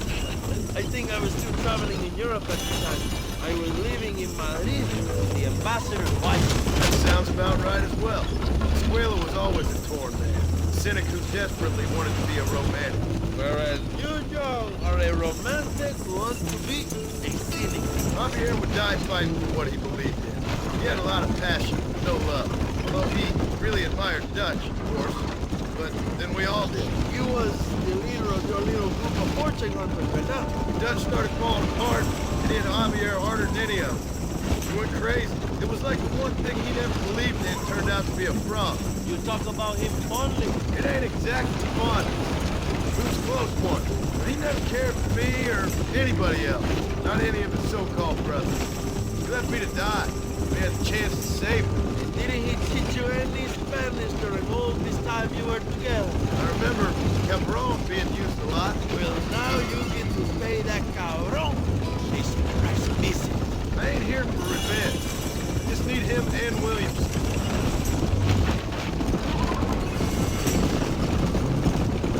Have you enjoyed your time in Mexico, John? It ain't exactly been a vacation. Why are you talking like this is already over? I don't know. One way or another, this might be the end. What do you think of the Mexican people? I ain't sure.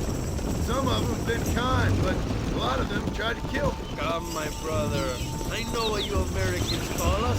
Greasers, sun-greeners, pepper guts. For a land of immigrants, you don't like foreigners very much. I don't care who a man is, what he does or where he's from. If he treats me right, I'll do the same. It's that simple for you, isn't it? You would make a fine socialist. What about the Chinese workers here?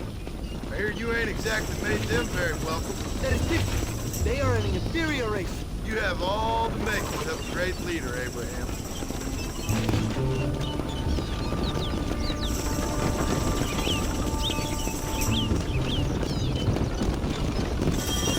The revolution is gaining momentum. Do you have any idea how many times I've thought about the day I will march into Escalera and storm Allende's mansion? I think I have some idea. Soon it will be me sleeping on those silk sheets and the colonel lying with the cucarachas. What I've seen of Allende, you might want to wash those sheets. You might be right, my friend. Do you really think a revolution can work? Do you have enough men? Revolution begins with one person, John. One person ain't gonna defeat the Mexican army. The poor are many and together we are strong. They are ready to fight. If it does work, it will. If it does work, you take down Allende, what then? I will give the greatest speech of my life. But after all the fighting and all the speeches are over, what will you do? I will march on the capital and take on Sanchez himself. All right, when Mexico's yours, and you have all the power you desire, what will you do with it? Like any great leader, my brother, I will delegate. I have to say, I'm not usually in favor of American interference, but it will be sad to see you go. I ain't going nowhere till I have Bill Williams. What will you do when this is over?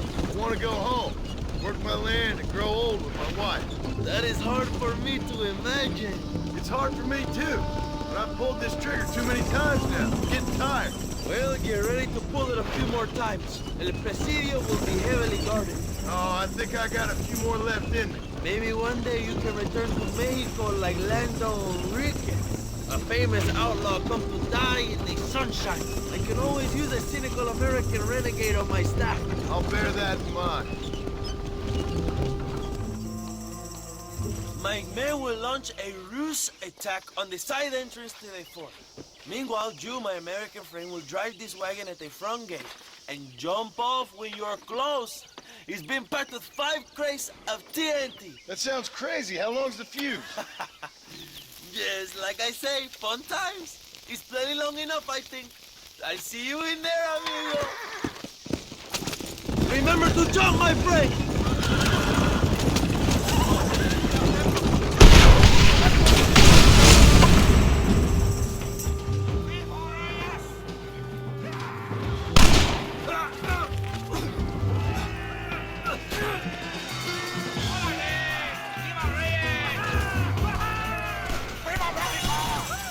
We will keep the army occupied, John. You go after Escuella.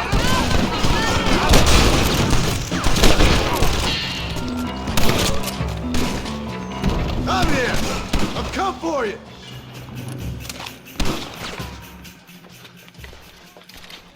Hello, old friend. It's been a long time. Hello, brother. It's good to see you. I heard you was coming. You took your time, no? Come on, you're not gonna shoot your own brother, are you? We was family. Yeah, we were. Then you and Dutch went crazy and family didn't mean so much. So now you do the government's work. And what do? You just work for a different government. Come on, brother. I think we should go our separate ways, huh? What you and Dutch did was wrong. And the way you left me was wrong. Now, I hate to judge, but as it turns out, it's you or me. The way I see it, might as well be you. We thought you was dead, brother. I promise. I'm telling the truth. Besides, I can give you Bill. And Dutch is in Colombia. I can take you straight to him. You left me to die? Whoa. To save your own skin, and now you expect me to care about you? You got it all wrong, brother. I've always loved you. Even now.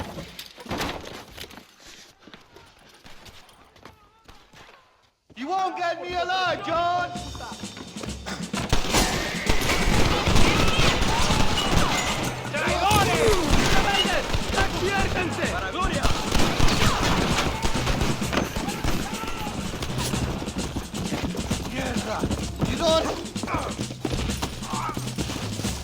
Give it up, Javier. I'm taking you in, my brother. I'll let the others judge it. Where's Bill? I don't know. Where's Bill, you son of a bitch? You think I won't kill you, brother? He ain't here, brother.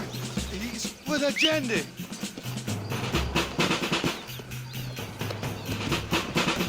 It's a little late for revenge, John. I ain't here to kill you, Javier. This is just business.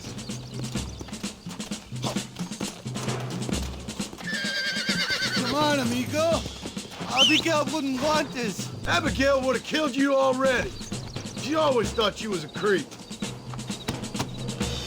Come on! We was family, brother. You and me. Like Cain and Abel, I guess. Leaving each other for dead.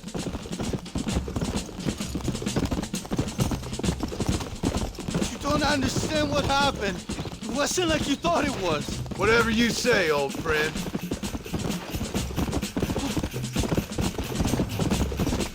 It was Bill, not me. Yeah, and he's next.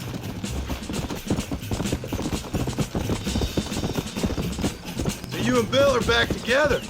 Two crazy men sharing a bed. Go to hell, you pathetic fool. Nice to see you after all this time, Javier. And by that I mean... Finally, you have what you came for, my friend.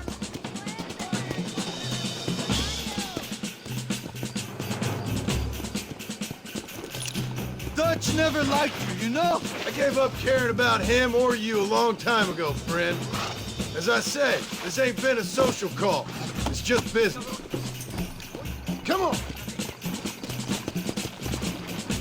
Just let me go, John. It's Bill you want. You're wasting what's left of your breath. Enjoy the view. Breathe the air. Last of either you. Ah, shit. Hope you're sure about what you're doing, brother. You saw me out. Didn't that life we had mean nothing to you? Oh! Ah, you puto. Ah. One day, I promise you, you're gonna regret this. One day's about all you got left. I hope you and your wife and children rot in hell. You know, that life we lived is over. And when we was living it, it didn't mean nothing anyway. It was just an excuse, and we all knew. What I knew is that you was always a puto. And you're still a puto. Marston, come with me. The army sent reinforcements. Come. Yeah, go with your puto. The army is coming. Get up there and man that cannon. ¡Maten a los hijos de putas!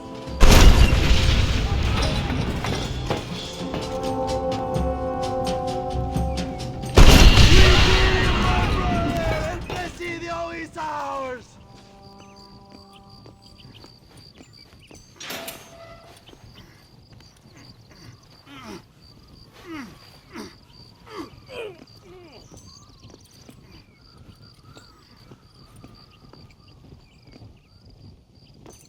Two old friends reunited.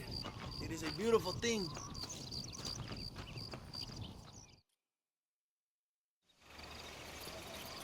Mr. Marston, fancy seeing you down here. I must say it's a pleasant surprise to see you. You've done well, Mr. Marston. Now, Javier here gets to see how far the hand of justice can reach. Come on, you. Get in the damn automobile. Can we assume one of my commitments is cleared? Unfortunately, nothing is cleared, John, until your obligations are met. We need you to find Williamson, then head to Blackwater as quick as you can. We have reason to believe that Dutch Vanderland is in the area. Oh, your wife sends her regards.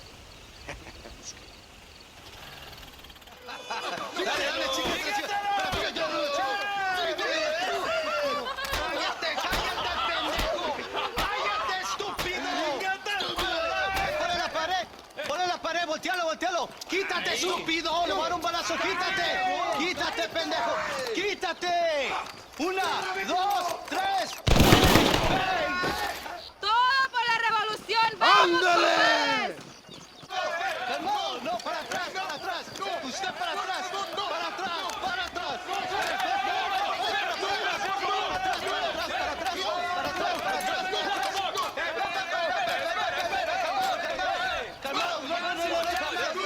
¡Escuchen, rebeldes! ¡Escuchen cómo mando al diablo! traidor! ¡Otra vez! Welcome to Mexico.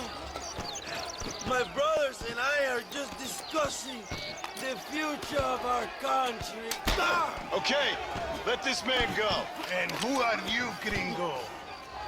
I'm no one. But unless you want this town to tear you and your boys to shreds, I suggest you let him go. And you think you could tell me what to do, friend? Oh, you should listen to him, friend.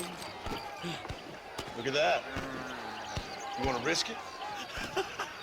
The American is a drunk.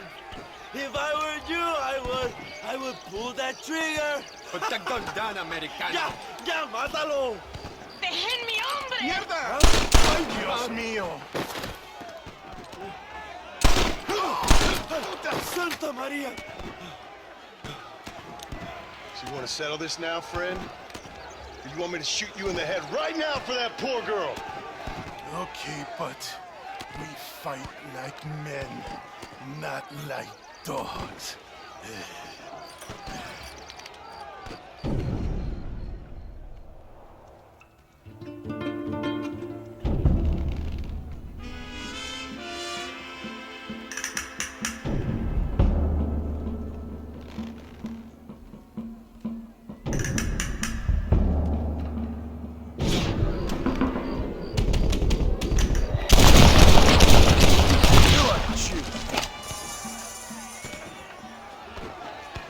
Thanks, my brother. Now the people are finally ready. Today we overthrow the Coronel. Senor, there are prisoners in jail who will fight on our side. Can you save them? I will rally the peasants, John. You go after the prisoners.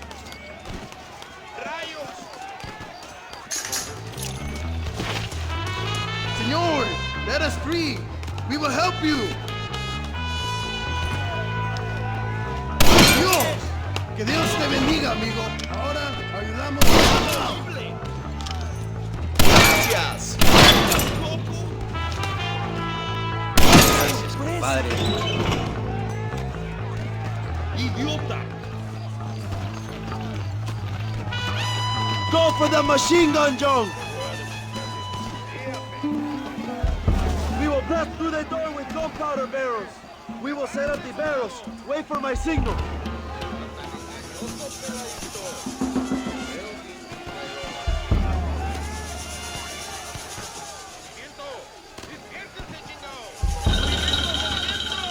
Ahora, hermano, shoot the barrels.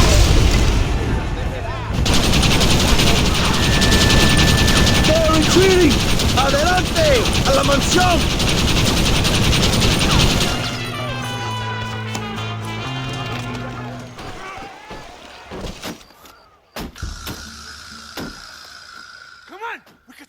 Stagecoach! Go then! I'll cover you! It's Allende and Williamson! Come on, John!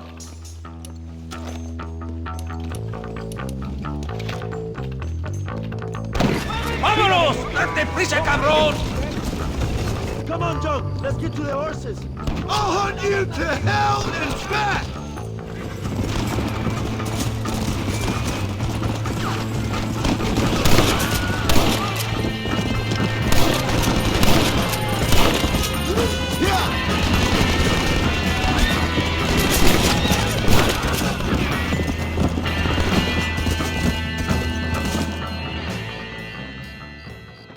What the hell are you doing? Find my freedom, pendejo! Now shut up, you dummy! Get out of the wagon! Apúrate! I'm coming out! Don't shoot! Here! Take Williamson. Just let me live. I will leave the country, I promise. You always was weak-minded. You're the one who let Dutch drive you insane! Dutch wanted you dead! We all did!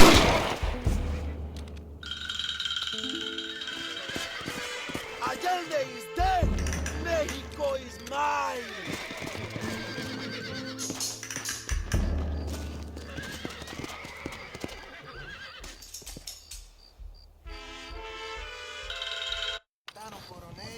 My people are free, and it is all thanks to you, John. And to the people who laid down their lives. People like Luisa. Oh, yes. She was very brave, and she will be missed. Who was she again? Your peasant girl wife-to-be? Oh, yes, of course. She will have a day named after her. Laura's Day. Luisa. What? Oh, yes, I know Laura as well. Magnificent girl. Like riding a pampas bull it was, amigo. You never saw anything like it. Anyway, enough about sport. Let's get back to politics. I trust you will join us in riding on the Capitol. I'd love to, but with Williamson dead, my jailers need me back in Blackwater. Hey, ¿qué hacen? Levántense. Well, I must say, I'll miss you, John Marston. I doubt you'll even remember me, Abraham, but it's been an experience. Good luck with the revolution. If you win power, remember why you wanted it. Well, travel safely, amigo. Come on.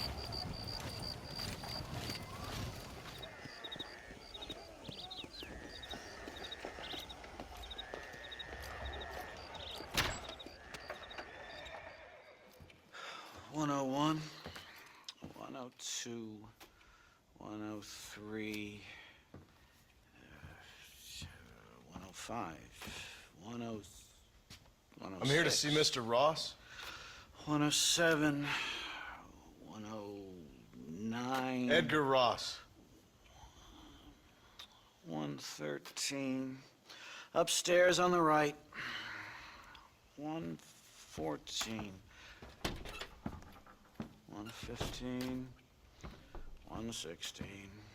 117.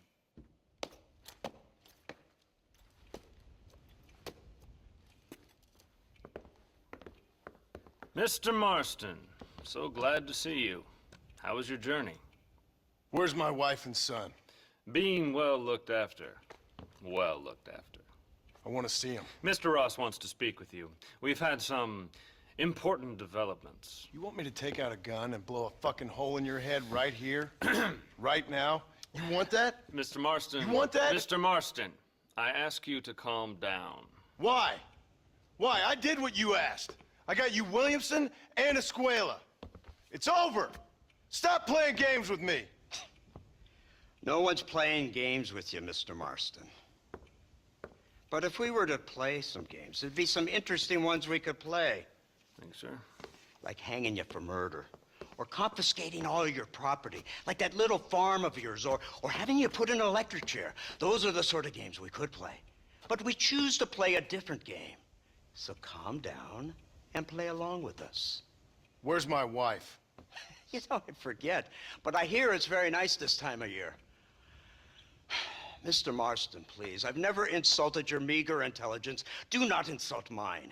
We've done this little deal for your freedom in exchange for all your men from your old gang. You gave us Williamson and Escuela. We still don't have Vanderlyn, but now we know where he is. Then go and shoot him. No, sir. I want you to shoot him for me. And then I'll let you be. The last thing I want to do is make martyrs out of all these people. He could be killed by some petty squab or by another lowlife. We believe Vanderlyn is holed up with a group of renegades near the wreck of the Serendipity riverboat. Yes. Another group of renegades. Obviously, the first group, your group, has, shall we say, been disbanded? Disbanded. Anyway, Mr. Ford and Mr. Marston, shall we go? Oh, Mr. Marston, your wife and son are doing well. Let's both try to ensure things stay that way. Okay? After you, sir.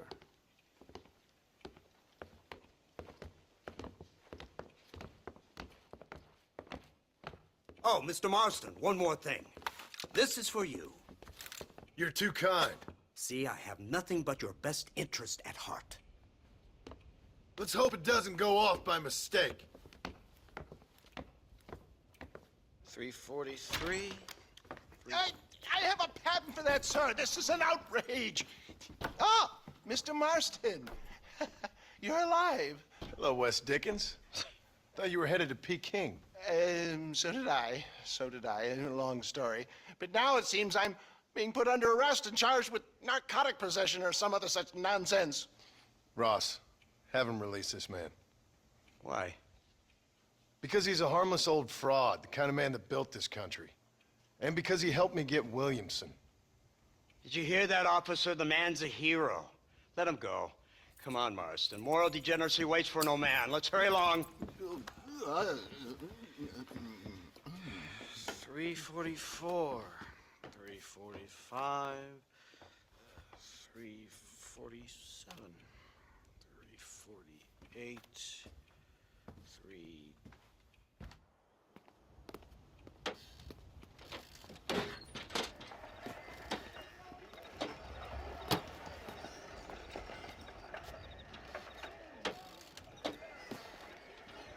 All right, Mr. Fordham, onward!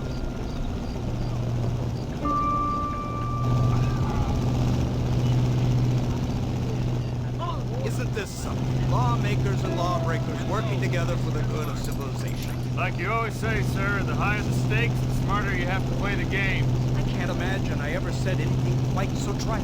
In any case, I'm not sure Mr. Marston would agree with us. Unfortunately, Mr. Marston isn't broad-minded enough to appreciate the unique opportunity we're offering him. Son of a whore. Best watch your damn mouth. And it's strange you should say that, Mr. Marston, because according to my files, you are the whore's son.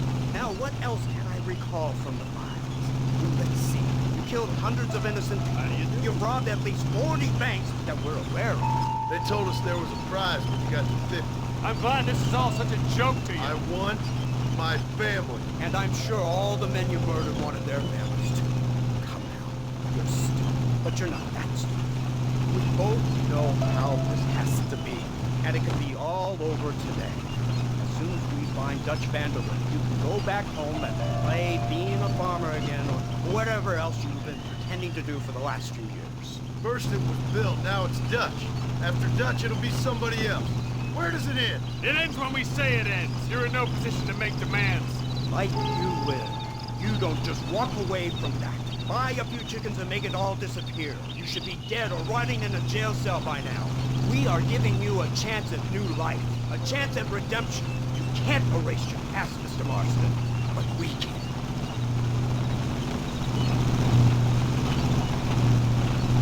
She's running well, sir. Such an elegant way to travel. What do you think of this automobile, Mr. Marston? Slow. But so convenient and reliable. Are you comfortable? No. You see this, Mr. Fordham? The brooding cowboy. There aren't many of these left, you know. A bit of a cliche, admittedly, but still a dying breed.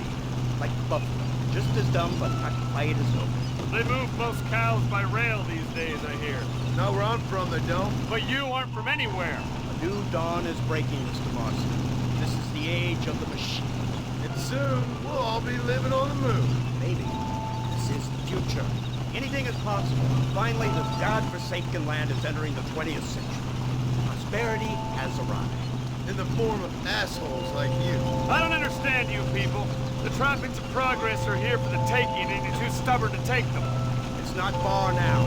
The old Serendipity wreck has been used as an occasional criminal hideout for years. We were informed that Vanderlyn and his gang are making camp here. We'll stop on the cliff above, and you and Agent Fordham will go on foot. I'll stay with the vehicle and keep watch. And you'll do as I say, Marston.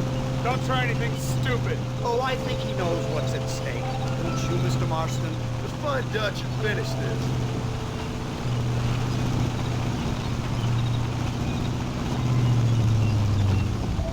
Right. Let's go, Mr. Marston.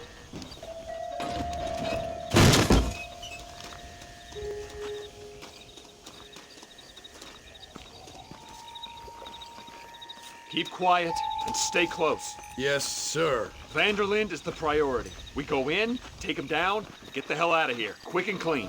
You leave Dutch to me. We don't want you getting that suit dirty. If you step out of line, even once, well, I hope you're aware of the consequences. Seems real quiet, don't you think? You tell me. Maybe Dutch caught wind of things. That informant better not have been lying to us. Keep your eyes open. They are open. I don't see nothing. It doesn't feel right. This place is usually teeming with lowlifes.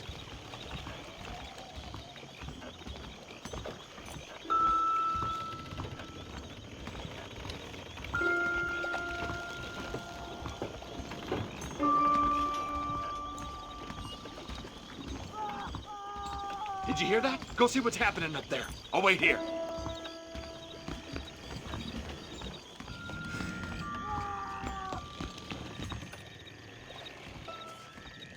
Over here! I found him! Good God, that's our informant. Gnosis, what the hell's going on here?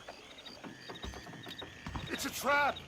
Shit, Marston! You'll have to carry this man. I don't think he can walk. Bastard! What? We need to clear a path out of here. Just a bunch of women playing outlaw! Who's this? What in God's name is going on?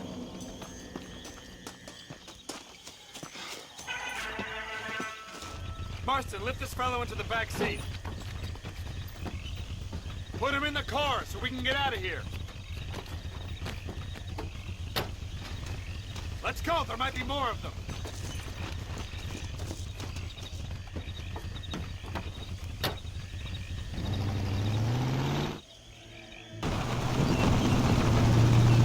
Christ alive! What the hell happened down there? It was a trap, they were waiting for us. And who is this savage? A prisoner? This is the informant, sir. Speak English. Yes he does, sir. He's the informant, Nastas. Don't get snarky with me, Fordham. We found him tied up on the boat, then they jumped us. Nice of you to help us out. Hell of a plan sending in 2 men to take on an entire gang of outlaws, especially when one of them's an office clerk, or social secretary, or some such. You shut your mouth!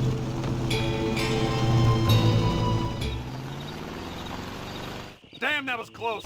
We're lucky to be alive. I'm beginning to see why Mr. Marston here has made it to such a ripe old age.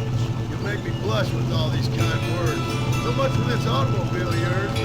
But this is the future. God help us all. It's not the automobile. Bad workmen shouldn't blame his tools. Perhaps if Mr. Fordham maneuvered it with a little more finesse. I was trying to escape an ambush, sir. Even if it was running fine, they'd still have caught us. I can walk faster than this piece of crap. Give me a horse any day. So what now? Do I get to see my family? Where is Dutch Vanderlyn? I don't know. In that case, oh boy, no, you don't get to see your family. It's a fairly simple agreement, Mr. Marston, even for a man as devoid of intellect as yourself. If you'd like me to explain it to you again, I'd be more than willing. No, you've said enough. We'll find Vanderlyn soon enough. For now, however, I suggest we call it a day. So how does it feel, taking a man's wife and child from him? Does it make you feel good? How does it feel to kill hundreds of men in cold blood? You're a coward. You're a murderer. Actions have consequences, Mr. Marston. Come now, try to look on the bright side. The bright side? There ain't no bright side. Your family is enjoying a much-needed vacation, and in far more luxurious surroundings than those to which they are accustomed, I assure you. Soon you will be able to start a new life together absolved of all your sins. I can think of far more upsetting alternatives. You ain't God. In your case, Mr. Marston, it turns out I am. You should take the Indian to Professor McDougal, see what he can get out of him. Good idea, sir. I just can't communicate with him.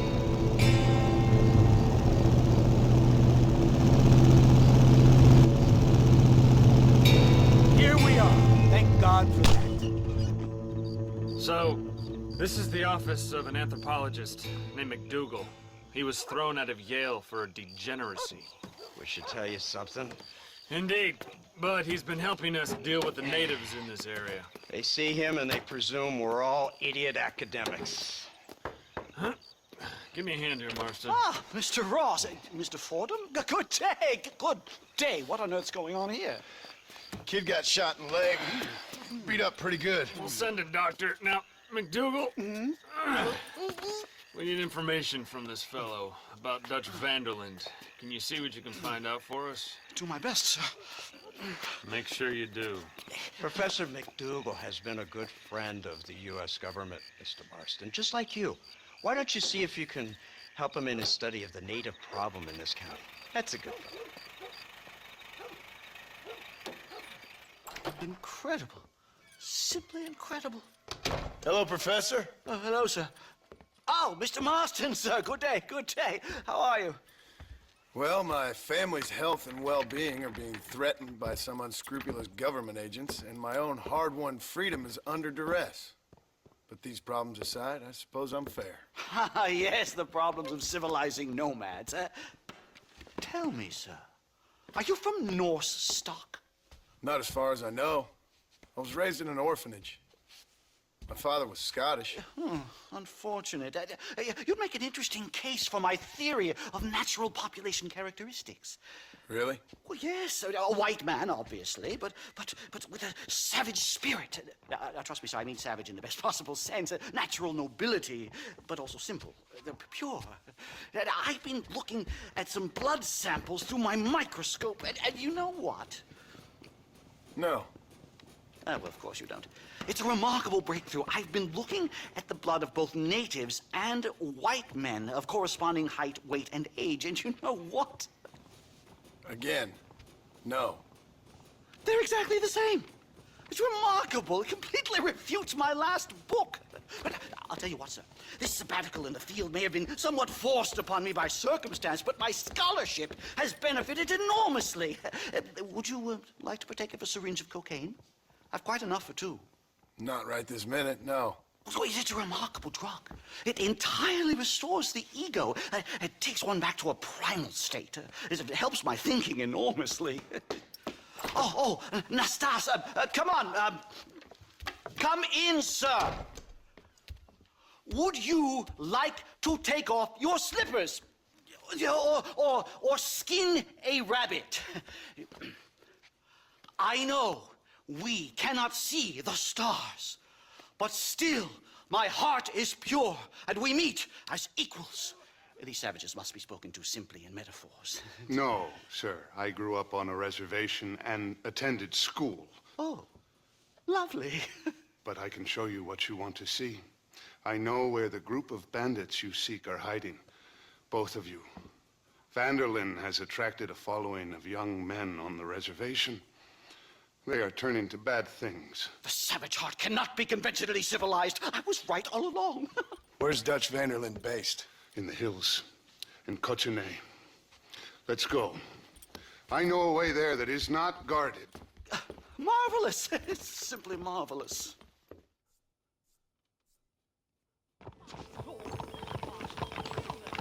Time to do our bit for humanity, Mr. Marston.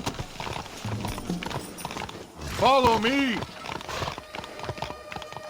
Come on! So, I understand we have a mutual interest in Mr. Vanderlyn? You gonna kill him too? Kill him? Good God, no! What is it with you people out here? No, Vanderlyn fascinates me. A white man living among natives. A civilized mind turned savage. It's reverse integration or regressive acculturation. I don't know. I haven't found a name I like yet. He was never that civilized. Ah, but of course.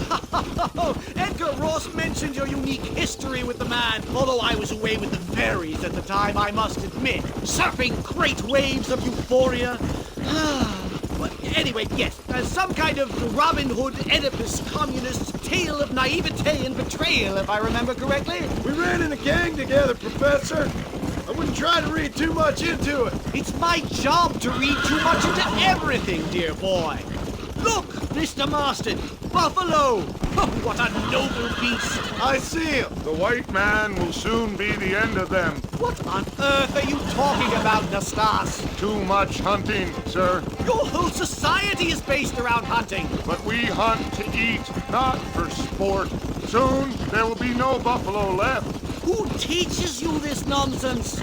Extinction is a myth refuted by Darwin. Species don't die, they evolve. Hunting in time will make the buffalo stronger.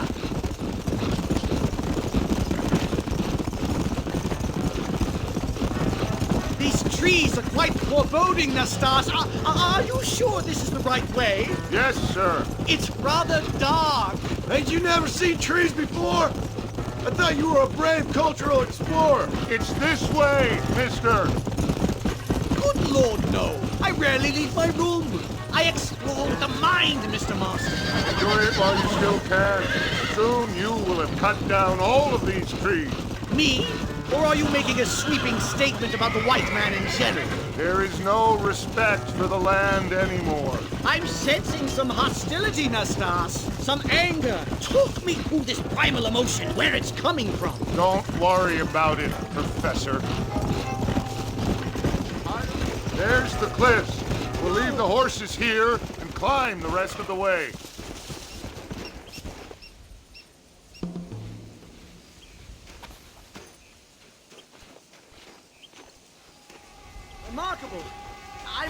don't really have much of a head for heights. More of a head for highs. well, anyway, I'm sure Nastas will help you. I must be on my way. I've got work to do. Thanks for the help. Goodbye, gentlemen. Enjoy yourselves. Let's get moving, mister!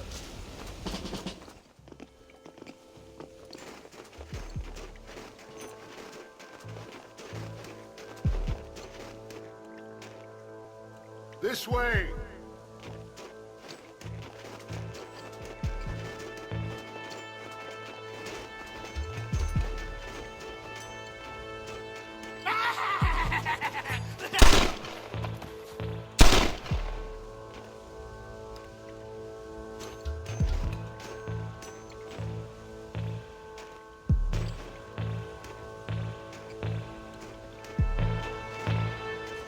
I'm hurt pretty bad.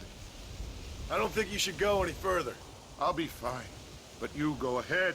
I don't want to slow you down. You sure you're all right? Just need to take it slow. Go on. I'll catch up or see you on the way down. Don't worry about me.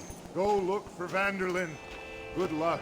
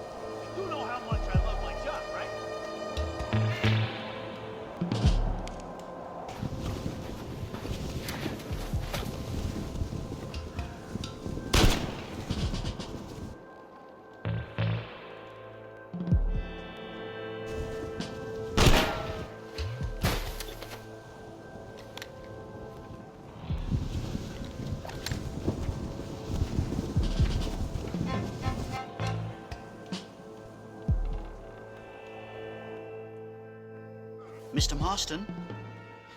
Mr. Marston! Mr. Marston! Here you go, Mr. Marston. Put that stuff away. You banged your head. Nastas and I carried you down.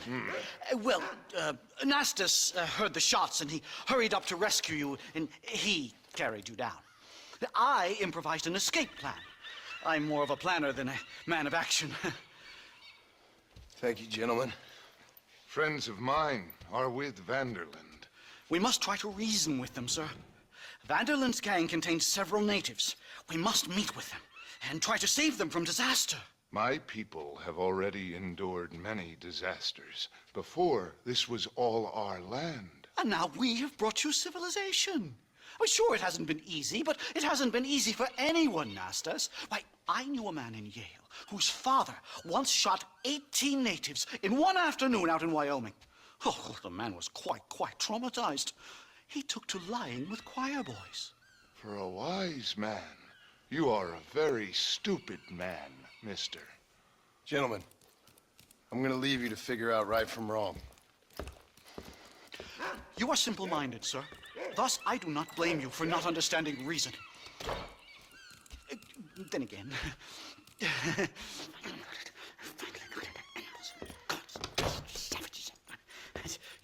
Marston, sir! It's good to see you, old bean. Good to see you. And you too, Professor. Forgive me. I am in a state of remarkable agitation, partly due to standard narcotic impulses, but also due to the fact that I have finally solved the riddle that has tormented my mind these past 8 years. What's that? The nature of the savage soul! What makes some societies great, like ours, and others, not worse. I would never use a pejorative such as worse, but lesser! Meaning? What makes these beings less human than us? Closer to beast on the continuum between animal and God. You know, I argued with Fortescue at Yale about this. It caused a minor scandal. But I shall be proven right, sir. I shall. Mark my words. I shall show them all what civilization is all about. The Redskins and the Nubs at Yale. Come, sir. I have a way to sate both our desires. I will bring you, Vanderlyn, and me, the evidence of savages reverting to type. Come, sir.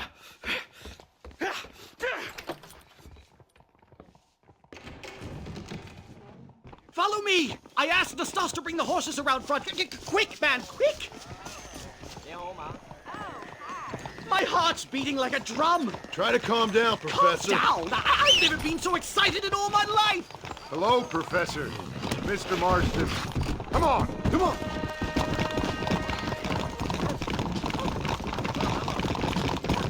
This is it! Years of research! What were you talking about back there? Where are we going? Nastas has set up a meeting. A powwow, I think they call it. A meeting of minds, of souls. Indians and whites, academics and criminals coming together to find a common understanding. Nastas, this fool's making no sense. Some of Vanderlyn's men have agreed to meet with Professor McDougal up at Bear Claw Cabin. Why the hell would they want to do that? I think they are interested to find out what conclusions a white man has reached on hundreds of years of culture and society from the comfort of his hotel room. Wonderful! Do you think I could ask for a skin sample from the soles of their feet? I don't think that's a good idea.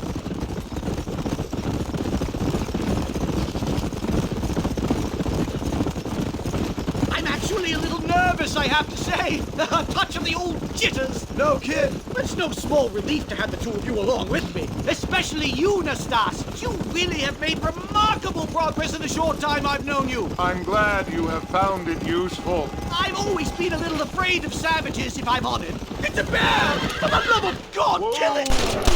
You've angered her. Now you have no choice. Hey.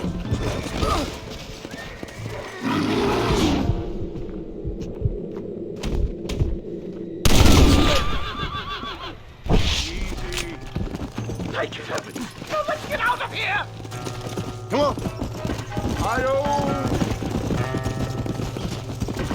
My goodness, I'm still shaking! What a ferocious animal! That bear showed no signs of aggression. If we hadn't shot first, it most likely would have ignored us and moved on. All very well for you to say, but perhaps you have some kind of primal bond with these animals, but I, sir, have nothing but my innate instinct for self-preservation. This is it. Here we are. Don't look a very friendly bunch, do they? Stay close, Mr. Marston. I'm a little out of my comfort zone.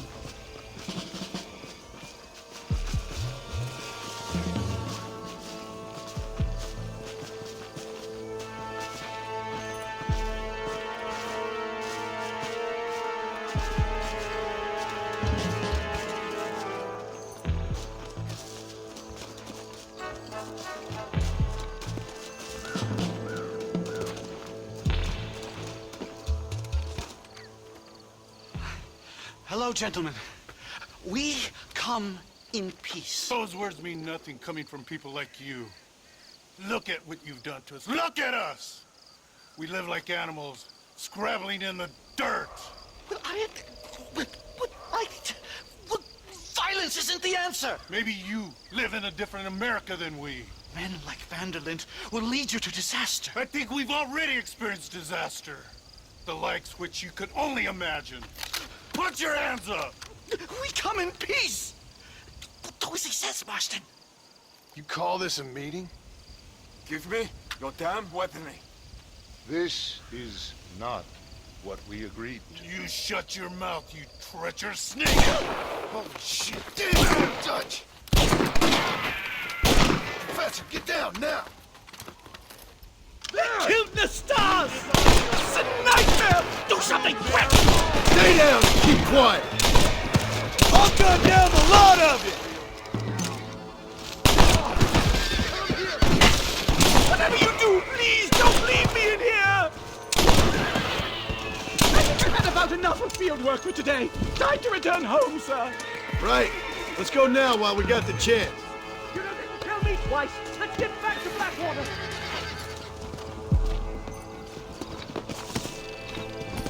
Come on!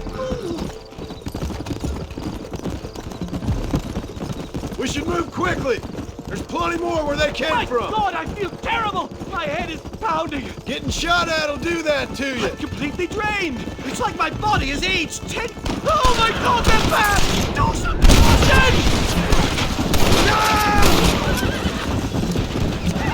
Come on!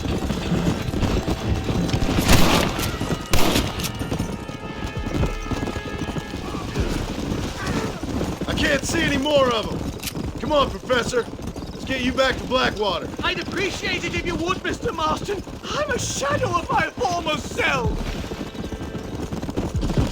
Well, I can safely say that was the worst experience of my life. I wish I could say the same. Blackwater. I will never talk ill of you again. Civilization in all its glory, Mr. McDougal. And am I glad to be back? I'm in dire need of a syringe. Something to clear the mind, restore the spirit. So you ain't planning on sleeping then? Sleep? My dear boy, I'll probably never sleep again. And hello to you, sir.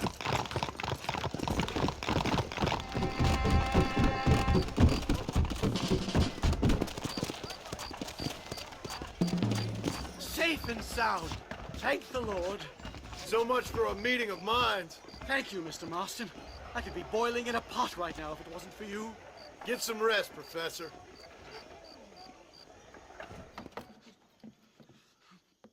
Professor!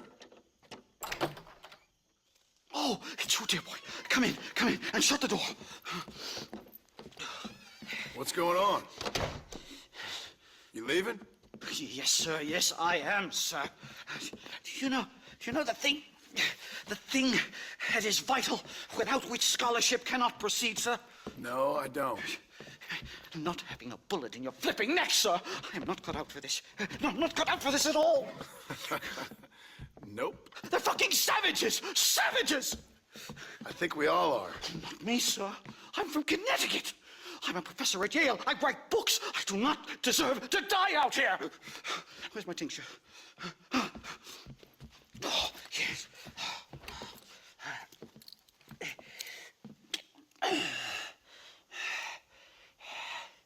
You okay, Professor? Oh, dandy, sir. Just dandy. Oh, great heavens above! Is that you, John? Hello, Dutch. I think that's what they call two for the price of one out here in this wonderful place.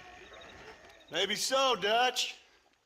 You and your friend there, the professor, we're gonna kill the both of you. Why you want to do a thing like that? I don't know. Sport, I guess. Fair enough. Why don't I come out there? We fight. Let the professor go and send your boys back to their families. Well, that sounds like a beautiful plan, John. Only problem is, my boys here, they already lost their families a long time ago. We aren't thieves, John. We're fighting for something a bit like you. Only we're fighting for an idea, not just for ourselves. That's beautiful, Dutch. You always were a fine speaker. I was.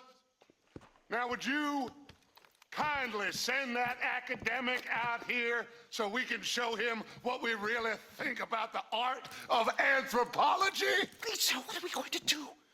I'm gonna hand you over to him and watch him tear you limb from limb. What? I'm just kidding. We're gonna run across the rooftops. Get you back to your ivory tower. Oh, thank you. Thank you, sir. Don't thank me, we're still here. Come on. Yes.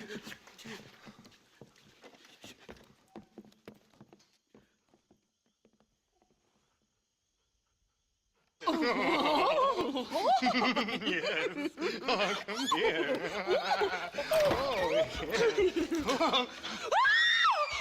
Good day, sir. Madam. Look here, sir. What is the meaning of this outrage? You two stay down and shut up.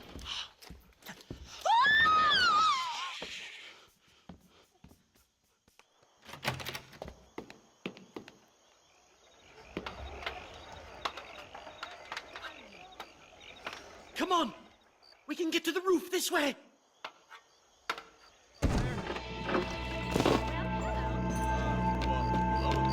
Do something! He's going to kill me! This land will be...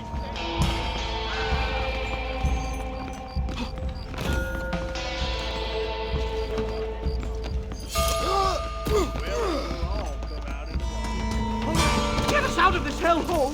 Easy!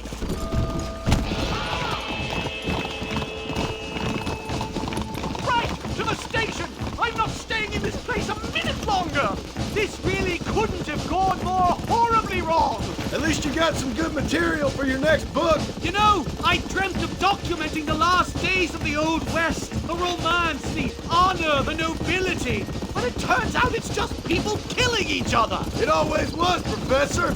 And the Old West ain't quite dead yet. Oh, I know, Mr. Marston. Believe me, I know. My research is complete. Much as I thought. There's no civilizing this savage land. I could have told you that for nothing. Ah, but they'll give me a prize in New Haven for this. Well, they bloody better. Well, goodbye, Mr. Marston. Best of luck, dear friend.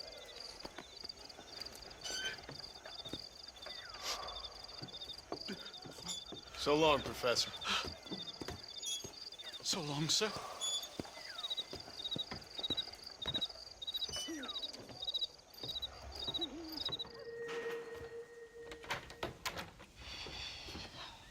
What a pleasant surprise, Mr. Marston.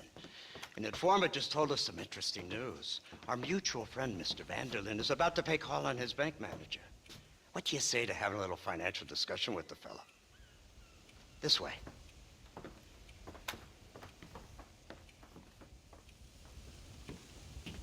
Let's get up on the roof. We'll have a clear shot at them from there.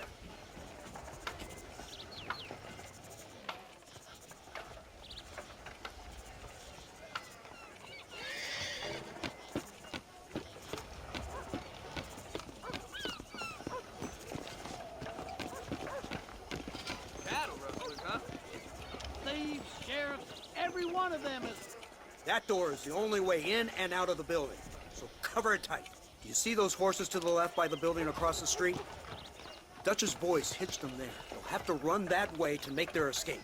Don't start shooting until they're out in the open. If we spook them, they might retreat back and hole up inside. Don't shoot till I give you the signal. Keep your sights trained on that bank door. Boy, I'm gonna delight in finishing you! Nobody shoots until I say. Don't shoot! That man is a hostage! You're gonna lose! You know why? Because you ain't... They shot him dead! They're coming out! Gun them down!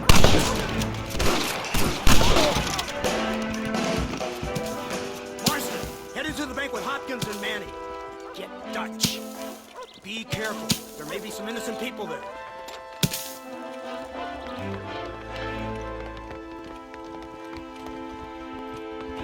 We can take them! Let's move! They'll cover the windows from up top! This way! Shoot them! Oh, it's nice to see you, John. Hello, Dutch. How's Abigail? Well, I hope. Ain't seen her for a while. 'Cause you've been chasing me? Let the woman go, Dutch. Of course. Of course. How's your little boy? He ain't so little now. No, he must be what? 15? 16? Doesn't time fly? Don't adjust. It's over, man. Of course. Of course. I surrendered, John. You're the master now. I've been my master since you left me to die. We all make mistakes, John. I never claimed to be a saint, but equally, I never took you for an errand boy. Just trying to help my family, Dutch. By making compromises we all have to. Now let her go. It's over. You want the girl, John? You always were the romantic sort. You know, gentlemen, this man here, oh, he married a whore. Used to ride with us. We all had her. Oh, but he married her. And you know that makes him a better man than us. He's a better man. Have the girl, John. Easy, Dutch. She's a parting gift from me. No! God damn! I don't see him! What the hell happened in there? This is your fault, Marston. You got a gun too, Sheriff. You waited too long. Next time I'll just shoot the girl. That's enough. Come on, let's find the bastard. Get on your horses. I just saw Dutch make a run for it. Yeah, Abraham, yeah!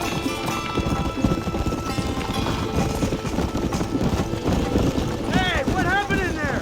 We saw Vanderlyn escaping from some men. He stole off with the bank manager in an automobile. Let's just say, Dutch ain't gone and got himself saved.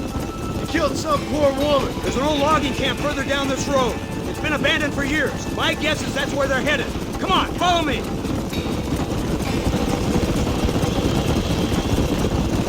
So that's the great Dutch? What a role model! The man who made you who you are. I guess so. Has he changed? No, still the same crazy bastard he turned into. How was it seeing him after all this time? Hug on your heartstrings? It kind of reminds me of you. Violent piece of shit who went and confused himself with God. Isn't that sweet of you? And now you must kill him. Your side is chosen. My side ain't chosen. My side was given. I'd kill you 100 times before I killed Dutch, if it was an option. Hallelujah! I think we're finally reaching an understanding, Mr. Marston.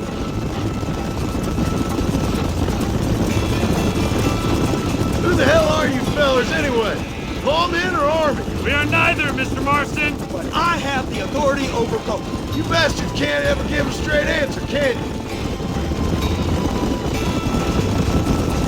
There's the car. They must abandon it and continue on foot. Easy. Where's Dutch, Marston? He got away. Scared to shoot him? Too much to handle? When the opportunity presents itself, I'll put a bullet in him, don't you worry. Won't like myself for doing it, but I'll do it. Ah, good man, good man. You know, at the end of this, you'll probably get a medal. I know I shall.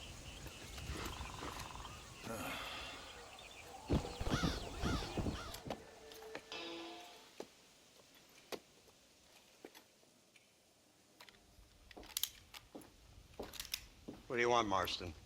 My family. I've done what you asked. No, you haven't. This is the land of opportunity, and I gave you the opportunity to save your family, and you failed. How could I possibly reward you? Marston, you're a public menace. We should have had you killed. I wish you had. But since you didn't, where's my family? Oh, spare me the noble savage fall on the sword tripe, will you, old boy? It's nauseating. You don't wish to be dead. You're an insignificant creature desperately clinging on to life like the rest of the scum in this town. Yeah, I know it's tough. You like Dutch. He's a charming fellow. He makes sense. He's like one of those nature writers from back east. Only he takes things a tiny little step too far. Rather than just loving the flowers and the animals and the harmony between man and beast, he shoots people in the head for money and disagreeing with them. He's a goddamn killer. Now,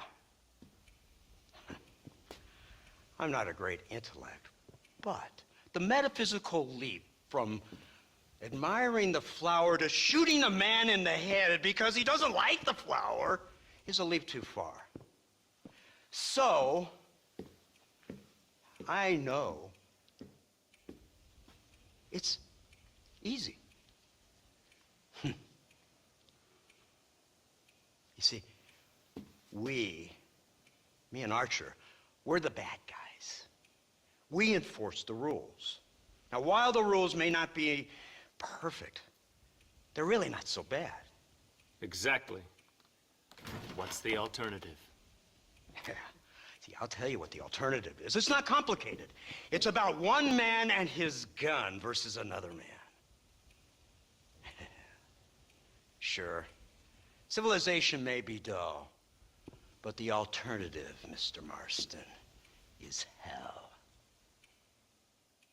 And the way you enforce this civilization, this freedom for men to like or not like flowers, or whatever in God's name you were just talking about, is to kidnap a man's wife and son?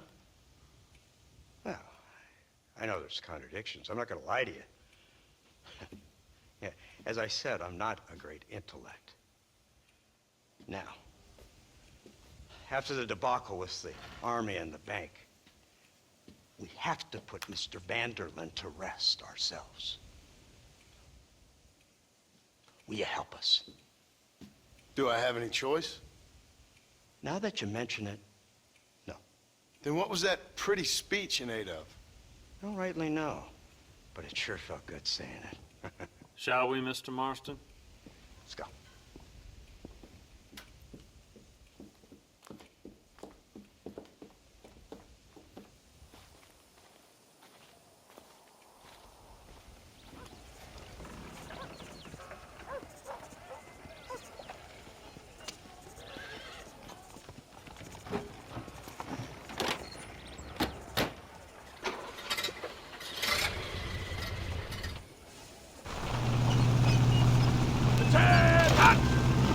Keep your finger off that trigger until we get out of Blackwater. Go quick! Take a look at this thing! Have you seen this? It's got a gun on the back! In all my born days, I never seen such a thing. Iron Dragon! That's the devil's working iron. They told me about these. The Army's been building them in secret. Oh my God! What kind of automobile is that? This killing machine of yours seems to be turning a few heads. Our armed forces have no equal. We have made incredible progress the past few years. Is that what you And call this it? isn't much more than a simple prototype. You should see what they're working on in Virginia. Soon there will be no war we can't win. The Army has made camp a little way outside town. They put word out a large cache of ammunition and food is stored there. Vanderlyn's gang needs constant supplies, so that should be enough to draw him in. No mistakes this time. You hear me, Marston? I thought you were talking to Fordham.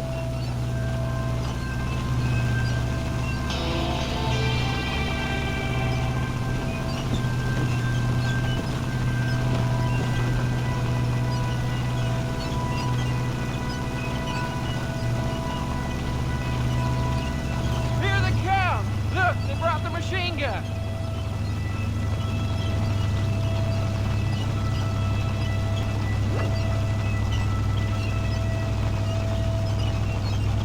What's the word, Captain? We spotted one of Dutch's men about an hour ago. I think he took the bait. Let's get in position then.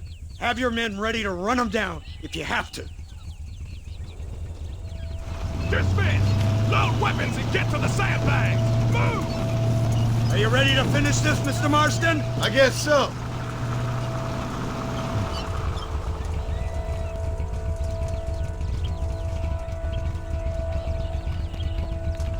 Everybody stay alert.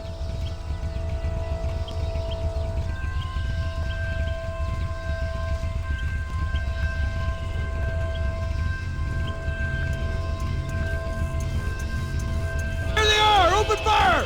Stop doing that! They are retreating! Cease fire and mount up! We're going after them!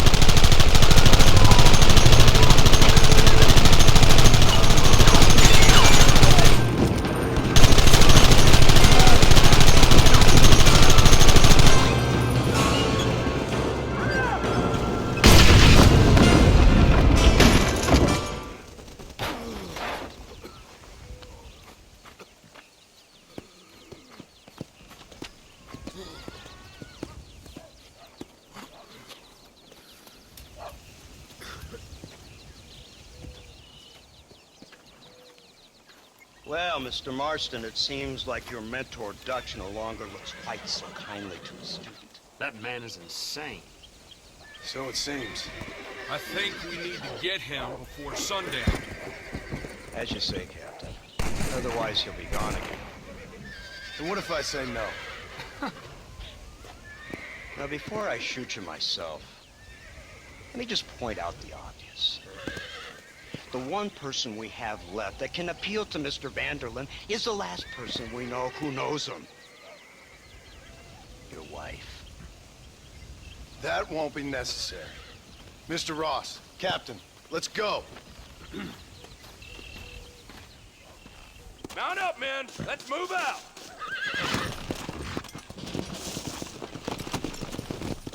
Come on.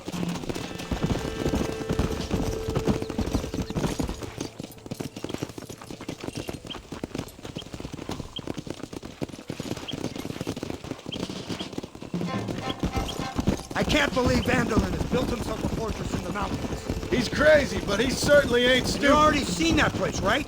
McDougal told me you went up there with that Indian chap. I seen it all right. We'll be lucky to last 5 minutes with this many men. Yeah, come on. Governor Johns is going to be very pleased. Nate Johns? What's he got to do with any of this? Let's just say he has a vested interest in cleaning the filth out of this region. I don't think our old friend Dutch realizes what a great favor he has done us, inciting all this hate among the natives. Like you needed an excuse.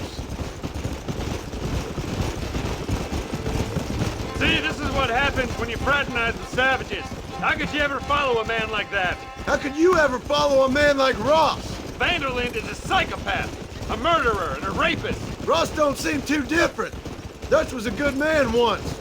Far better man than you. So what made him this way? I don't know. Bastards like you. Seeing that things never change. I hope you're ready to finish this mess. Anything to get you sons of bitches off my back. There's always somebody watching, Mr. Marston. I thought you'd have gleaned that much by now. You think you're so clever, don't you? No, it's you who thought you were clever. You thought you could just walk away from your old life. Make no mistake, we have been watching. Don't speak to me! You're really an ungrateful slug, Marston. Instead of punishing you for your crimes, we are giving you a chance to kill the men who betrayed you. All we need now is Father Christmas. You didn't have to punish my wife, too! Oh, please. She's hardly innocent. Don't you talk about her like that! Oh, I would never talk ill of dear Abby. Do you call her Abby or Abigail? I prefer Abby. Oh, I like the woman. A little rough for my taste, but very pleasant. I can't wait to put a bullet in your head. When will this be over? It's you who's been dragging it out, not us. We sent you to Fort Mercer with the simple task of killing Bill Williamson. Next thing you know, you're running all over Mexico like a headless chicken. And now it's Dutch. He's the last one of your merry band, is he not? Then you can go back to your farm, or what's left of it. If need be, you can always send your wife back out to work. I hear she works hard. Go to hell! This old gang of yours just won't die easily, will it? I wonder how many deaths you are all responsible for. How much money you took from pockets of hard-working citizens. We did more for the people with the money we took than the damn government ever did. Good God! This flawed philosophy of yours again. If you wish to argue the finer points of ethics, I suggest you learn to read first. And I suggest you learn how to shoot people in the front, not the back.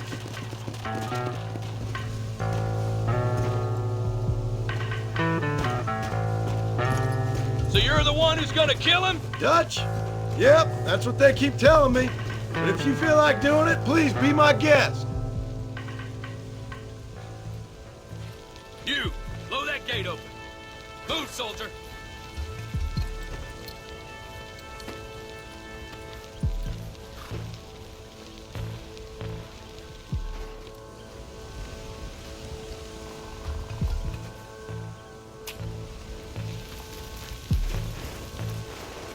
Go! Get down!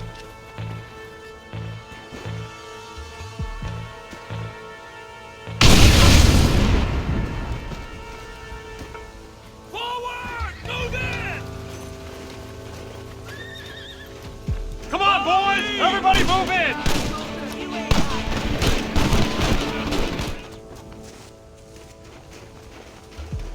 Right, Marston. We'll take 2 men with us. The rest will stay here and take care of the wounded. They'll plant charges at the gate. You and I'll provide the cover fire. This is it, men. Let's get that gate down. Keep them covered now, Marston. Hold them off! We need time to set the explosives! It's gonna take more than one of you, partner! Take cover, men! You tend to your wounded. I gotta face Dutch alone.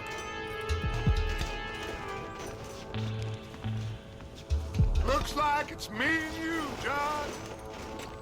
You should have stayed at home. You better follow me. You idiot! The hell? Too close! God damn!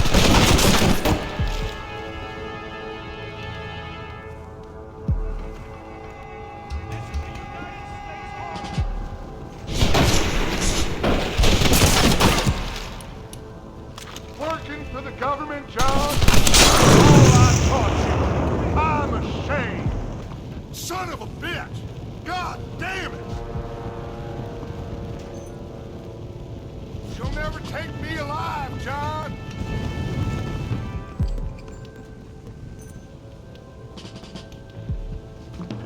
You're just like me, John.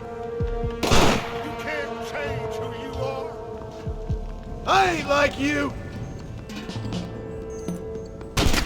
You can't erase the past, John. Killing me, it won't make it go away. That's where you're wrong.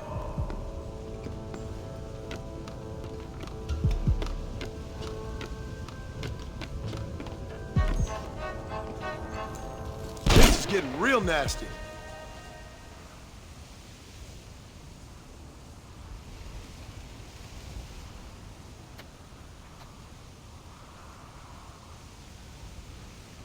Hello again, John. Hello, Dutch. We gotta stop meeting like this. Sure.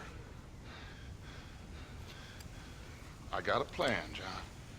You always got a plan, Dutch. This is a good one.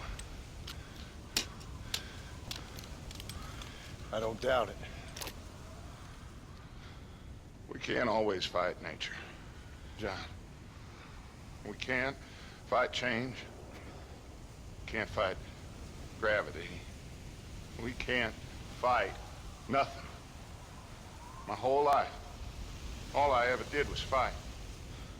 Then give up, Dutch. But I can't give up, neither. I can't fight my own nature. That's a paradox, John. You see? Then I have to shoot you. When I'm gone, they'll just find another monster. They have to. Because they have to justify their wages. That's their business.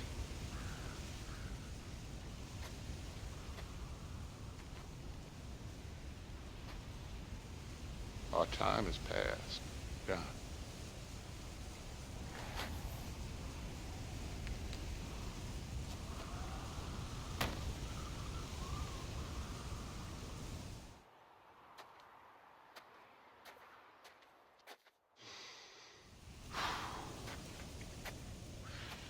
So at the end, you didn't have the guts to shoot him. The man's dead, Ross. Sure. Can I see your gun?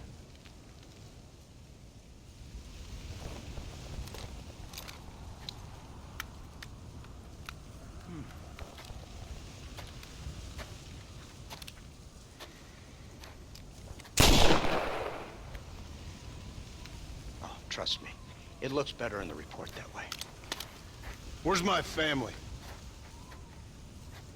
Your wife was killed in a prison riot last week. So, I'm only joking, dear boy. They were sent back to that Scrabble ranch of yours in Beecher's Hope. They're quite safe and sound. They better be. Thank you, Mr. Marston, for everything. I know this wasn't easy for you, but I have to say, you've done your country proud. Yeah, exactly. See you around, John. Try to stay out of trouble. Come on, Archer. Let's go find somebody else we can annoy.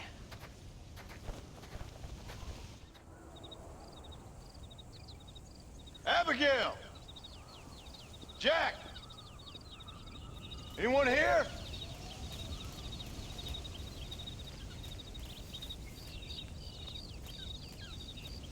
Anyone home? Oh, darling. I never thought I'd see this day again. You no-good hillbilly piece of shit! I thought you was dead! I thought you was dead, John, huh? Where you been? Where you been? You know where I've been, darling. You know. You saw Dutch, didn't you? Yeah, I saw him. And Bill? Yeah, I saw him too. And you didn't go back to him? I left that life. Just as you left yours. How'd they treat you? Oh, I can take care of myself, John. One guard got funny on me one time, but I wasn't so ladylike and he didn't try it again. Nor no one else. How's the boy? Oh, like you. And like me. Well, he's like a kid growing up without a father. That ain't fair. What is fair? Well, some trees flourish, others die. Some cattle grow strong, others are taken by wolves. Some men are born rich enough and dumb enough to enjoy their lives. Ain't nothing fair, you know that. We tried to change. I mean, ain't that what you're supposed to do? We did change.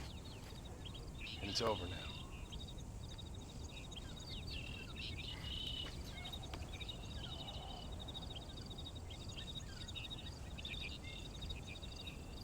Jack! Jack, come here, boy. Hello, sir. Come here. How you been? Coyotes ate all the chickens and poachers took the cattle. I tried, Father. I tried. I know you did, son. I know. Don't you go blaming me, boy. Don't you go blaming me. I ain't blaming no one, old man, but since you're still alive, there's 4 mouths to feed. And no cattle. That's a nice way to greet somebody. Why don't I get a warm and tender embrace? Consider the fact I ain't put a bullet in your embrace, old man. You were supposed to look after the place. I did. Well, I did my best. Thing is, there was too many of them. I thought you was dead. I wasn't drinking. Hold your excuses until you figured out which one to use. Jack, go get your bags packed, boy. We got work to do. We leave in the morning. Go on. Yes, sir. Where are you going? Well, it's getting kind of dark now, but in the morning we've got to go get ourselves some more cattle. I've got friends at McFarland's ranch. It's over in Hittigan's Stead who can sell us some. Now, Abigail, I hope you learn to cook. Yes. Didn't I say, rather than some prison, they actually kept me incarcerated in a cooking school for young ladies.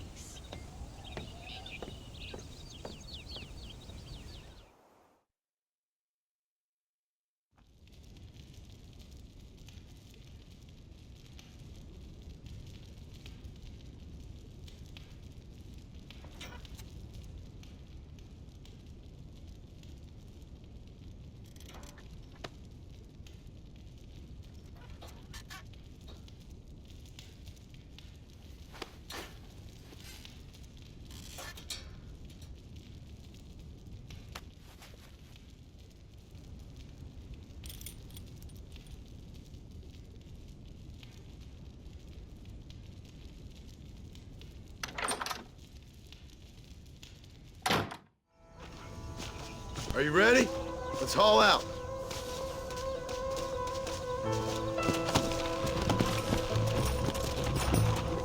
Let's go!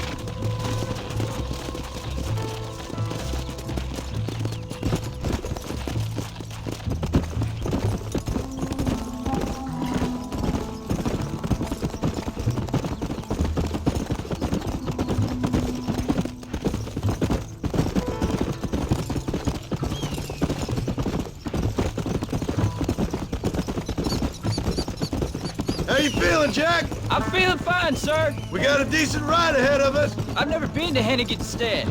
How do you know these ranchers? I met them while I was away. The McFarlands are good people. We need folks we can trust right now. Met them how? I was sick and they looked after me. Sick how? You sure got a lot of questions. I don't often get a chance to ask them. Was it a gentleman's complaint? What do they call it? The morning drip? Good God, boy, no! Where do you learn these things? Uncle told me about it. Well, he'd know, the dirty old fool. No, I just got weak for a while. Acted foolishly, got in trouble. Guess I was a little out of practice.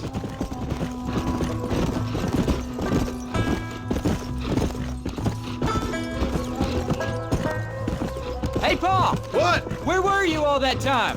Where'd you go? What'd your mother tell you? She said it was some kind of important government business. That's about right.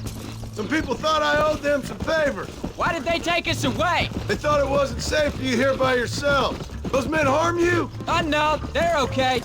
Some of them even told me stories. I think I'd like to be a government man one day. Or a politician. I'd rather you chose an honest profession. Like you mean? I know I ain't been the best father, Jack. I made some bad choices. But all that life, it's over now.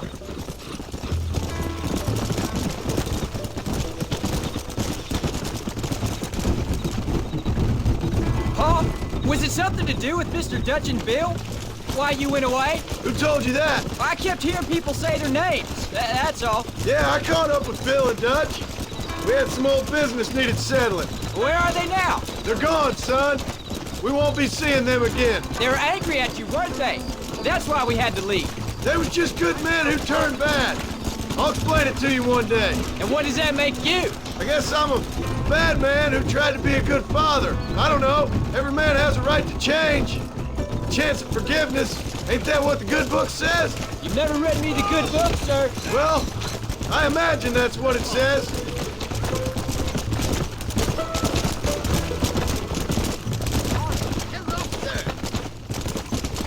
So, you ready to learn about herding cattle? I've never seen you herd anything, Pa.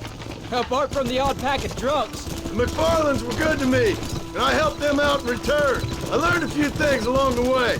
Wait till you see their ranch. What ours will be one day. I read in the newspaper that ranching's dead. Soon it'll just be factories and businesses around here. You shouldn't believe everything you read. I was thinking, maybe I might be a businessman. I thought you wanted to be a writer. Well, I could be both. A rich industrialist who writes novels about the Old West on the side. You can be whatever you want, son, but for now, let's concentrate on getting some food on the table. Unless you're planning on striking literary gold in the next day or two, that is.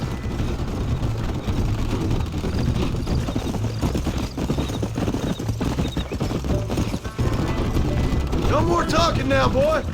We need to save our energy for that herd. There's the ranch.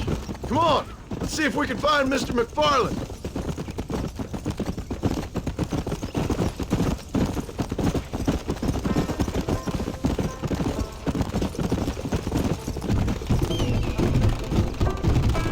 Easy. John Marston. Now, there's a face I thought I'd never see again. Some of our public servants in Blackwater sent you back on another homicidal errand to protect and save us from Lord only knows what. Thankfully not, sir. I was hoping you might still be able to sell me some cattle. My boy, it would be a pleasure. Bonnie's out in the crowd now. She'll be more than happy to help you. Take care now, Mr. McFarland. Good luck. All right, Jack. You're gonna have an important job. I want you to lead the herd while I drive them from the back. Keep us all moving in the right direction. Sure, Paul. I can do that, no problem. And if you see cows straying off, can you help me round them up? I'll do my best, sir.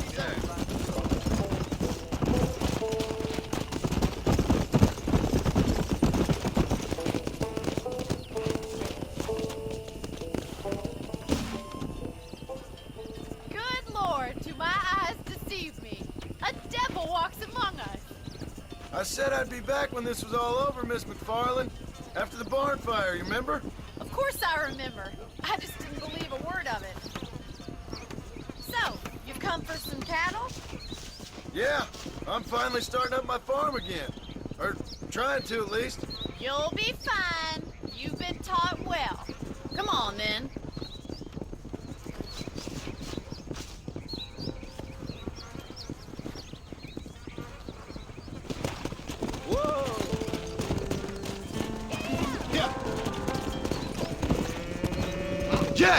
stay front!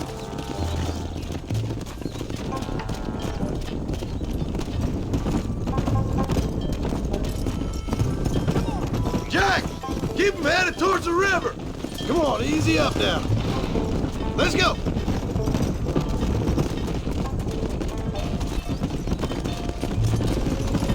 I'll ride with you until you get them off the ranch. Good luck, John! Come back and see you sometime! So, what happened? Last I heard you were headed for some exotic escapade in Mexico. It's a long story. Too long to tell without a drink in my hand. Back to the riddles, I see. And Mr. Williamson? Let's just say Bill and I settled our differences.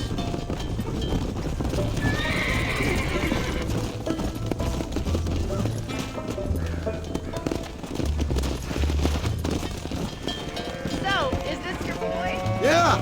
Say hello to Miss McFarland, Jack! Ah, the arrogance of youth. He gets a little fur on his lip and he thinks he knows best all of a sudden.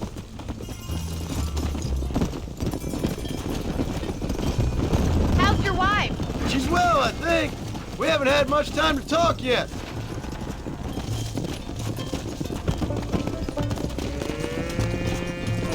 How's the ranch? We're surviving, but it hasn't gotten any easier. If you're still struggling, there's not much hope for me. Slow down. Looks like you got him under control. I best get back to Pa. Nice to see you again, Miss McFarland. And thanks for Call everything. me Bonnie, you dope. Here, Jack! We need to move him across the river. Come on, easy up now. Here we are. I'm proud of you, son. Thanks, Pa. That's gotta be more exciting than those books of yours. Sure. If nearly getting killed is your idea of excitement. Nice work, son. We made it. You did real good out there. Go on. Hit your horse and wait for me by the stable. There you go. Slow it up now. That's a fine herd we got ourselves. Did a good job, son. Nice shooting. Thanks, Pa. Make a rancher of you yet.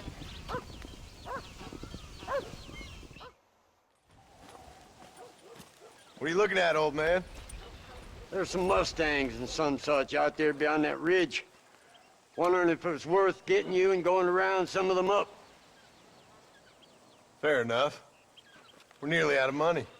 Ranch is in turmoil. We may not make it through the winter. What could we possibly want with some good quality horses? Come on. That tone of voice ain't so becoming on you. Makes you seem all pent up and angry like some Blackwater would-be business tycoon with a bad case of hemorrhoids. I'll give you a bad case of someone just shot me in the head if you don't hurry up. Are you gonna mount up, kid?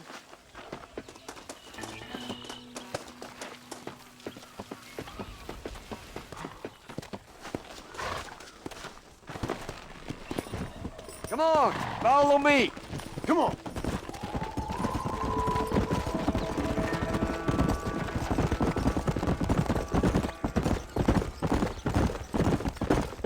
Why you gotta act so diggity all the damn time? What happened to you? What were you gonna do? Just look at them horses all day? Well, God forbid I'd do anything around here without checking with His Royal Highness first. Yeah, you're real good at watching. That's about all you're good for, apart from bending your elbow. I can't do right for doing wrong. You're an ungrateful bastard, you know. I did my best when you was gone. Your best is like anybody else's worst. Come on, I'm getting old. I gotta start taking things easy. You've been taking things easy for 40 years.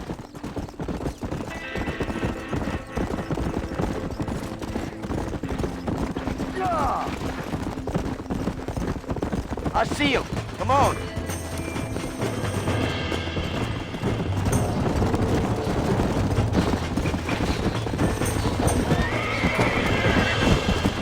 Whoa there. Steady. Wow. That's more like it. Whoa there.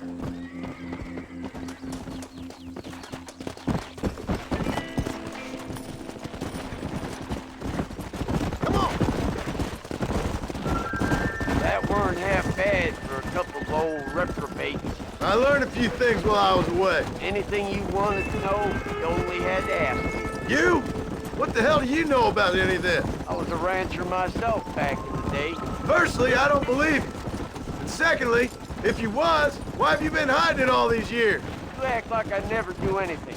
I do plenty. You're asleep half the day. The other half you're so drunk you couldn't hit the ground with your hat in 3 throws.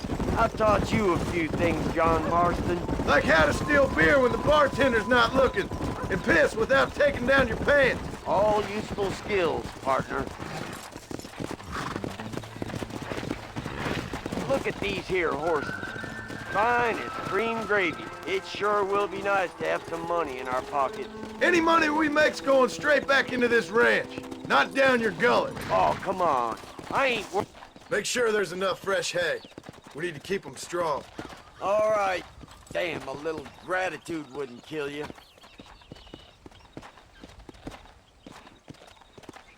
Not a bad day's work.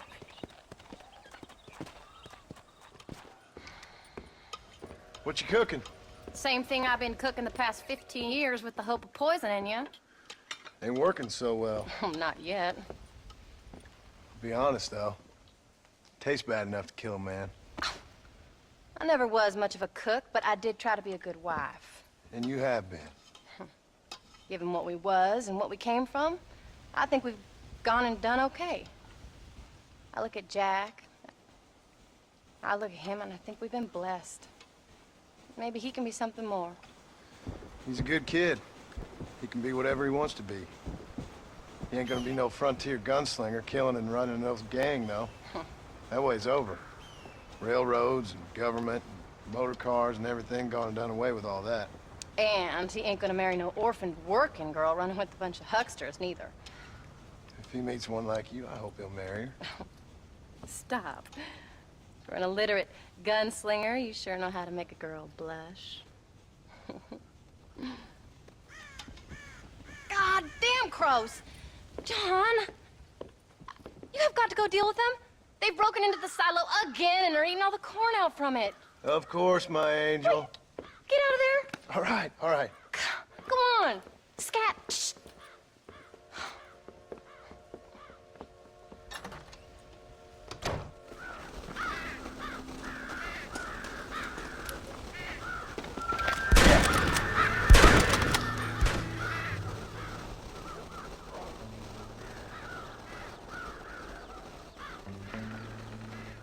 John, we got a telegram from some lady friend of yours, a Bonnie something or other. Something you ain't telling me? Bonnie McFarland. She's a friend.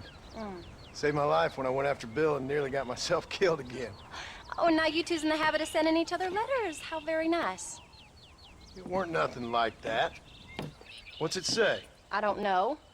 I can't... Well, you know I can't read. Give it here. You read that thing out loud? I ain't hiding nothing. Dear Mr. Marston, stop. Need corn sacks. Stop. Emergency. Stop. Weevils and moths ate entire county supply. Stop. Can you help? Not exactly the most romantic request now, is it? I guess not. She saved your life, you say? Yes, ma'am. Well, then you're gonna have to help her and her family out.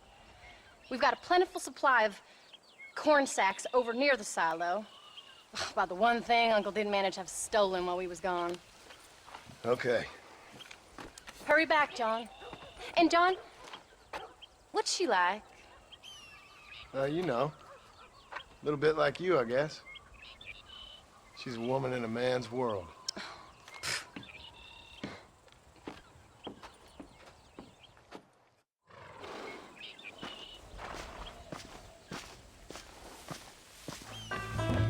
John, wait! I changed my mind. I'm coming with you. Well, come on then. Let's get going.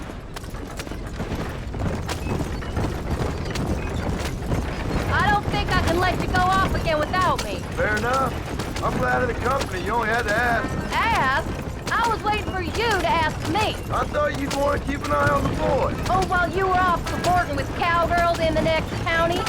I don't think so, John Marston. You only just got home. That Jack has seen enough of me for a lifetime. So, is she married? This Bonnie McFarland? No. What does she look like? I don't know. Pretty normal, I suppose. Normal? What? Normal like me? No. Normal as in 2 eyes, mouth, nose, that kind of normal. Besides, ain't no woman fine as you. Little flattery. Now we're finally getting somewhere. If you find yourself in a hole, the first thing to do is stop digging. Another pearl of wisdom from John Marston. I sure do miss those. I never took you for the jealous type, Abigail. I ain't jealous so much as curious. You heard what she wrote. It's just some corn. She saved my life, and she was decent enough to me, so I owe her this much at least. How did she save your life anyway? She found me half dead on the side of the road and took me to the doctor. Most folks would have left me there. Half dead from what? Bill didn't take so kindly to me visiting unannounced. Bill never did like surprises. How was he? Same as he was when we left. Angry and dumb. Taking his revenge out on the world. People down there was really scared of him. Of Bill? You gotta be kidding me. He was only frightening if he was afraid of dumb fools. Bill weren't so bad, but when Dutch went crazy, Bill took it hard. For a while, we all thought we'd found something right. Better way to live, but it was just a lie. So you saw before they did. Maybe. But they was still kind of a family. A family that left you for dead. You knew the truth, John, and they hated you for it. Where did they take you? Who? Those government bastards. Where did they hold you and Jack? I ain't sure. They kept their eyes covered there and back. Can't have been too far from here, though. They treat you right? It ain't the first time I've had a gun to my head, John. You're forgetting your marriage proposal. Very fun. No, they learned pretty quick what would happen if they laid a finger on me. Sons of bitches. It wasn't them or being there. I didn't care about that. I've been in far worse situations. It was the wait. I didn't know if you was coming back. Of course I was coming back. You were only supposed to be gone for a couple of days.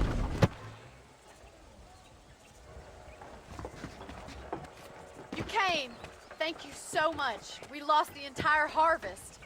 Miss McFarland, I'd like you to meet my wife, Abigail. Oh, ain't you quite the gentleman all of a sudden? It's a pleasure to meet you, Mrs. Marston. Likewise. Thank you for saving my husband's life. And for teaching the miserable goat some manners, among other things. I didn't teach him anything. I know better than to try to change a man. You should meet my father. Oh, people can change, Miss McFarland. John and I have to believe that more than anybody. This is a decent first harvest for you, John. You should be proud. That's good land you got there. How are you feeling, Mrs. Marston? From what your husband told me, it must have been awful for you. I've been through worse, and I knew he'd be back before too long. He can't cook a meal to save his life. Abigail, in my darkest hours, when I was most homesick, just the thought of one of your rat meat stews kept me pushing forward. Well, about as amusing as a weeping saddle sore, ain't he, Mr. Farland? If you're gonna start yammering about women's work, John, I'd say you might be in the wrong company. I'd say so, too. I never felt so outnumbered.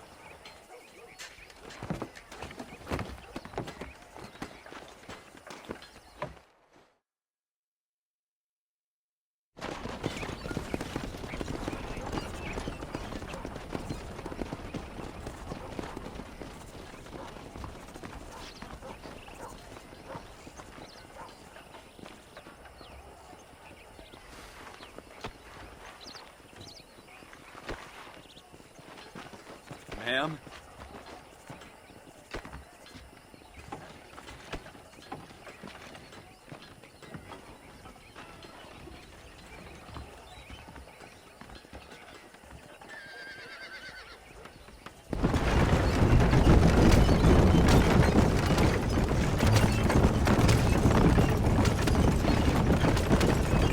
So that was the famous Bonnie. That was her, all right. She's pretty. She's normal. Like I said. Well, you always wanted to be a rancher. I'd have thought she'd be just your thing. The perfect rancher's wife, if I ever saw one. I already got a rancher's wife. I'm only teasing. I like her, and I'm glad she saved your life. Most of the time, anyway. The McFarlands are good people. She did blush redder than a shepherd's sunset when she saw you, though. I have that effect on women. You've clearly had one too many blows to the head. You ain't wrong about that, Mrs. Marston.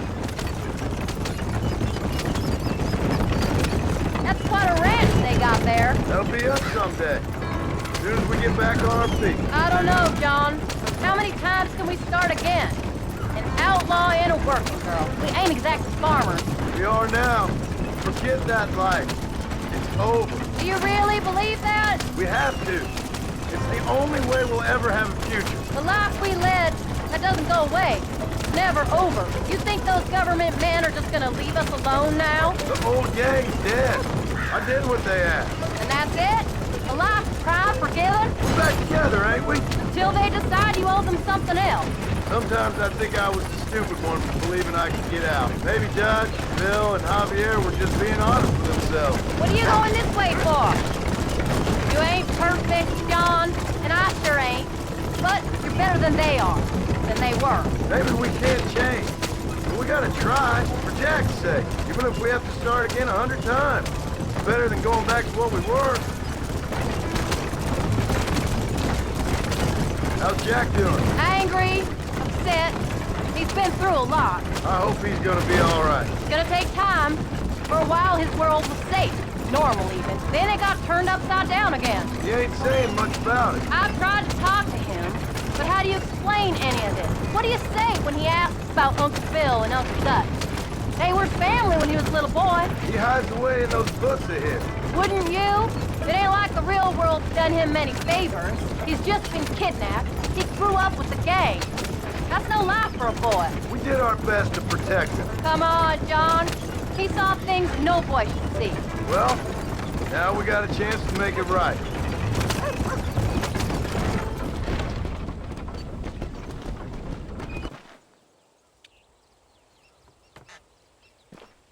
We did good today, John.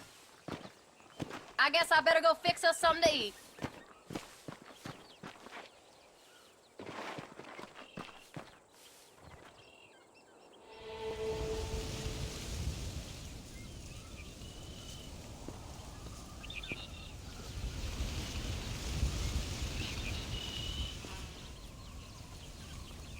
What's the book, boy? Nothing, sir. What's it about? Well, it's an adventure, sir. Set out in the West, and it tells this amazing story of how people killed the savage Redskins, and how this brave man, hunts the man who killed his father. Glad you're enjoying it. Talking of adventure, how'd you like to learn to track elk? Really big ones in the valley this time of year. We could use the meat. Well, I know you'd rather read your adventures. Trust me, this can be very enjoyable in its own way. I suppose maybe it's a little less dramatic. So, let's go, come on. You may get to see me get gored by some massive wild beast. Then you can write a story about that. Very funny, Paul. I've forgotten how funny he was. Grab your things.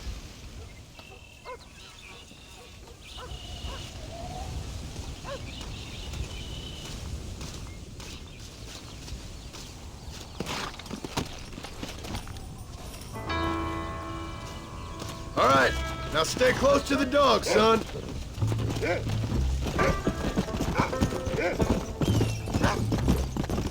When he finds something, you stay back and I'll show you how to make a kill. Whatever you say, sir. You sure you're ready for this? I guess so.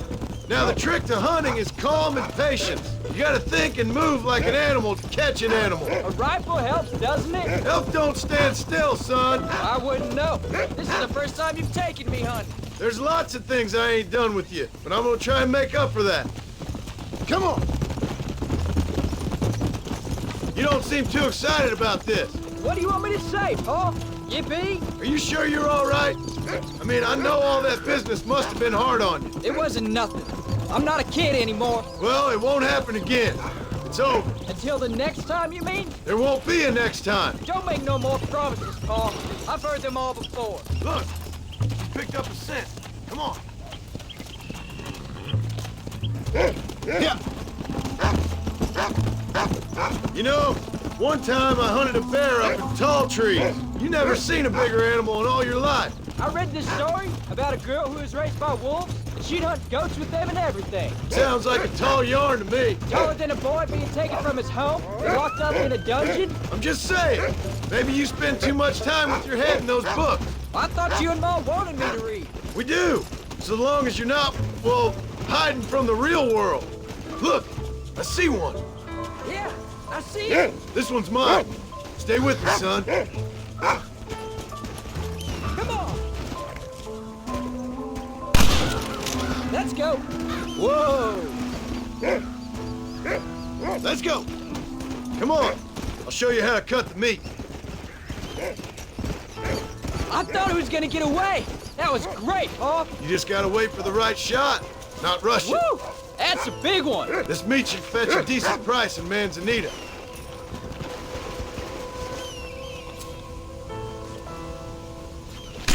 This'll fetch a good price.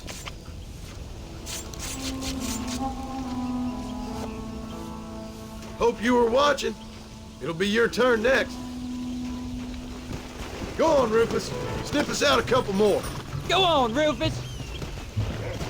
Yeah. You ready to take a shot, Jack? Of course, Paul. Remember, it's all about timing. Wait for your moment. Don't snatch at it. I know. I saw how you did it. There they are. Jack, come on. Yeah.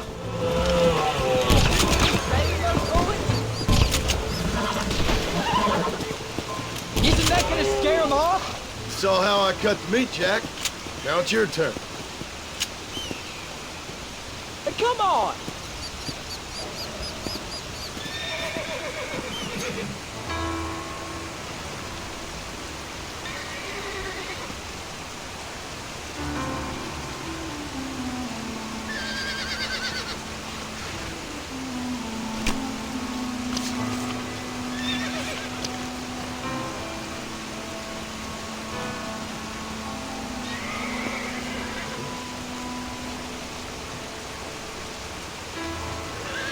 Nice work, son. You're a quick learner. Now, come on.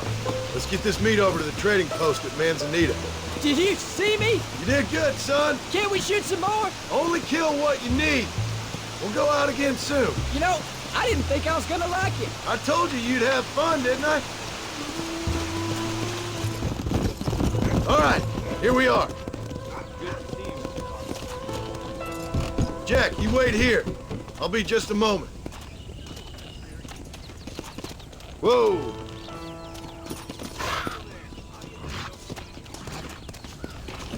Come on in. Los traidores practican brujería. Howdy, mister. Here we are. Enjoy the journey. That's all I got for you right now. Okay then. Bye. All done. Let's head home. There was a shootout every day last week. To learn something new every day.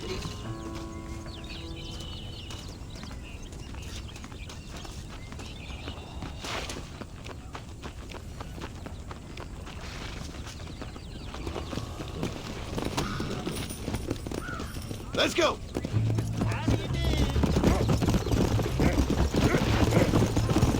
How much did you make? Never you mind.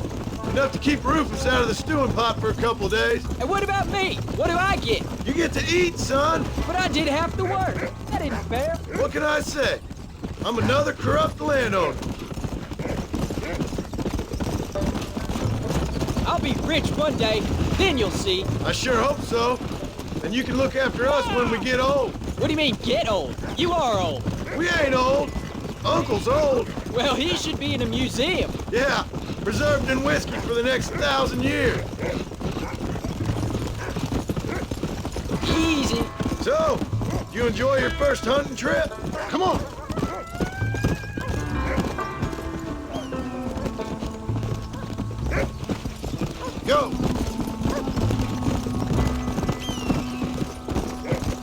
Giddy up!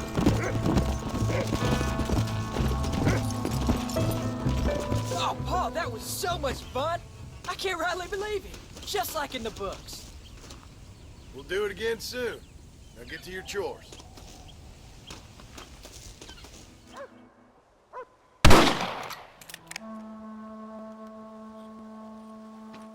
You're tensing up. I'm not. You are. Your back's tense and it's making the rifle jump. You're holding it wrong. Here, let me show you. I don't need you to show me, Paul. I guess not. Don't show me and you'll just run off again or something. It's better I teach myself. I ain't going nowhere. Whatever you say, Paul. Don't be like that. Sorry.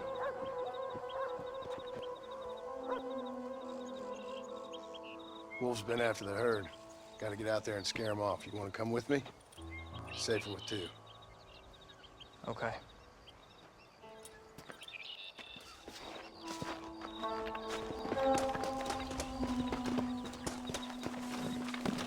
All right, let's go. Stay on Rufus now. Let's go.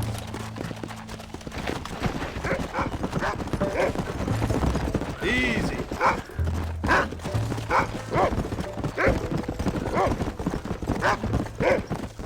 I can shoot. You know that. Why you gotta treat me like a kid? That's what fathers do. I'm just trying to look out for you. You can't just decide to be a father when it suits you. What about the rest of the time? Come on, Jack. That ain't exactly fair. 1 minute you're telling me to be a man, the next you're telling me I'm just a boy. It's gonna take a while for things to get back to normal. Normal? Was it ever normal? I don't know, but it'll get better, son. I promise.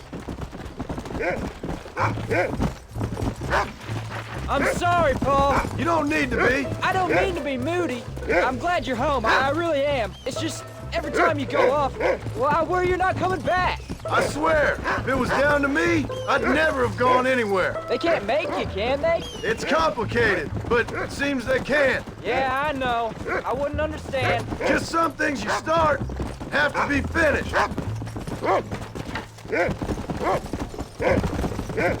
What was your father like? I didn't really know him.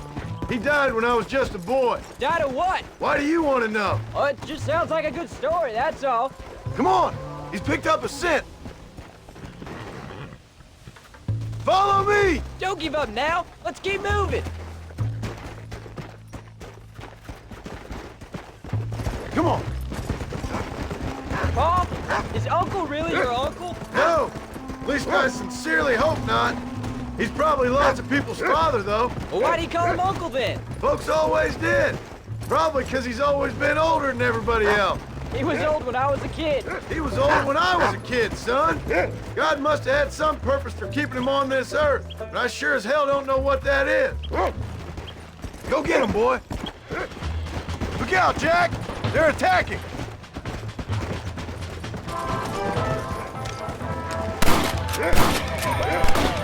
Don't give up now. Let's keep moving. That looks like all of them. Nice work, Jack. All right, we should head back now. We got out further than I thought. How many did we kill? They won't be after our cattle for a while. That was some good shooting, son. So can I go out hunting by myself now? Hold on there, cowboy. You ain't ready for that yet. One step at a time. Ah, please, Paul. We'll go out again soon. Catch something nice for your ma to cook. I reckon I could kill a bear, don't I ain't gonna tell you again, Jack. You don't leave the farm without checking with me first, you hear? Yes, sir, I hear you. Come on. Paul, can I ask you something? Of course. Were you a murderer? What? That place where they held us. Pop shouted at a guard one time, and he yelled that you were a murderer. Maybe. But I live my life believing there's a difference between killing and murdering. Not for the person who's dead. No. And I guess I've been both. That's how it goes. We all do what we have to survive. And sometimes it ain't pretty. In the end, we pay the price for what we did. Like those rustlers who attacked our cattle? Exactly. Look, when I was a kid, things were different. Rules were different, but that's over now. Yeah. You know, we could be outlaws, you and me. All we did was kill a few wolves. I'm happy with my 2 arms, if you don't mind. Just imagine it, though. John and Jack Marston, those wanted men in the West.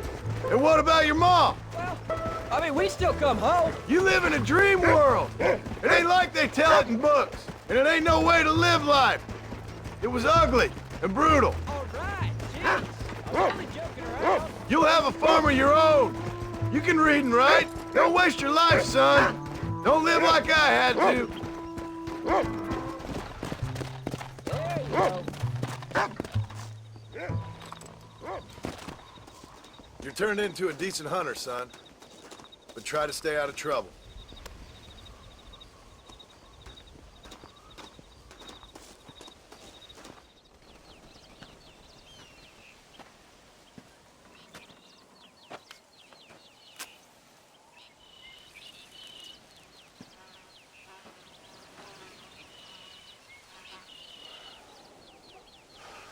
John! John! What is it, old man? It's Jack. The kid. Well, I just saw him out in the valley. Seems your tales of hunting got the better of him. He said he was going up to the pass, track down that grizzly that's been seen up there. Kid can't hunt a grizzly. Thing will eat him alive. I know. I tried to stop him. But you're worthless as a lawyer at a lynch. Damn you, old man. This is my son. Anything happens to him, you'll wish it was you that bear attacked.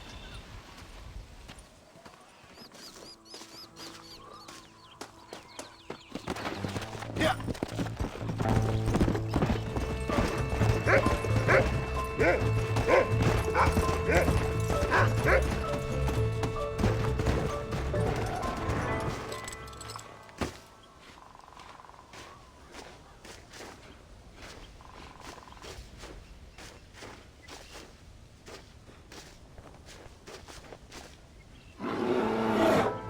Paul, help me! I'm hurt! Jack, stay down!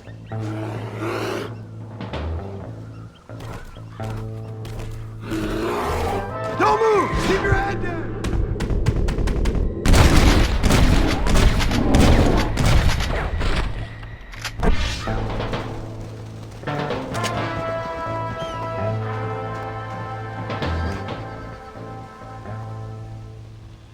What the hell were you thinking going off on your own? You're just a boy.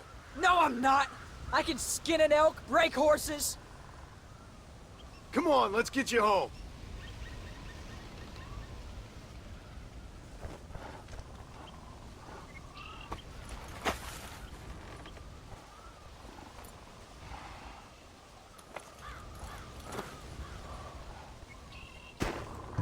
Now hold tight. You all right? Yeah, I think so. You're lucky to be alive, you stupid boy. What'd I tell you about going off by yourself? I go off by myself plenty. You just don't know about it. You're never around. So this is my fault? You disobeyed me. I was trying to prove myself. Prove what? By getting yourself killed? You're always telling me I read too many books, that I'm not a real man. I never said that. I just thought if I could do something you'd like, maybe you wouldn't go away again. Son, I ain't going anywhere. And believe me, neither are you for a real long time. What's your mother gonna say? I'm sorry, Paul. Please don't be angry. I ain't angry. I'm disappointed. Don't you ever run off on your own like that again. All right. I told you I was sorry. What would have happened if I hadn't come along? I don't know. I'd probably be dead. You'd be a pile of bones right now. What would you care? I'm just a nuisance to you anyway. That ain't true, Jack. I'd do anything for you. You know that. I guess there's only room for one hero in this family. Trust me, son. I ain't no hero. I'm just glad you're safe. Come on. Going after a grizzly? What were you thinking? You've only been hunting twice. I'm not a little kid anymore. What were you doing at my age? Bad things. Things nobody should do. But your ma and me, we didn't have what you had. Yeah, I know. I should be grateful. I'm not asking you to be grateful. I'm asking you to do what I say. before you get yourself killed. It's always one set of rules for you and another set for everybody else. You think I don't know what you did back in the old days? I'm not stupid. You could have fooled me. You think I didn't sit up and listen to Dutch and Bill telling all those stories? You think I don't know who you are? It ain't no secret I didn't get these scars falling over in church. But nobody tells me anything. You and Ma pretend like nothing happened. Oh, please don't stop. I don't feel too good. We just want a better life for you, son. Now rest. We'll have you home soon. Come!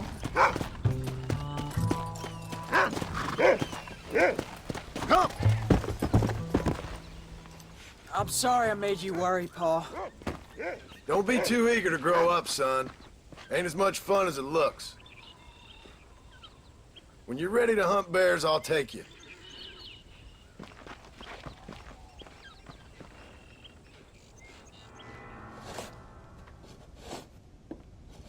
Hey, Jack. Hey, Paul. Need a hand with that? No, sir, I got it. Looks like you have. You know, you're real good with them tools. Thank you, Paul. You'll make this land real nice one day. Me and your mother will do our part. By the time your turn comes, hell, this could be the nicest farm in the county. Maybe, Paul.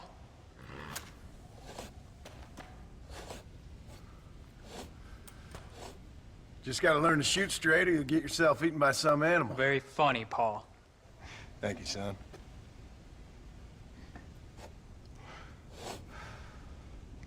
Soon it'll be quail season.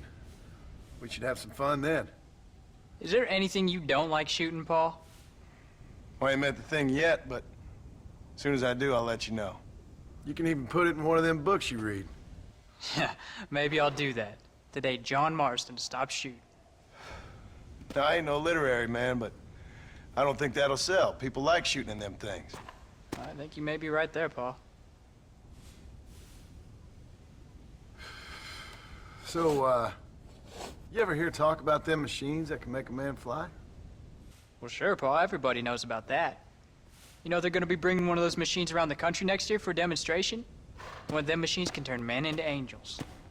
One of them machines can turn men into angels. John, come here. John, come here, quick.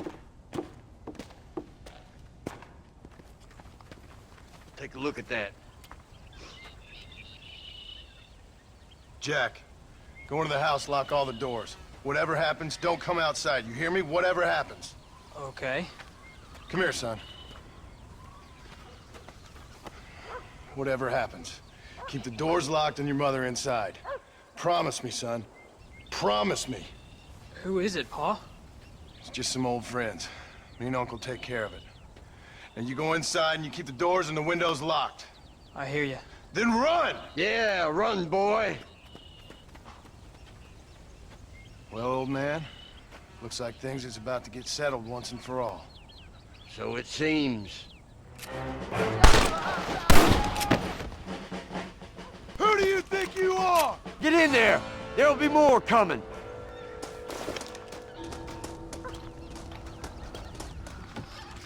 What are we gonna do now? What's wrong? What's happened? Stay inside, you hear? Like I said, there'll be more coming. Paul, what do they want? I don't know, son. Whatever it is, it ends here. Oh, look how many there are. They're gonna kill us, aren't they? No, I ain't gonna let that happen.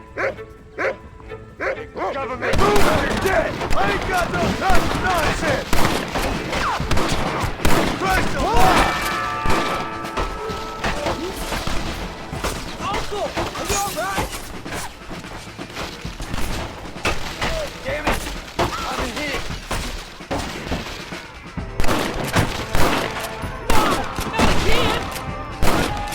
Run away, pal! Hang in there, Uncle! I'm gonna get you out of here safe! Ain't time, John.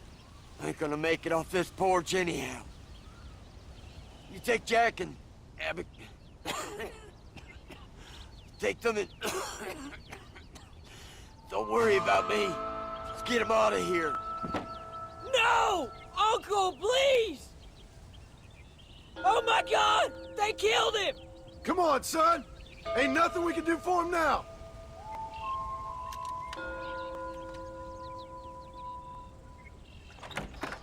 We're leaving the farm. I'll watch from the silo. You two go to the barn, get the horses ready. John! I'll meet you there.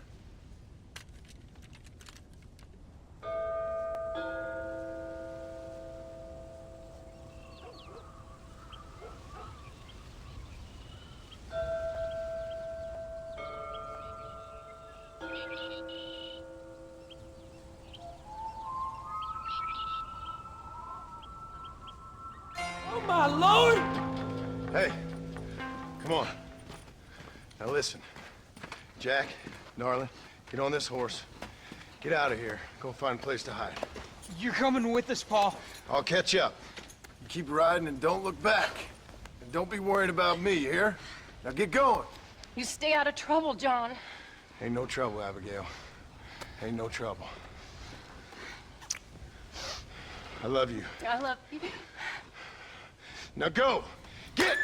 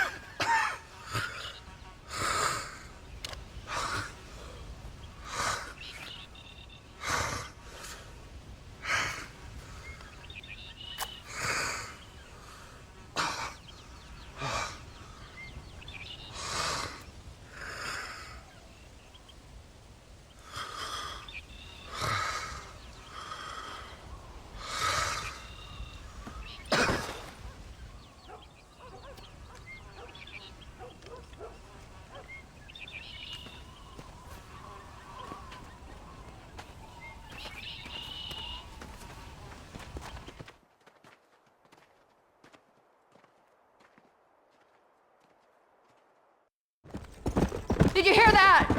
Jack, we have to go back for Pa. Let's go!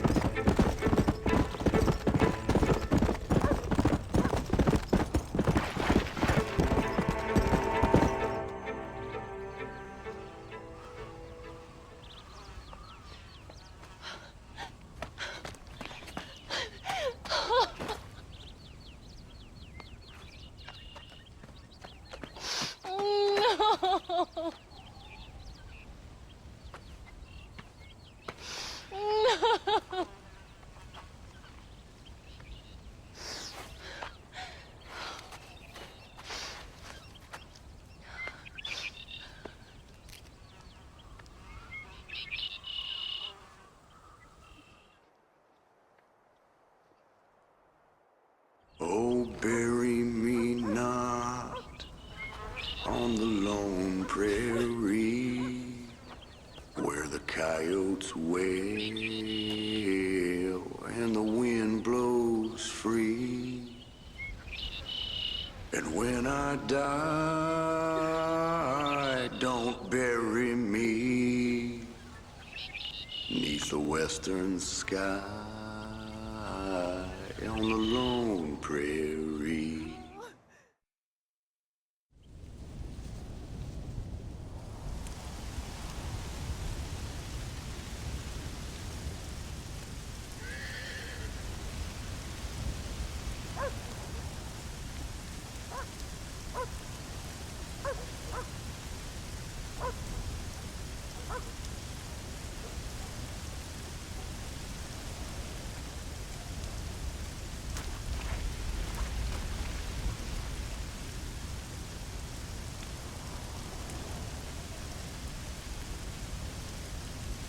Always rains when you don't want it to.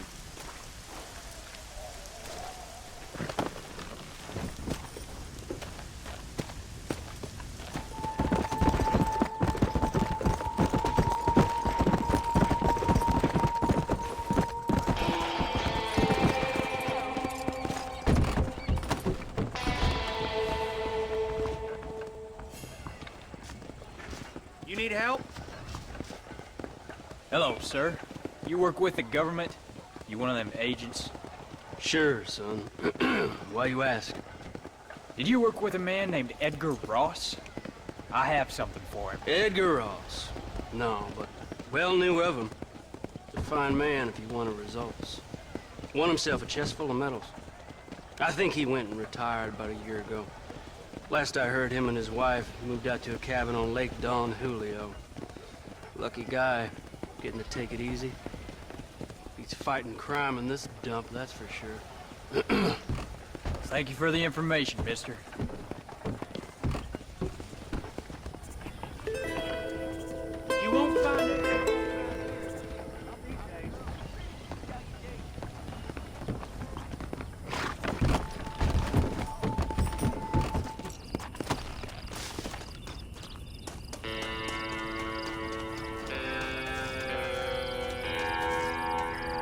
Just passing through, are you? Excuse me, ma'am. Hello, young man. Hi. What are you doing out here? Are you out visiting the lake with your family? No, ma'am. I was looking to deliver a letter to Edgar Ross. Oh, that husband of mine. That bureau just won't get its talons out of him, even though he's retired. Edgar gave them some of the best years of his life. They ought to let him retire in peace. They'll not rest till they've killed him with worry, and he's such a sensitive man. I'm sorry, I shouldn't get so angry. I don't suppose any of this is your fault. There's no need to worry about him nowadays. Well, where is he? He and his brother Philip went hunting on the south side of the San Luis River. Be careful crossing over. They were saying it was dangerous. I sure will, ma'am. And don't worry about a thing. I'm sure your husband will be just fine.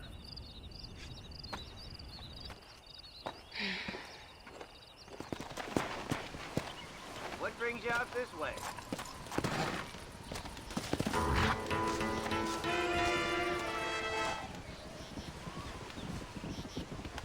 Hey there, mister. How's the hunting? Oh, pretty good, son. Got me a few rabbits, coyote, elk. Still looking for some trophies for the parlor. I've got a letter here for Edgar Ross. You know him? I heard he was down in these parts for his wife. Wish I know him. He's my brother. Gone down river, duck hunt. Must be a pretty important letter to have come all this way. Oh, yes, sir. Real important. I'll be on my way home as soon as I deliver this message. You best be off then. Just don't get on his bad side. He's got a filthy temper.